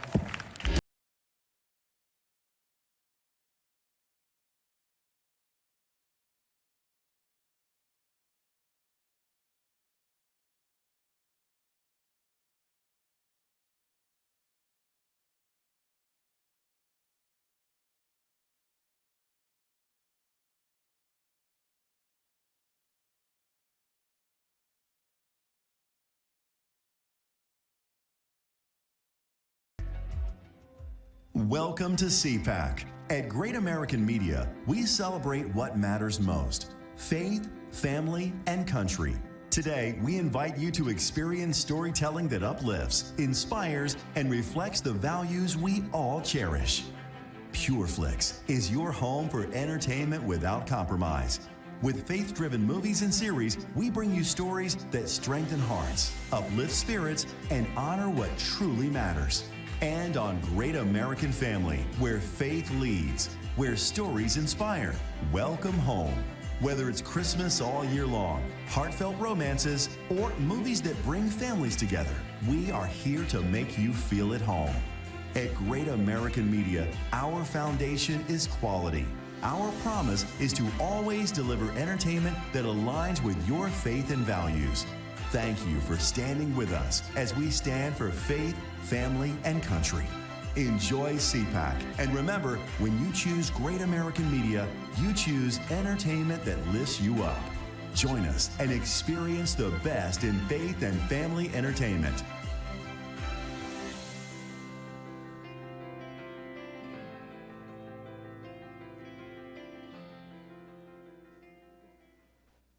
Wherever human freedom is under attack, in courtrooms, legislatures, and the public square, we stand ready to defend it. This is why Alliance Defending Freedom exists. Supreme Court victory for a Christian woman who was taken to court for standing firm in her beliefs. The First Amendment follows a golden rule. If we want to protect speech for ourselves, then we need to protect it for others. A video released this week by ADF International has attracted over 34 million views and even attracted comment from Elon Musk. It concerned a pair of Swiss parents who have had their child taken away from them because they objected to her gender transition. We're not just here to stop the erosion of liberty for this moment alone. We are here to keep the door open for the gospel. And when the gospel does its work, truth doesn't just hold its ground. It advances. It sets people free for generations to come. This is our mission at Alliance Defending Freedom.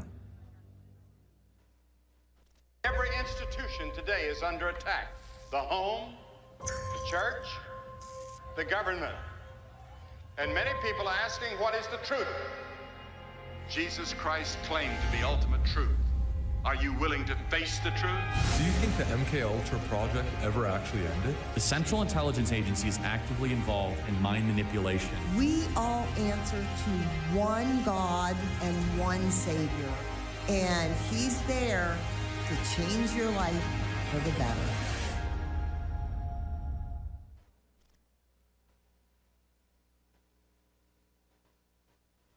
America is under attack. Our families are being crushed under the politics of a radical agenda.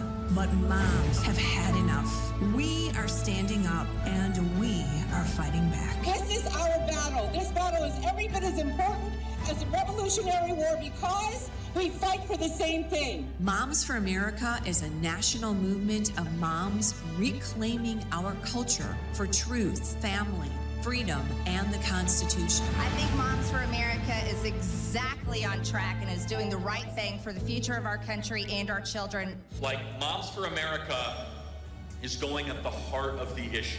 I want to go on the record and say I'm for moms, I'm for America, and I'm especially for Moms for America. But I am honored to join Moms for America today as we speak out against the horrific mandates. With a national network of over 500,000 mothers, Moms for America is one of the fastest growing movements of women in the country. Well, the most dangerous place in all of nature is between a mama bear and her baby cub. We are the change. No matter what, no matter where, and no matter how difficult the obstacles are that are facing us and our families, we will not give up and we will not give in. So if not now, then when? If not you, then who? Welcome to the Momland Revolution.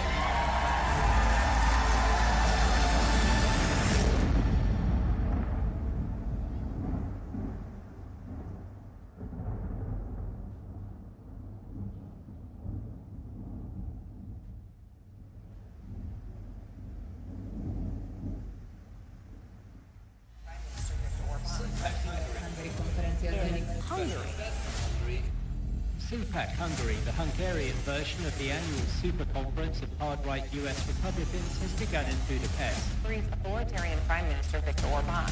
CPAC is doing a special event from Hungary in May. CPAC has made its way to Europe for the very first time. The gathering, frequented by many of the GOP's leading fringe voices, is underway right now in Hungary.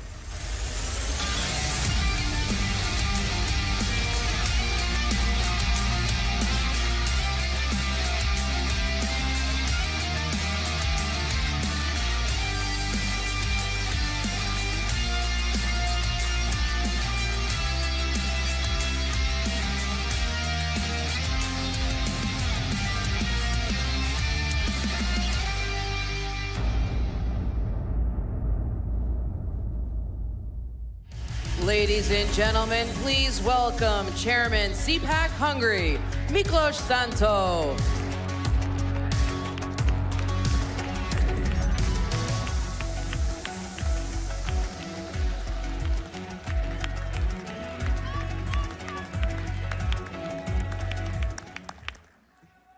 Dear friends, fellow patriots, what a time to be alive. For a wonderful month, Donald Trump has been back in the Oval Office, and we can all breathe free again. And would you look at Elon Musk and Doge? I have never seen so many liberal tears in my life. And I'm from Hungary, you know, the island of freedom of Europe. It is our national sport to make the liberals cry. But of course, you know that. You know a lot about Hungary, don't you? But why? It's because our Prime Minister, Viktor Orban. He is a loyal friend to President Trump and to CPAC, and loyalty is a true conservative value. Prime Minister Orban also spoke at CPAC Dallas in 2022 and has been the keynote speaker at every and each CPAC Hungary so far, and CPAC Hungary will be a joyous occasion this May again. Because 2025 began tremendously. The Trump tsunami has swept the Dems out of office, and there is a revival of the right on the old continent, led by Prime Minister Orban and the Patriots for Europe. But dear friends, allow me to recall a Hungarian saying. It is in victory that one must remain most humble and have a realistic view of the world, I would add. We may have won a famous battle in the struggle for the soul of the West, but the fight against the woke is far from over.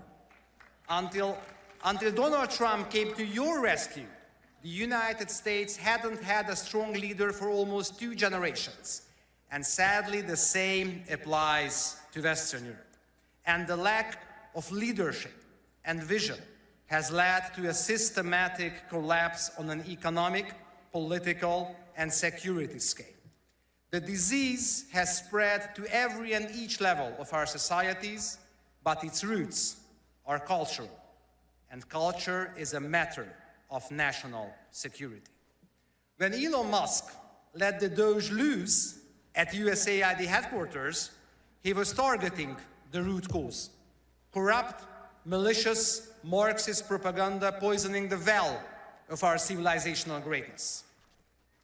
But USAID was only one of the heads of the woke hydra. The left's geopolitical manipulation machine also operates through Hollywood, Brussels, the UN, the Washington Swamp, the big media, the Ford, the Gates, the Rockefeller Foundations, and of course, George Soros' Open Society Network. Just imagine that good old Georgie spent $1.4 billion to meddle in Europe. The woke machine assimilated bureaucracies and policy making at all levels of government. It launched a concerted assault on the family, Christianity, and the sovereignty of nations. And the establishment has been more than happy to play along as puppets of the globalist deep state network. So do you know why they hate Trump, Orban, or Milei so much? Because they refused to submit, wouldn't assimilate, and can't be destroyed. And now it turns out that they were right all along. Just one, but hugely important example. Both President Trump and Prime Minister Orban have been pushing for an end to the bloodshed in Ukraine, going against the progressive warmongers. And now, with the new sheriff, with your new sheriff in the White House, peace negotiations have finally begun, and it's really shocking to see supposed pacifists whining that the war might be over. So, you know, the lesson is strong leaders make peace, weak leaders make war.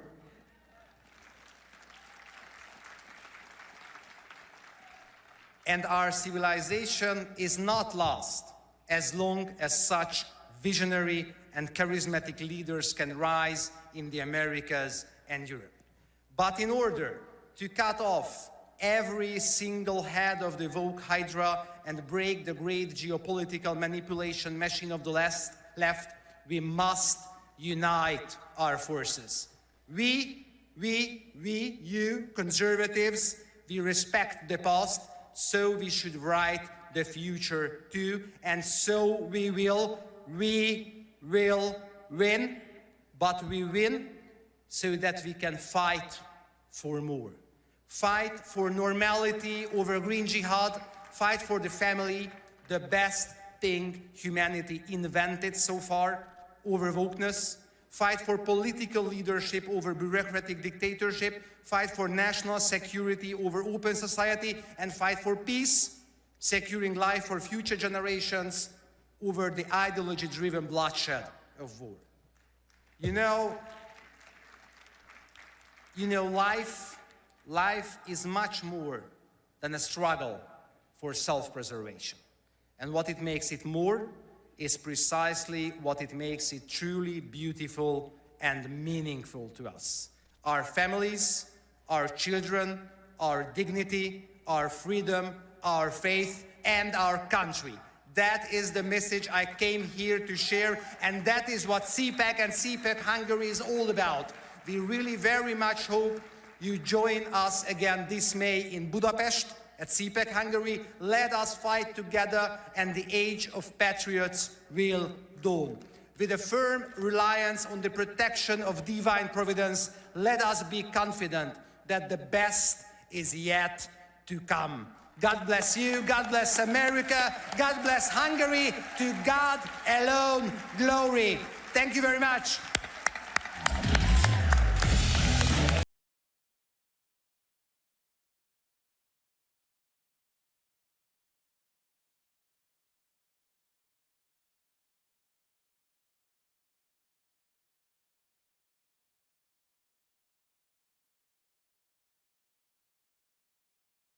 I switched. I switched. I switched. I made the switch to Newsmax. We start this morning in Washington, where all eyes are on the White House. I switched to Newsmax. Newsmax. Newsmax. Have you made the switch? You bet I did. My whole family switched. Everyone is making the switch. I did. I did. I switched, and it made all the difference. It made all the difference. Have you made the switch? You should. Millions are switching to Newsmax. You should too.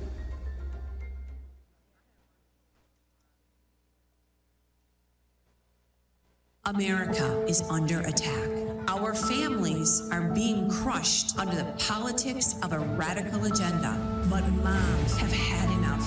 We are standing up, and we are fighting back. This is our battle. This battle is every bit as important as the Revolutionary War because we fight for the same thing. Moms for America is a national movement of moms reclaiming our culture for truth, family, freedom, and the Constitution. I think Moms for America is exactly on track and is doing the right thing for the future of our country and our children. Like, Moms for America is going at the heart of the issue.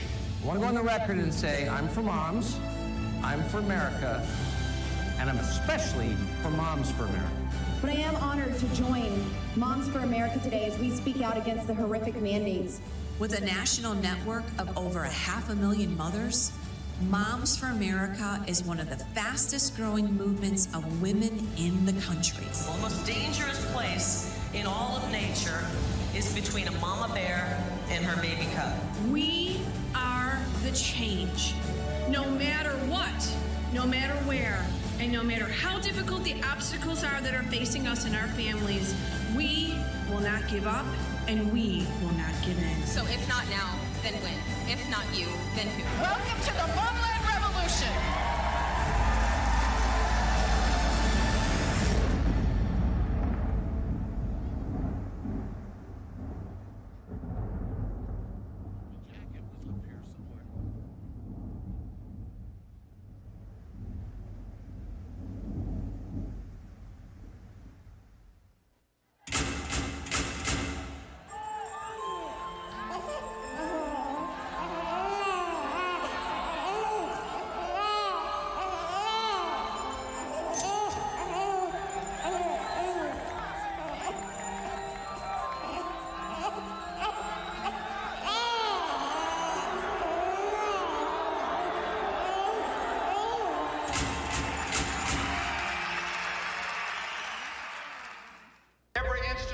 Today is under attack.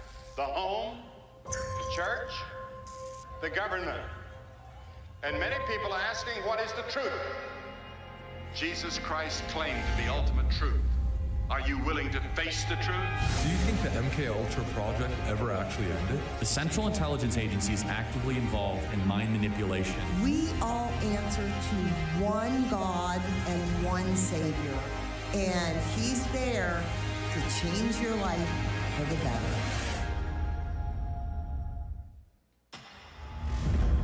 Creators, it's time to take control. With Bursts, you create impactful content in seconds. Powered by blockchain, your content and earnings are protected, transparent, and yours to control. Play TV isn't just a platform. It's a community of creators building a new future together. Your freedom starts when you press play. Hey, it's Matt Schlapp with CPAC. You know, we've had a huge problem in this country with election fraud. But at CPAC, that's not a problem. Our only problem is getting each and every one of you to vote. So look at your badge. You have a number on that badge. And get your phone out and vote on all the issues that matter. And my guess is you probably like what Trump's doing as well. And we'll have the results for you very soon. Ladies and gentlemen, this is Inclusion Delusion, Hollywood Survivors. Please welcome President and CEO, Great American Media, Bill Abbott, actor and filmmaker, Dean Cain, and your host, co-host of Morning on Merritt Street, Fanchon Stinger. Wow. Which one?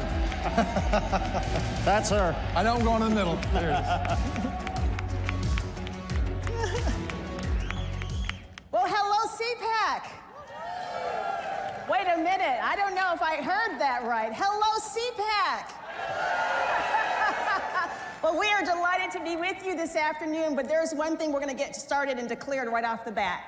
CPAC, revival is here.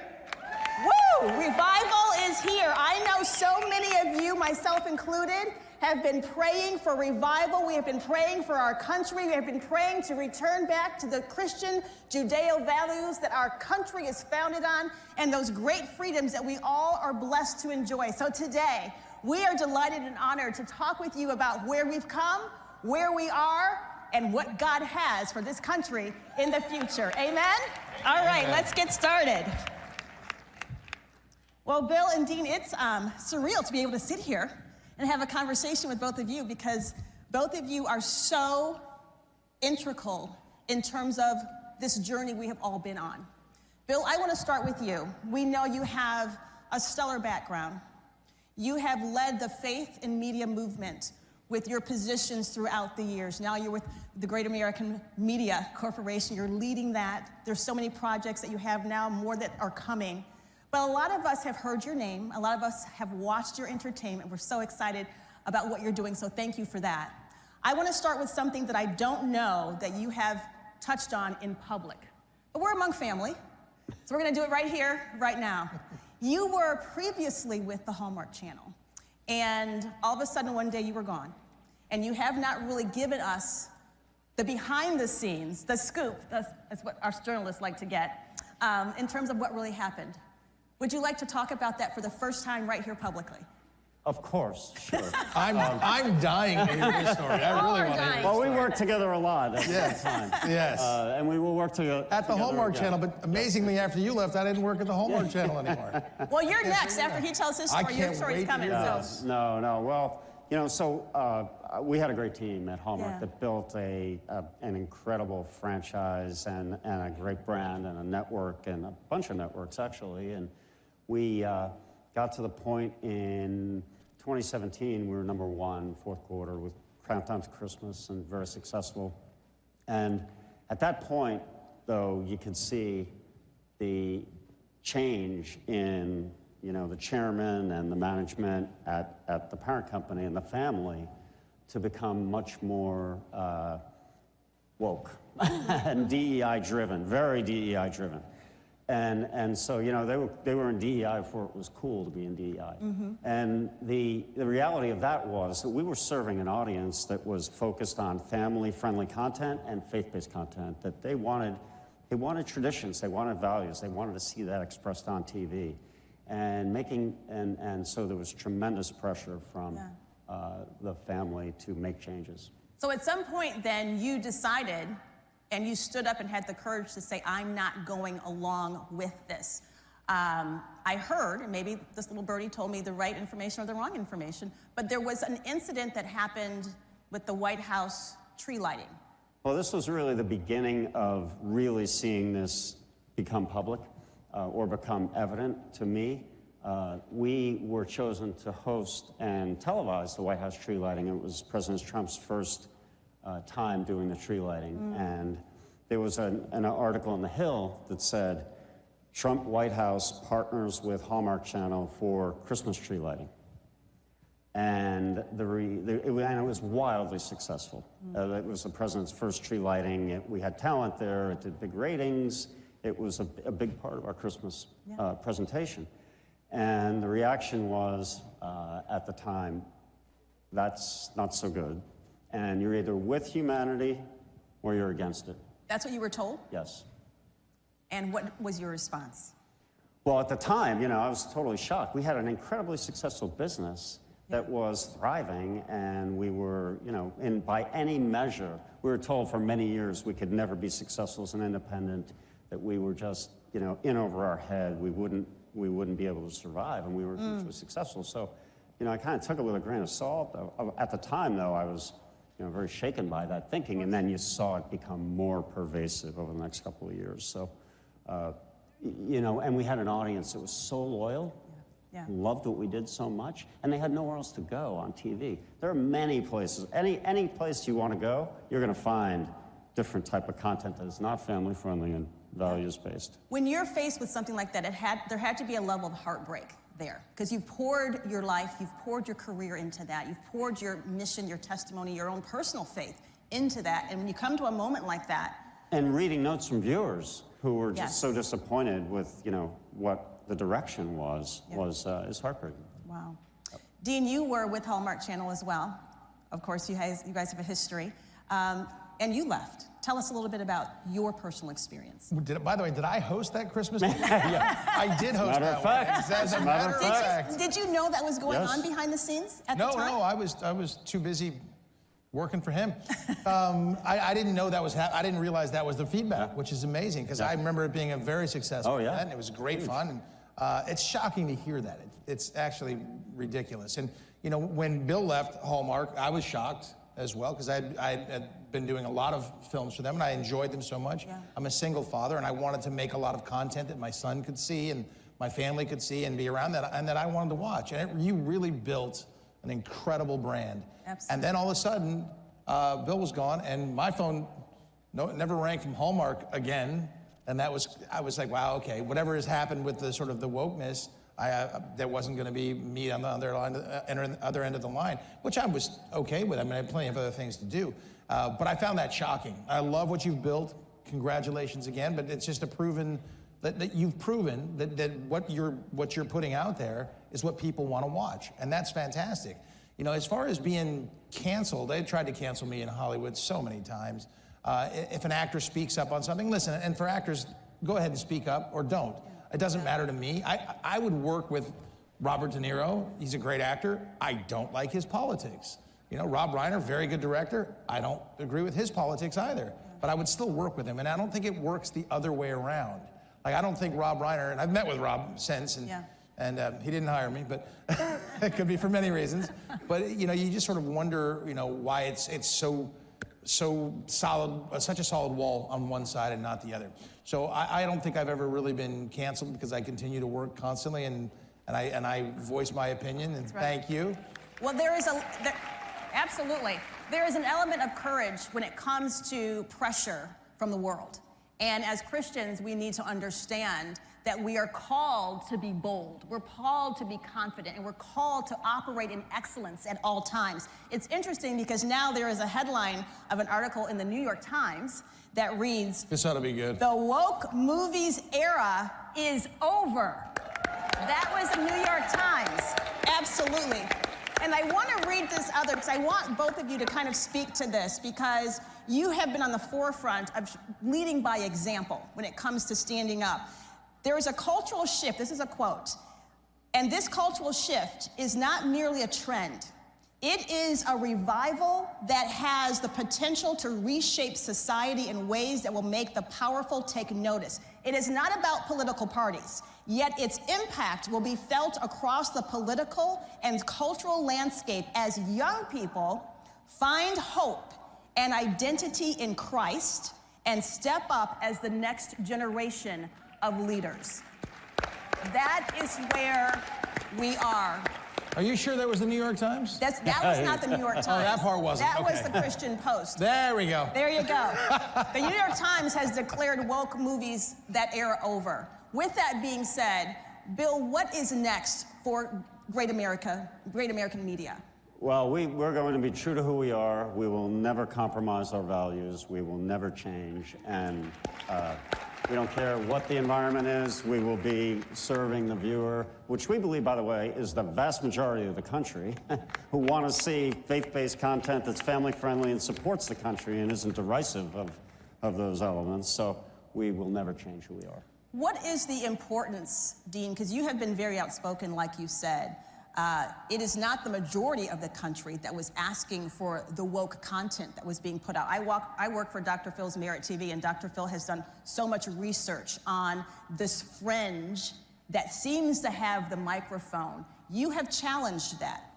Talk about the significance of where we are right now and what opportunity we have to spread faith, family, and traditional values. Well, you kind of don't have to look any much further than what Bill has done at Great American Media. Yeah. There's a reason that folks have flocked over there. I'm not sure about the Hallmark numbers anymore, but I got a funny feeling they're not as good as they used to be, my friend, and I think your numbers are up.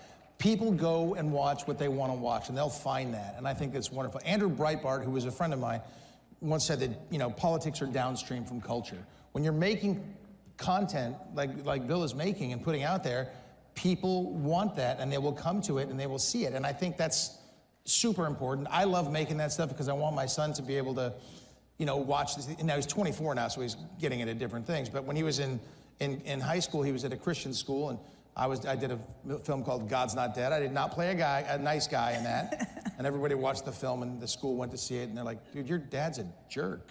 Like, no, he's acting. He's acting. But I mean, I think it's so important to have those conversations, and those kind of films and shows, they have the families have conversations because of them. When you're putting out this other content for just a fringe number of people, they'll die. And that's why, you know, companies like, I'm not going to pick on Disney, but Disney has not done a remarkable job with their franchises, rebranding, changing things. And look at the success that Bill has had, and I think it's wonderful. Having the courage to do that, though, is so incredible, because without talent like you in God's Not Dead, it isn't the franchise that it is. That's right. Thank you, good sir. I've had the opportunity to be in 2 of the God's Not Dead movies. We met at the Dallas premiere of God's Not Dead, In God We Trust. If you haven't seen it, it's a powerful movie because it mirrors what is actually happening in our society today. It's the spiritual warfare that we all are watching play out. Talk about this Gen Z revival that is happening. We're seeing it in sports with players. We're seeing it with coaches. Ohio State University, guys, they just had 2,000 young people accept Christ on campus. This is happening. So talk about how we're going to come alongside those young people and help